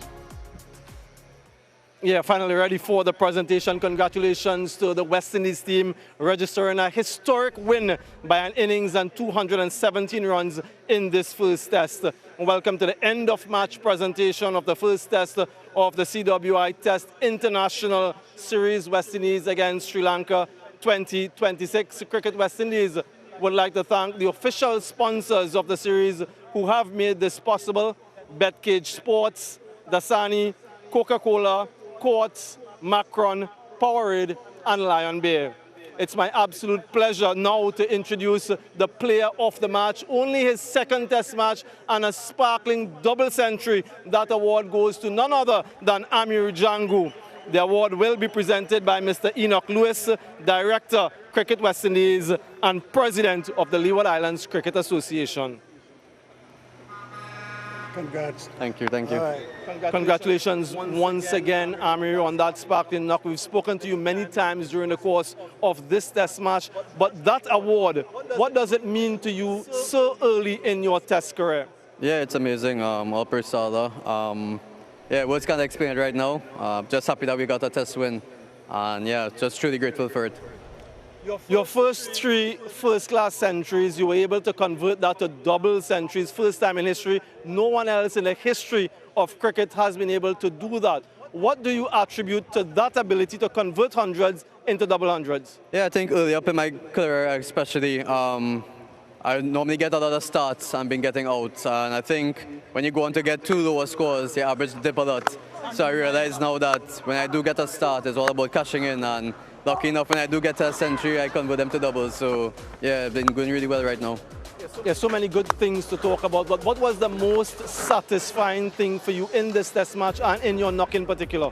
To be honest, just to be part of a test win, believe it or not. It's not about my double century or anything like that. I'm happy to be a part of the West Indies team, getting a win under our belt, our first win of the Test Championship cycle.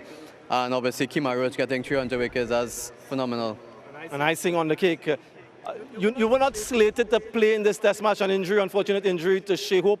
You spoke about readiness and always being prepared. Tell us a little bit about that and that mindset. Yeah, I always have a positive mindset and I'm always ready. Being a professional cricketer, you always have to be disciplined, always putting in the hard yards in training. And I've been doing that, working with our coaches, batting coach, having a good conversation with him too before this game. We know we were pretty ready for the task that was at hand. So lucky enough that I had a really good game, but it was all about the preparation. A selection dilemma now for the West Indies. Congratulations once again, Amir, and no doubt we'll be seeing much more of you in the future. Thank you. That's Amir Jangu, player of the match in this first test. I'd now like to call on Dhananjaya De Silva out of Sri Lanka. Commiserations to the Sri Lankans and on Dhananjaya on the result. Dhananjaya, bad news for you in terms of this result. Summarize from your perspective this test match for us. Well, I thought, in the first inning, we had enough runs on the board. I thought, calculating the past history here. But, when they were 160 for 5, we're still in the game. But Captain Chase and Django batted well and just, threw out us, out of the game. Yeah, you mentioned that first innings total, but being bowled out on day one really puts you under pressure. And then in the second innings, talk us about that batting effort second time around. Well, it's quite harder than the first inning. I thought, not much grass on it. The ball patches here and there, and ball just keeping low and some bouncing out. And but I thought, yeah, we were in the game first 2 days, and one injury, let the whole team down. Yeah, you mentioned that injury. I just want to focus a little bit on your bowling effort then. Didn't seem too penetrative when you saw the West Indian bowl. Always something happening from the surface, not so much from you guys. Tell us a little bit about that bowling effort. Well, obviously, they had 5 pacers in their lineup. We only had 4, but unfortunately, one guy injured, and, other 3 came back to back and, put their heart out and bowl. But, as I said, Chase and Django batted well, and, we just out of the game after that. Yeah, let's not forget your magnificent century in the first innings. The second test in a couple of days' time, same venue. What can you take out of this performance? Well, just when you have to win a test match, you have to take all the 20 wickets. I'm just focusing on that. Just get a better bowling lineup, and batters will bat anywhere in the world. But we have to just take the 20 wickets out. Yeah, known for your resilience and indomitable spirit. Tough luck today. All the best in the next one. Thank you very much. Dhananjaya De Silva, unsuccessful captain in this first test match. I'd now like to call on the victorious captain of the West Indies, Ruston Chase. These fans have waited to hear from you, Ruston. First test win as captain, first win in this ICC Test Championship cycle. A sigh of relief? I wouldn't say it's a sigh of relief. I think it's one of joy. We had 8 test matches before, and we didn't get a win. We only got a draw. We came close in New Zealand, but we didn't cross the line. So to come here and make the plans and come and see the guys executed the way that they executed, I think it's like a dream come true for me. Everything that we sat down and spoke about, the guys came out and did for me. So I'm very happy for this win, and I give my guys a huge thank you. And a thank you to you as well as captain and leading from in front. So many records toppled along the course of this test match. This win, the greatest in terms of margin of defeat against Sri Lanka. Tell us what satisfied you the most. So many good things to talk about, but what satisfies you the most about this win? I think 2 things satisfied me a lot. It was Django getting this double 100 because I was out there with him, and he seemed like he wanted to give it away after getting to the 100, and then he just knuckled down and just went into a zone, and we was just out there, and it was nice to see him just knuckle down and play for the team and not just for his own milestones. And then to see Kemar Roach, one of my first roommates, get 300 wickets. I think he's a very great bowler. He's a modern-day legend in my eyes, and he's up there with any of the greats from West Indies. So I think 2 of those things were the most outstanding things for me. Yeah, he moves up in the echelon of West Indian greats, top 5 in terms of most wickets taken by a West Indian bowler in Test match cricket. And moving on to that second Test match, no doubt you have not won a series in some time as well. What would be the message to your group in terms of keeping this momentum going? I think we should get too far ahead of ourselves. As I said this morning, today, I think we had the 300 runs lead and we will feel like we are on top, but it's still the most important thing to be patient and trust the process and trust the plans that we made. So I would just say to the guys for the second match to just try to repeat the good things that we've done and try to improve on the parts where we weren't so good. I think the only downfall I would say in this game was the first innings in the bowling. I thought we gave them probably 50 runs too much. So that's just something to look at. But I know we have a good bowling unit, so I'm looking forward to them picking up the slack from where they left off in this innings. Were you surprised of how things unfolded so quickly in today's play? I don't want to say I'm surprised, but I know, as I said yesterday to you, I think the wicket still had in a lot for the bowlers. And our bowlers are somewhat quicker than the Sri Lankan bowlers, and I think we hit the deck a bit harder, so I always knew that we would get a bit more, especially with a bit more pace than their bowlers. So as I said, we have 4 quality quicks, and then Justin Grace as well. He's a good all-rounder as well, so I was never doubtful about us coming out here and winning the game today. I didn't think it would have happened so fast, but I thought we would have done it today. So I just want to say kudos to the guys, and especially the bowling lineup. And the batting is coming along quite nicely. I'll let you go now and celebrate your first test win as captain, Ruston Chase. Congratulations and all the best in the second test. Thank you very much. Ruston Chase, always so stoic in his expressions, likes to remain focused. Yeah, the fans still around, soaking in that victory, no doubt, for West Indies. It's a big victory for them as well. The second best for West Indies by an innings. 217 runs victory here at North Sound. The best coming also versus Bangladesh at North Sound in 2018.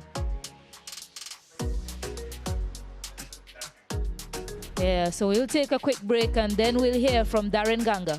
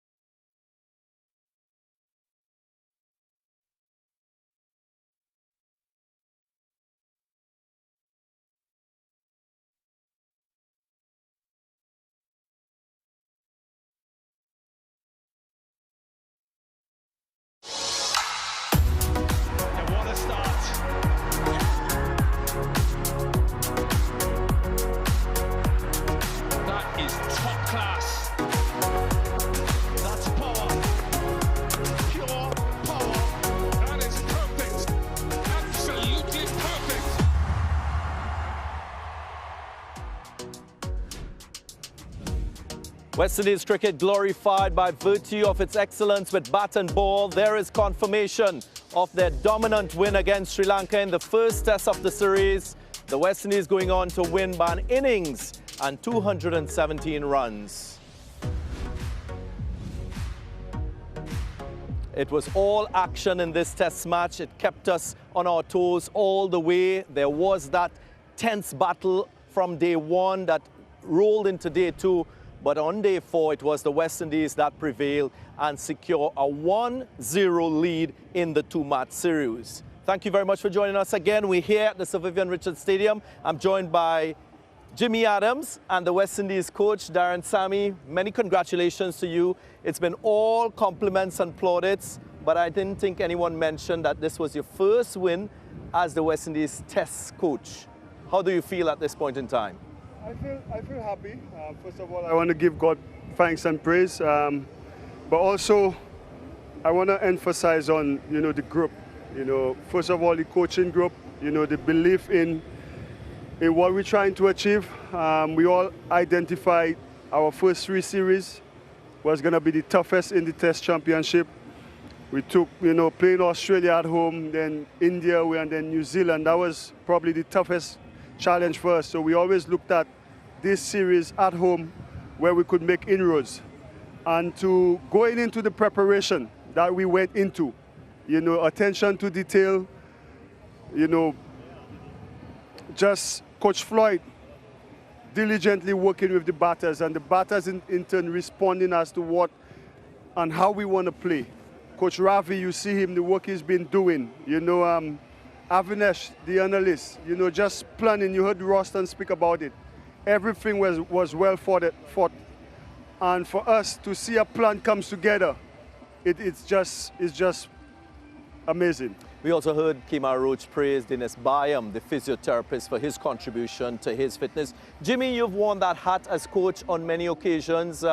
You've seen the success. It's not an overnight success. What can you say about what you're seeing in terms of West Indies at the test level? Well, listen, they have the Test Championship that's ongoing, but also you're trying to put together a competitive unit. How do you feel in terms of moving towards a target? Do you feel as if you're taking steps towards that goal of getting a really competitive test unit together? Well, Jimmy, you were an outgoing director when I got this job, and I think you understand the challenges that we face. When I took over from Andre, we wanted to play a brand. Obviously, I had to tinker with the personnel and to execute the roles. Some guys get left out. Case in point, Kemar Roach, some of the guys, but in fine-tuning the team to what we want it to be. Today was those 8 test matches before. Understanding what is required, how we're going to go about doing these things. We know we got a quality fast bowling unit that could take 20 wickets. They've been doing that, but to add to the batting, look at Django. He would have been out on this match, but to get that double century because of an injury to Shea. It tells you, if you trust the process, you believe in the plan, give guys some time and some grace, because that is important. And I'm just so happy, first of all, for Roston. Everything he spoke about in the dressing room, in the planning, when we put all our talents and our roles together, he asked, there's no reason why we can't score 500 and bat once. He asked, we spoke about one batter getting 100. 100 partnership, 250 partnerships. Everything we spoke about was stick. Rafi Rampal in his role, Floyd Reefer, he gets the stick every time the batsmen don't perform, the camera is on him. So it's a lot of joy, but that's just a stepping stone. But would a result like this now make some messages easier? No. In that, no, it doesn't make it easier. It's consistency. We tend to have a good game and then forget the process that got us there. For me and the coaching staff and the captain is to ensure that we remain consistent in our preparation. Something I've strived and stressed to the director about, preparation leading into games. That is something I've stressed about. So for me, to see we got that here, and we forget the groundsmen. Ken came over, all of them, Travis, the head groundsman, just preparing the surfaces that suits our type of play. You know, and the results, Antigua has been a place that has been really good for us. Right. And I think preparing for us playing them here again was all good. So I'm not talking a lot, but preparation and understanding what's at hand goes a long way in helping us achieve our goals. Yep. Well, I know, Darren, part of that success that you're referring to, and to our viewers as well, is about taking 20 wickets in a test match. And to be quite honest, for the last 5 home tests that the West Indies have played, they've dismissed the opposition on all of the innings in those test matches. So that's very impressive. A part of that success is, of course, Kemar Roach. Let's revere him and honor him. 37 years of age, 300 wickets today in this test match. What are the qualities that have impressed you over the years with Kemar? Look, I was just telling him he started, I think, his first test wicket was caught Darren Sami against Shakib Al Hassan in St. Vincent. He started, Floyd Riffer was captain. Against Bangladesh, Against Bangladesh. 2009. You know, and then, for me, the most important thing about Kemar is the way he reinvents himself. You know, he's lost a little bit of pace over the years, but his control. And you could see the emotions on his face getting to that milestone. I think he's in the top 6 now for the West Indies. 5th to be exact. 5th to be, but his leadership, you know, I spoke about it. You know, we trying to see, okay, probably, okay, he's getting older, to have Sharma, to have Azari, to have Jaden Seals, you know, fine-tuning, okay, planning in the conditions in New Zealand, bring him back. All that was all planned. You know, bring him back into the fro. When the test matches were here, manage him. He was coming from injury. Dr. Bayam did a great job. But the legend of the money is in the dressing room, he's a leader. Every time the captain calls on him, every first over, he created a chance for us. And that's important, getting wickets with the new ball, something in the last test championship that we spoke about. And to see him in the dressing room, you see how it's not only him. His teammates surround him. The respect he has, the way he's carried himself to 300 test wicket, that shows. You know, I could get things wrong as well. You know, and I know a lot of people will say, oh, Darren, he should have been there. But again, he's planning, and to see Kemar come and achieve what he did there, I am happy for him. I'm proud of him, and I know that he still has a lot to offer. And he's proven to me, he's proven to everybody that he is still a fierce competitor in the test arena. Yeah, well, today Kemar Roach, of course, went to 300 wickets in test matches, and I can understand what you're saying about his added value beyond his bowling in the dressing room, being a leader, ensuring that the culture remains the right one for winning. Let's shift now to a rookie, a man who has played just 2 test matches for you, who batted like a giant, got that call at the last minute, a last-minute replacement for Shea Hope, and produces a double century, 233. How special was that? You see, I'm getting goosebumps talking about Django, right? We had a camp for the ODI series leading into the ODI series.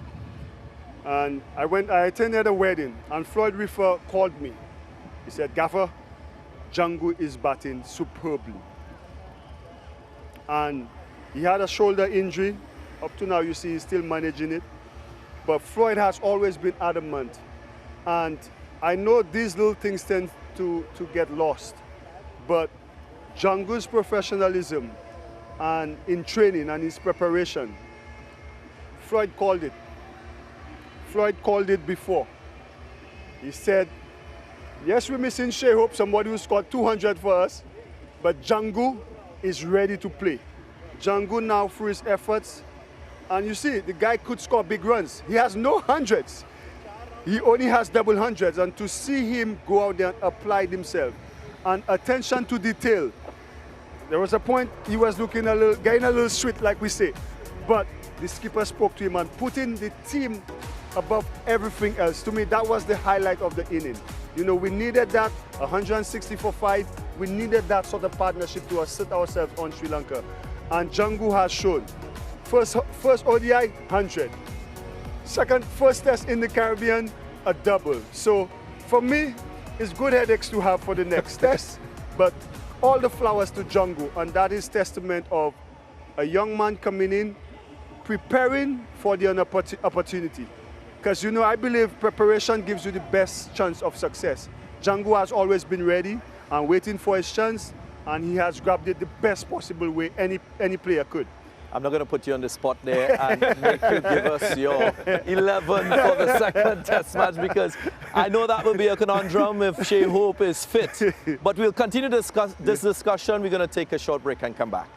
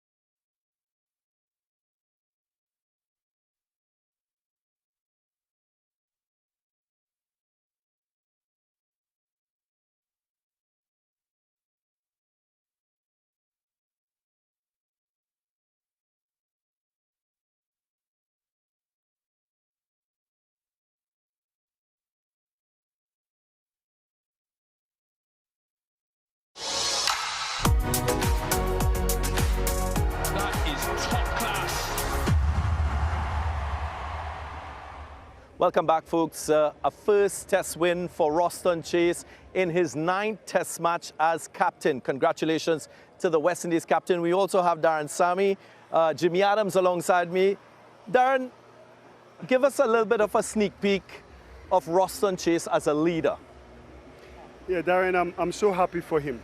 You know, after he scored the 100, I said to him, my admiration for him is in his first 8 test matches.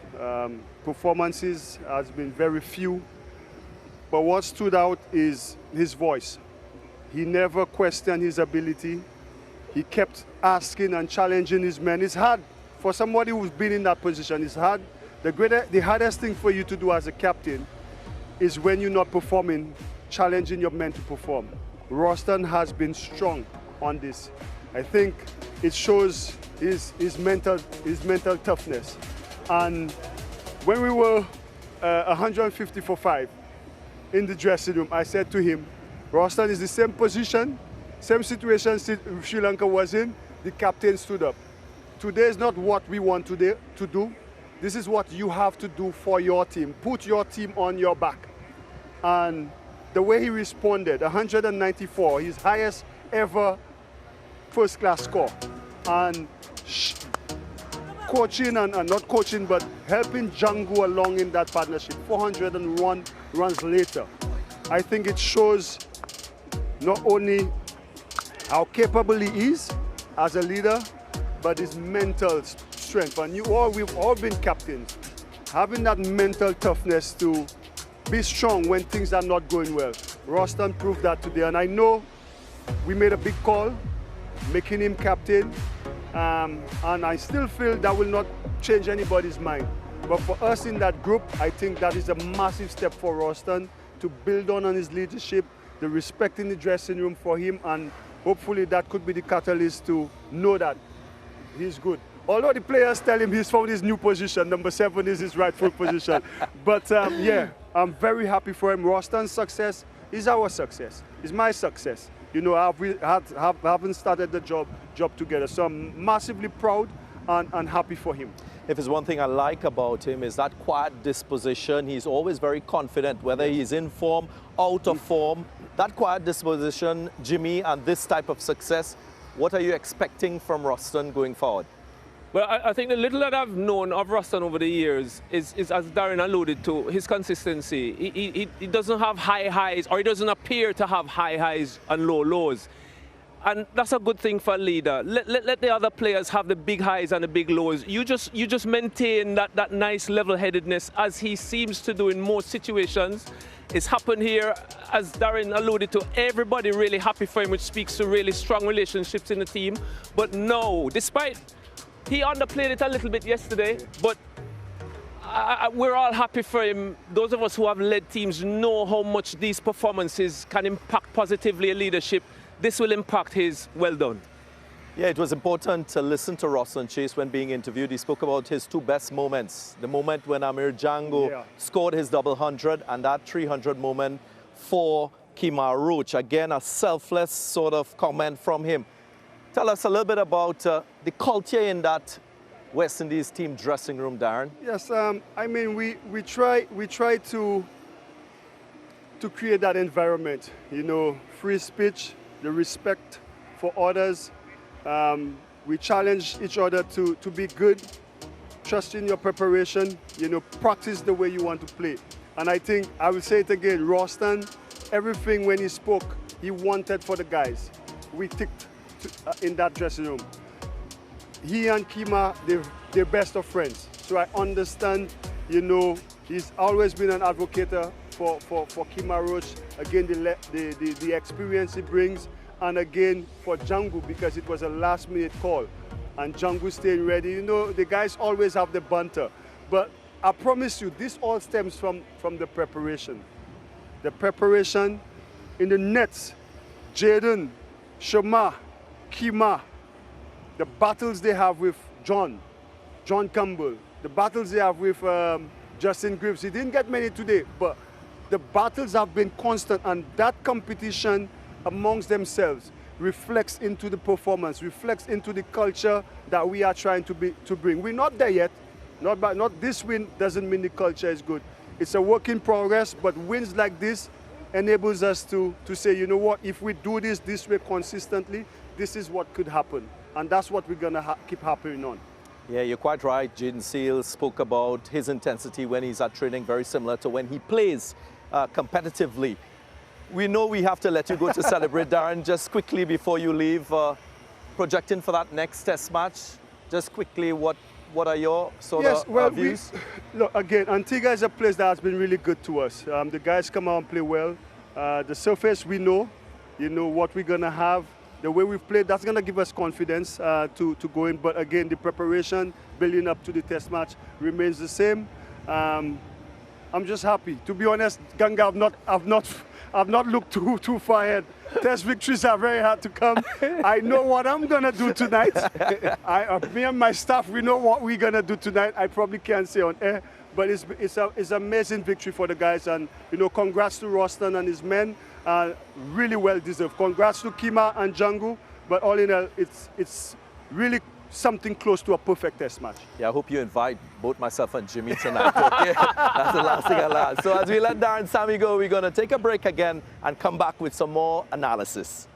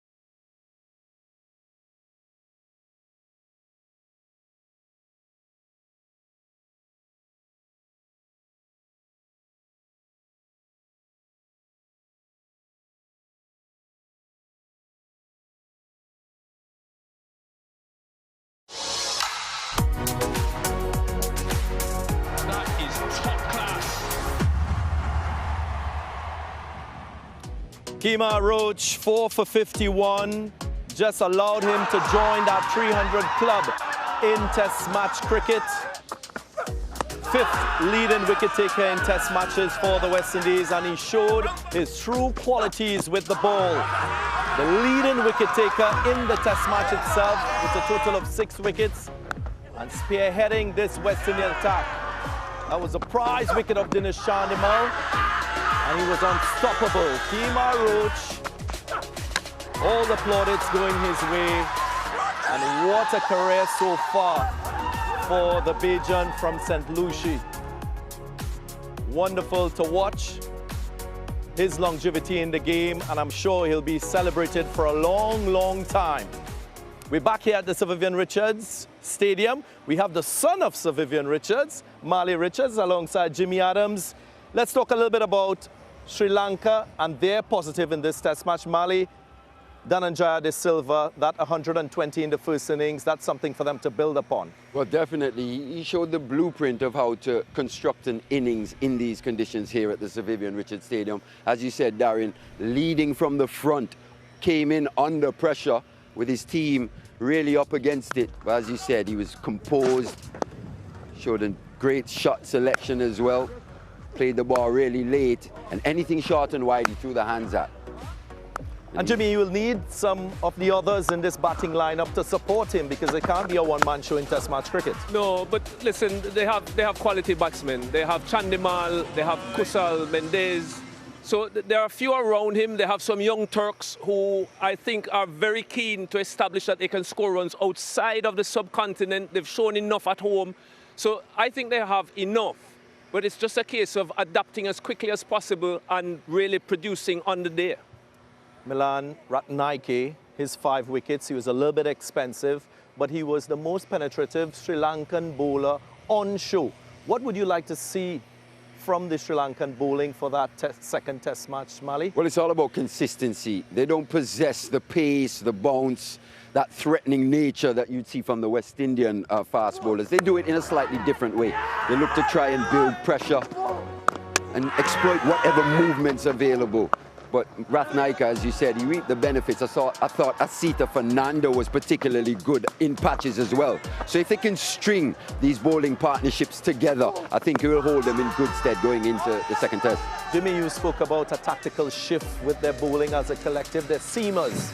Care to share your thoughts on what they should project for that second test? Well, listen, I think at the end of the day, a lot of it comes down to surface and conditions, but too many balls wide, too wide, that didn't threaten. And not only that they don't threaten in the moment, the strings don't build pressure. Now, if you don't have the pace that your opposition have, then what do you use to create an effect? It has to be you cut runs by hitting small areas consistently well, drying up runs, building pressure, inducing mistakes. Not enough in this first test.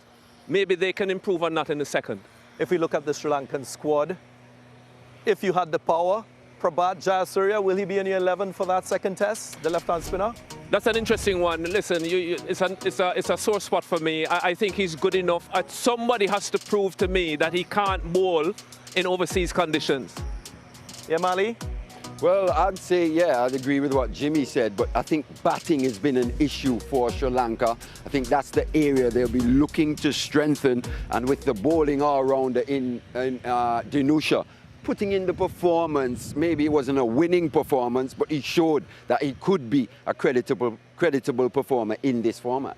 But one thing for sure, Lahuru Kumara will not be playing. He sustained that hamstring strain to his right leg, so there will be changes in the 11 for Sri Lanka. Now, this win by the West Indies has lifted them on the ICC World Test Championship. This is before the test match. Sri Lanka, I beg your pardon, has dropped down. The West Indies, they've increased their percentage because of that win, their first win in this cycle. And if they win the second one, there's a possibility of them climbing the table. So plenty of work for the West Indies to do, though. Sri Lanka as well will want to preserve their position on that table. So that second test match will be very, very critical. Now, Jimmy, as we wrap this, it's been a test match of records, a real lift for West Indies cricket. You just spoke with Darren Sammy there. Do you feel a sense that, generally speaking, the West Indies as a test side is moving in the right direction? I definitely think a win like this is massive. It shows that there is potential there. And I think the key is going to be, can you build on it? When was the last time the West Indies had back-to-back test match wins? Darren Sammy, very ambitious. He knows what he's about as coach. He was very clear on what he brings, what he's looking forward. As far as culture is concerned, can they get 2 in a row? Mali? Yeah, that's the thing. We've been here before, haven't we? Yeah. Can the West Indies back up this performance with another one? A lot remains to be seen moving forward, but they're moving in the right direction in this series. Well, gentlemen, it's been an absolute pleasure having you all alongside me for most of 4 days. West Indian fans, they're elevated by virtue of this win by the West Indies in the first test of the series. The West Indies winning by an innings and 217 runs. Of course, it's the first of 2 test matches. That second test match will start on the 3rd of July. Yes, a very important test match for both teams, because Sri Lanka, they've never won against the West Indies in the West Indies. The West Indies will want to win the series 2-0 if they can. We hope that you did enjoy the action coming from the Sir Vivian Richards Stadium in Antigua. We certainly loved you being with us. We hope to see you soon, next Friday.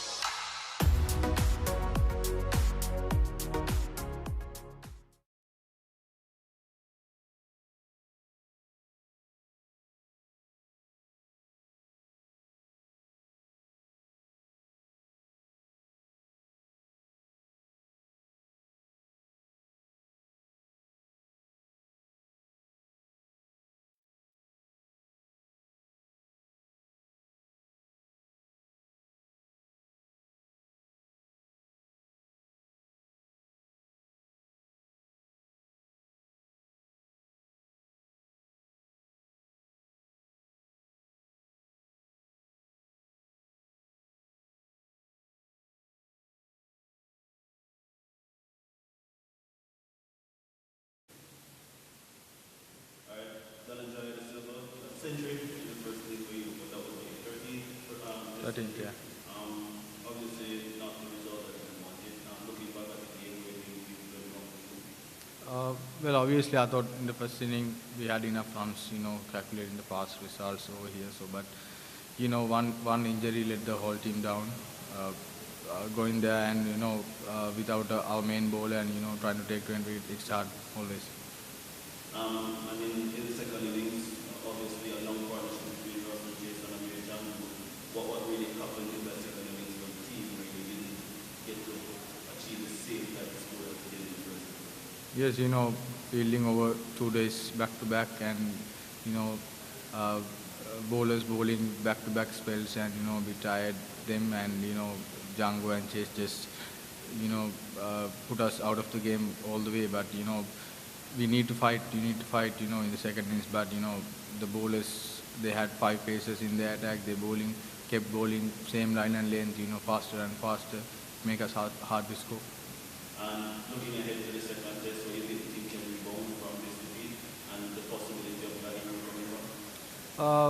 I don't know about that. We have to get another scan and have to think about that again. And if the same thing will happen, we'll be in the same trouble again. So I think we'll have to think back and again. And as you said, you have to, give some fight back, take the 20 wickets out of the West Indies. Thank you. Thank you, buddy.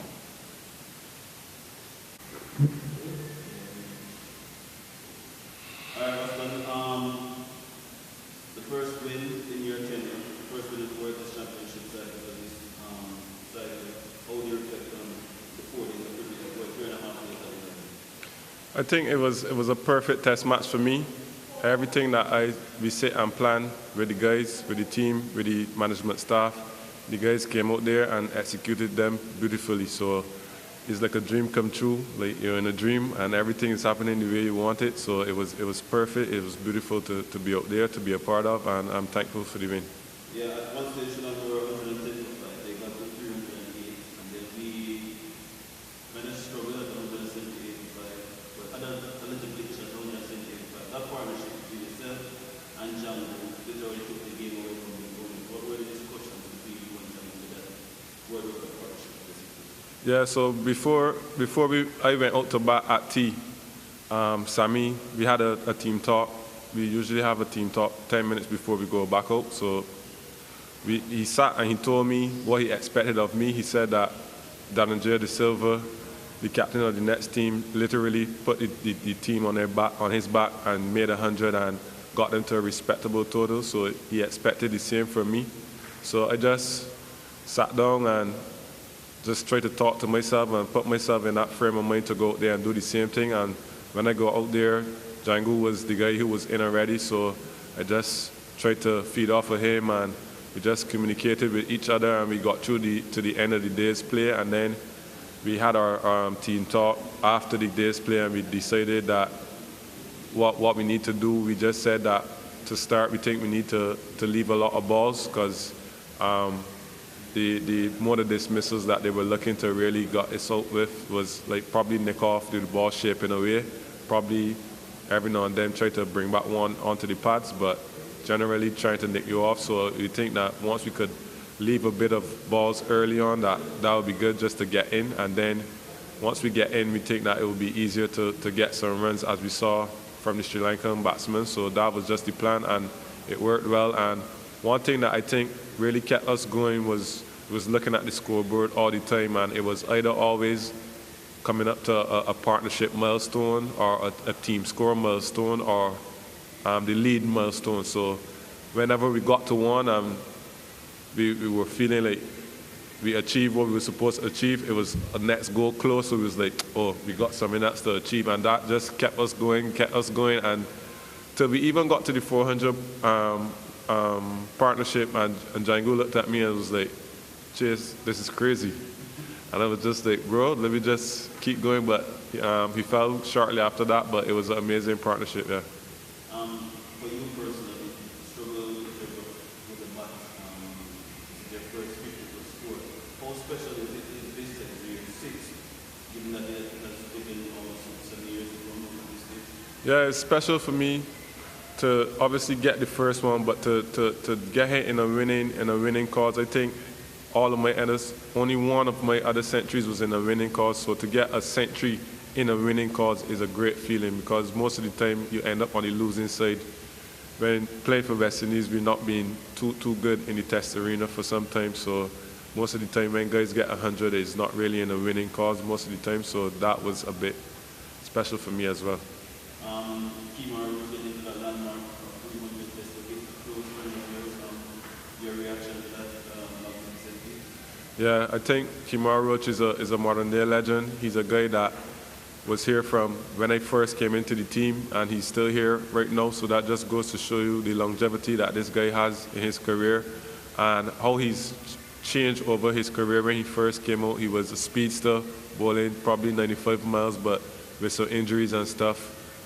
He still showed his class, because lots of guys get injuries and they never come back, or they're never the same, or never as potent as they are from before. But I think he got those injuries, and he still had that ability and the skill to change his game and become more a swing and more a line bowler than a pace bowler in that sense. So I just want to say congrats to Kemar. I think is really deserved. If anyone's to get it that I've played with, is Kemar.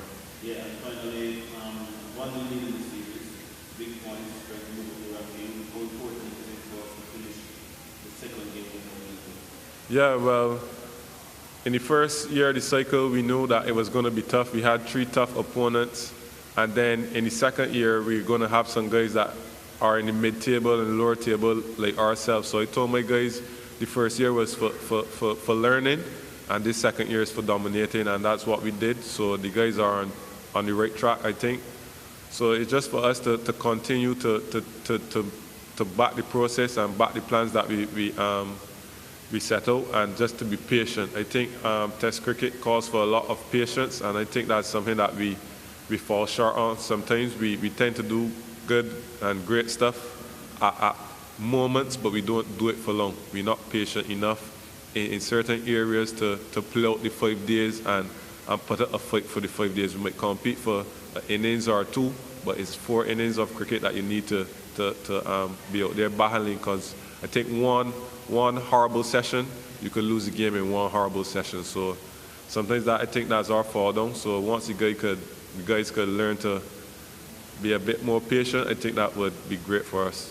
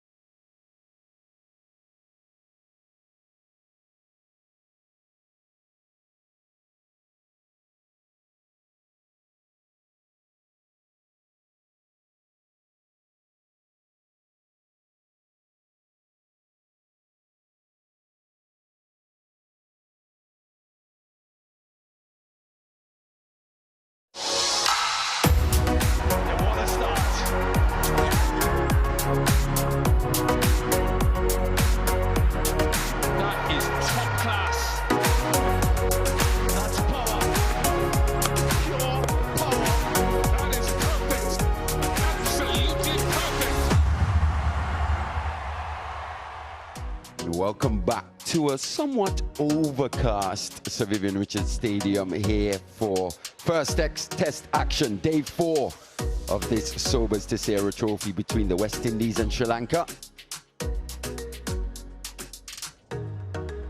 Hope the rain can stay away. We can have a full day's action. But this has been the tale of the tape so far. West Indies, a historic day 3.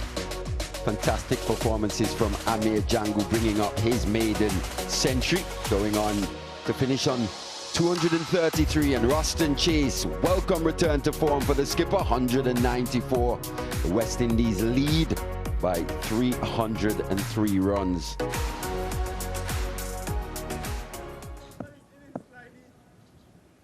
Play.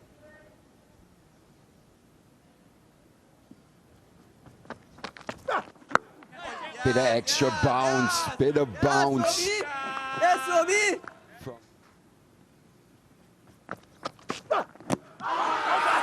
Two sounds. I think there were 2 sounds there. He's given though.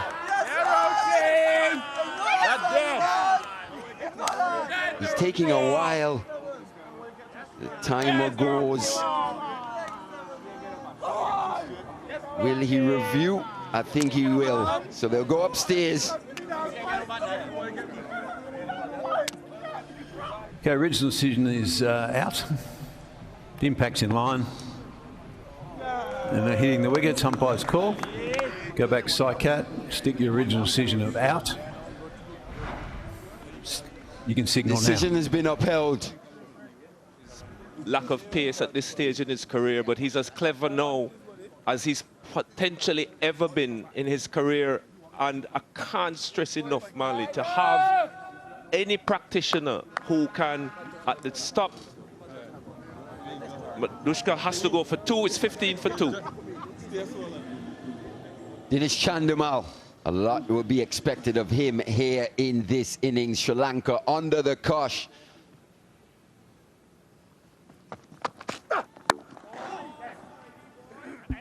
Good start. Good classy start this. Didn't really try to overhit. They'll beat Shamar Joseph into the boundary. End of 5. It's 19 for 2. Gone! Gone! He's 1 wicket closer now. Kavem Hodge in at second slip. And the West Indies have gone bang, bang here in favourable bowling condition. Excellent delivery from Jaden Seals, pitching it up, straight a line, inducing a flick. It was just the leading edge, and it carried comfortably, and a smart catch at slip from Kavem Hodge. Sri Lanka now losing their 3rd wicket, and they spoke about getting the night watchman early, and they have done that this morning. Rajita has to go for 4. It's 19 for 3.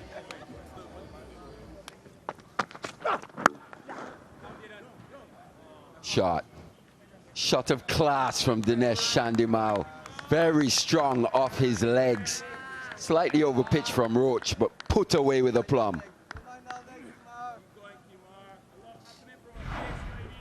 Second boundary for Dinesh Chandimal, just clipping it, waiting on it, allowing it to come to him, but very strong through that onside area. Despairing dive from Jaden Seals.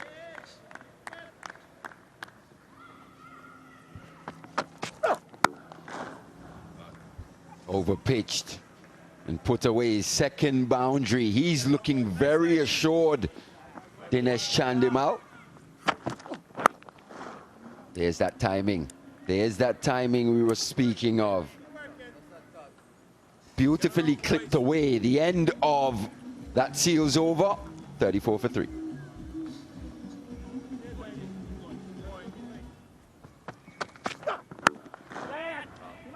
Once again, not quite out the middle, but sweetly timed.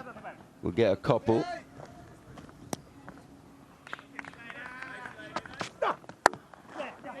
Inward movement, but just staying a bit leg side this time was Chandimal. Just used his hands to access the offside. Good batting this. So he's come out with a positive intent nonetheless. Have a look at the test averages of the batters to come.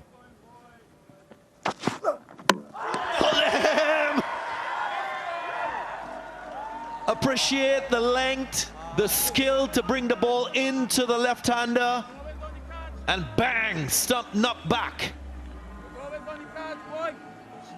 And that is what we were just discussing, having that extra fraction of pace that creates that uncertainty in a batter's mind. Kamindu Mendes leaving so well all day, but look at that one, just coming back in sharply. Looking to leave. Shamar Joseph picking up one very early. And that is the consistency and patience from the West Indians this morning. Kamindu Mendes has to go back for 9. West Indies for Sri Lanka, I beg your pardon, 46 for 4. Time now for the Sri Lankan skipper, Dhananjaya De Silva. Hot off a century in the first innings. Big shout from Shamar Joseph, and the umpire responds positively. Full and straight. And the batsman on this occasion, Dhananjaya, deciding not to review. Full and straight and fast. Success for the West Indies. Pacey delivery from Shamar Joseph, exactly what they have spoken about. Challenge the stumps. A little bit of movement inward and a simple enough decision for the umpire. Look at what that means to Ruston Chase. Searching for his first win as Test captain. Pure joy for Joseph and the West Indies. No heroics this time around for Dhananjaya De Silva. A naught, half the side down for 48. West Indies making inroads here in this first session on day 4. The new batter, Kusal Mendes, another of the senior players in this team with over 4,000 test runs. And this is what brought him to the wicket. Fast, fuller length, beaten for pace, and what looked from here to be a pretty easy decision for the umpire, just nipping back enough. And technology showing us that it was plumb in front.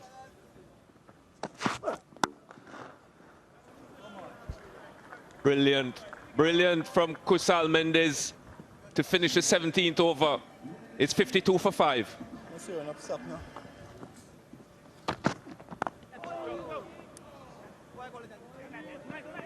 Will dribble away for 4. Outside edge. Didn't carry to anyone in that cordon. Gets a boundary, Chandimal. Soft hands. So went down immediately. But yeah, I agree with you. In terms of that slip cordon, 45 that the ball is still hard, relatively hard, into the 20th over now.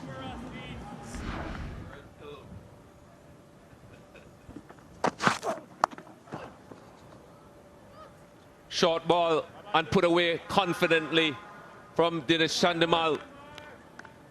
We haven't seen hardly any short stuff from the West Indies. Deliberately bowled into the wicket by Shamar Joseph, and quick on it. Just swiveling and rolling his wrists, keeping it down, using the pace, and 4 more for Chandimal.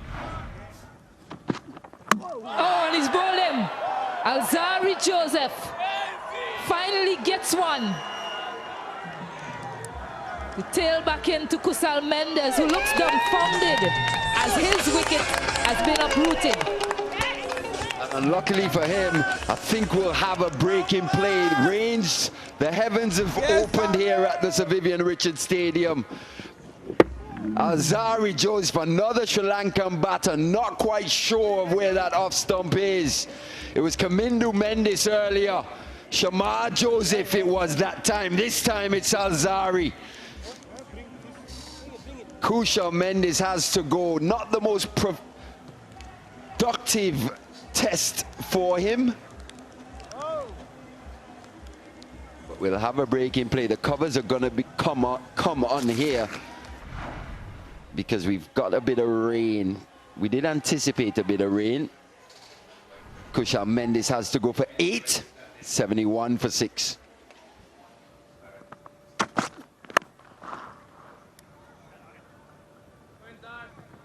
Yeah, nicely driven there by Danusha. That'll feel good for him, getting off the mark with a boundary. Nice confident shot from him. And that shot tells you he's a proper batsman. Not the biggest stride, just allowed the ball to come into him. Played quite late.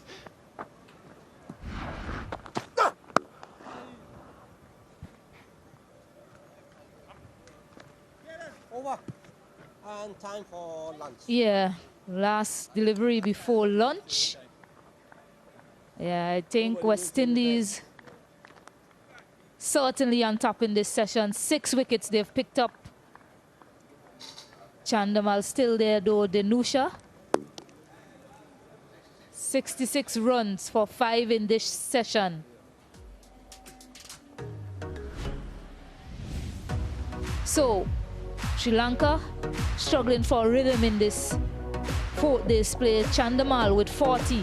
No other batter get into double figure. West Indies just 11 extras bowled. 81 for 6 right now, Sri Lanka.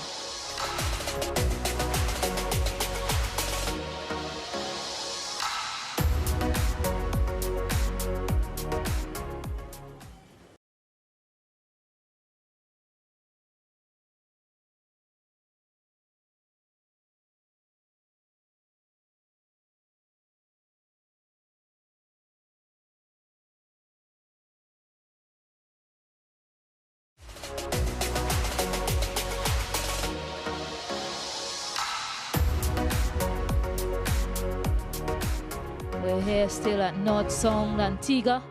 West Indies versus Sri Lanka in this first test, day 4 at the Sir Vivian Richards Stadium.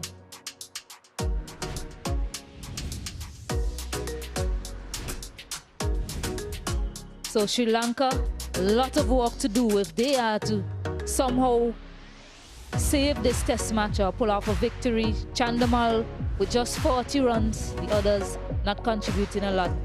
Of course, it's all about West Indies already picking up 6 wickets. You feel like they're more on their way, but Seal late yesterday, I beg your pardon, getting that first breakthrough. Very important that West Indies got that first wicket. A good declaration from them. Joshua De Silva picking up his catch as well. Jaden Seals over the moon by that wicket. And then early this morning, Kemar Roach attacking the stumps. West Indies keeping the stumps in play. Kemar Roach getting that one with his customary in-swinger, beating Madushka. LBW second time in this match. Jaden Seals once more. Fired up Jaden Seals. Can't keep him out of the game. Getting that night watchman Rajitha.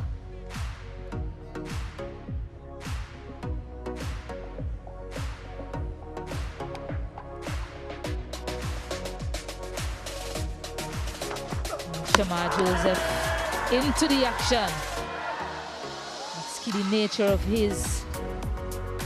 Nice one, just shaping back into Kamindo Mendes, who looks solid for about 40 balls or so, but Shamar Joseph just too good. And here again, a massive wicket in this game. The Centurion from the first innings dismissed without scoring.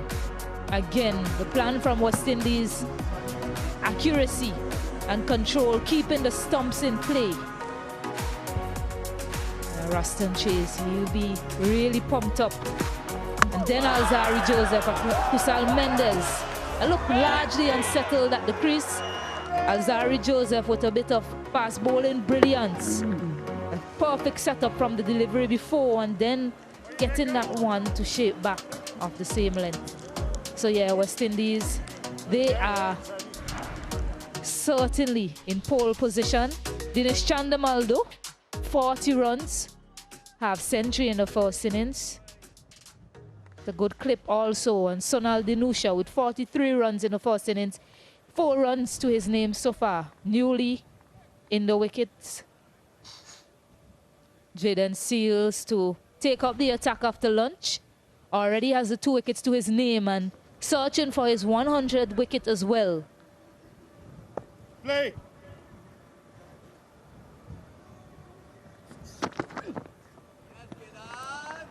Yeah, Jimmy Adams alongside me. Maybe such a wonderful sight to see that young fast bowler get into his 100th. Edge and caught on the second attempt by John Campbell, and a breakthrough immediately after the interval, and it's that man again, Kemar Roach. Brilliant bowling from the experienced seamer. That is a massive wicket. Dinesh Chandamal, who has shown resistance to West Indies throughout this test match. Kemar Joseph with a beauty. That one just leaving him slightly. John Campbell fumbling it on the first attempt, but good awareness to get himself back in good position to take it on the rebound. West Indies surely buoyed by this wicket now. They'll be thinking they're on their way, West Indies. Chandamal has to go back for 43. Sri Lanka 84 for 7. Yeah, so Milan Rathnayaka, best of 72. Carded as an all-rounder really in this squad. Not a lot of experience though. Had a hard job with the ball yesterday. And now very early with the bat, but Kemar Roach once more. Great fast bowler. Nearing 300 wickets as well. And that wicket represents 200 wickets by Kemar Roach in the West Indies. He has a lot to smile about. A loud appeal, there's a loud appeal. And by word, the finger goes up. So Kemar Roach thinks he has his man, the umpire does too. But Milan Rathnayaka and Dinushan, he goes up for the review. So Sri Lanka takes the review, but West Indies are confident.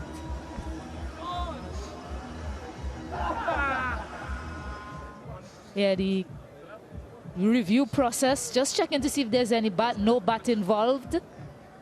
Hit the pad, looks very tight.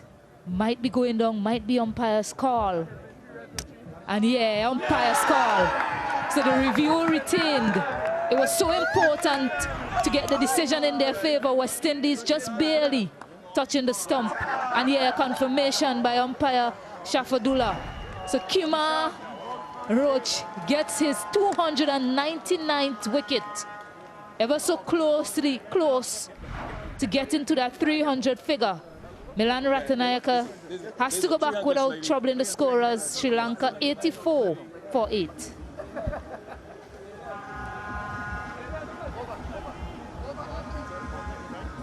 Yeah, Jaden Seals, he'll be happy with what he's seen at the other end, no doubt. But also in need of 2 wickets to get to 100. But Asita Fernando, he too had a lot of work with ball in hand yesterday. A best of 11 from him.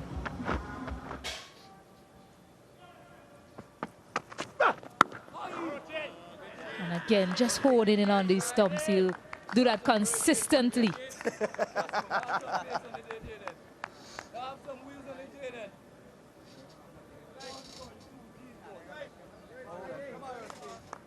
Well, if a few overs ago, Sri Lanka had a proverbial mountain to climb, let's think about the highest mountain that exists and then add some on top of it. No mountains here in Antigua to speak of. And he's bowled him. Kemar Roach, 300 test wicket for him. An uncompromising quality of relentless accuracy and consistency from that legend in the making, Kemar Roach. 300 of the best for him. Appreciation from all of his teammates and Ravi Rampal fast bowling coach. Again, fast bowling excellence from West Indies and Kemar Roach. It was full, swinging it in, and Kemar Roach did not miss on that occasion. Wicket number 300, a sigh of relief. He joins the West Indian greats, Kemar Roach, as Asita Fernando departs without scoring. It's now 84 for 9.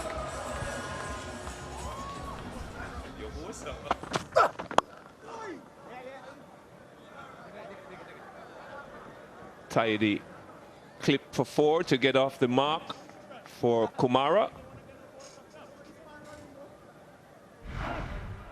But it means so much getting a hug from his captain, Ruston Chase. I think Ruston Chase is the one that's more like, let me embrace you. You have me so much closer to my first test victory as skipper. And Shamad Joseph, I just love how he appreciates all his teammates and always wants to celebrate their successes as well. Well, Kumar is going to have a hit, and why not? Back-to-back boundaries for him. Just slams this one down the ground, but I won't bother Roach and Chase too much. Just looking to keep it full. Kemar Roach. Well, it wasn't the worst delivery, but well met by Kumara. Straight enough bat, good placement. Consecutive boundaries. Shouts of catch it, but no one in that area. A boundary for Danusha. Definitely won't mind that too much. Going short on that occasion. Kemar Roach. Well, no fine leg in place, so a safe shot, even if it had top-edged, which it did. No one there catching, so a safe shot in the end. Sri Lanka trailed by 217 runs, but that's figures that West Indies won't be paying attention to. It's just getting that one wicket that they're after. An opportunity to get it now as Kumar is on strike.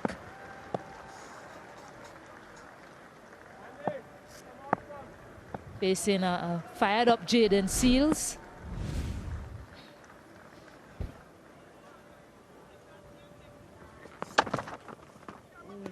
Kumar has looked to be quite aggressive since his introduction to the middle.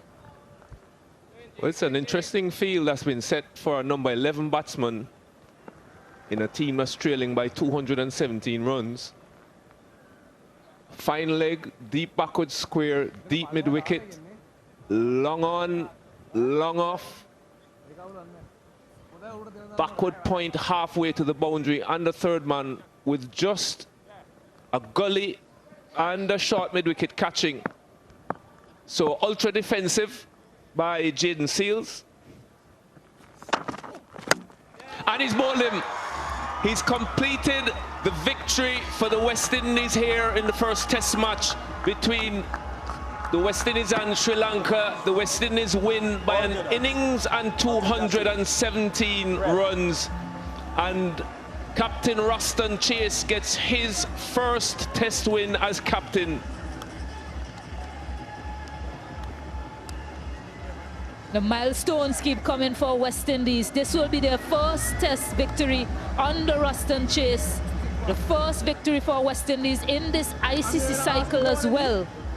It is also Sri Lanka's lowest total versus West Indies. No, sorry, I beg your pardon, when they surpassed that when they got to 100. Yeah, but a massive moment for West Indies, picking up their first victory. Sri Lanka bowled out for 101. West Indies, they've stuck to their plans. Plans that have bear fruits for them on this fourth day. Wrapping things up quite early. Winning by an innings and 217 runs.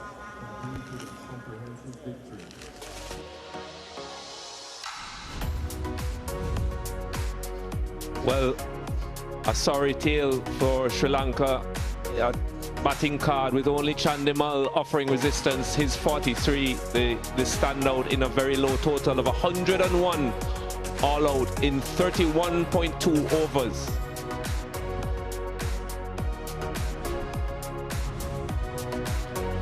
The West Indies needed 4 bowlers.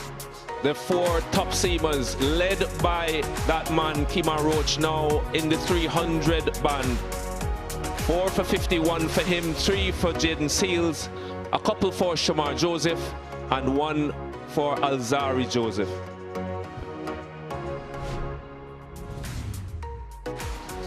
So the story of the Test match, Sri Lanka being bowled out on day 1 for 308. The West Indies at one point in a little bit of trouble, 160 for 5, but a brilliant 401 run partnership between Django and Chase, getting them to 626 for 9. And Sri Lanka being bundled out on the 4th day for 101. West Indies win by an innings and 217 runs.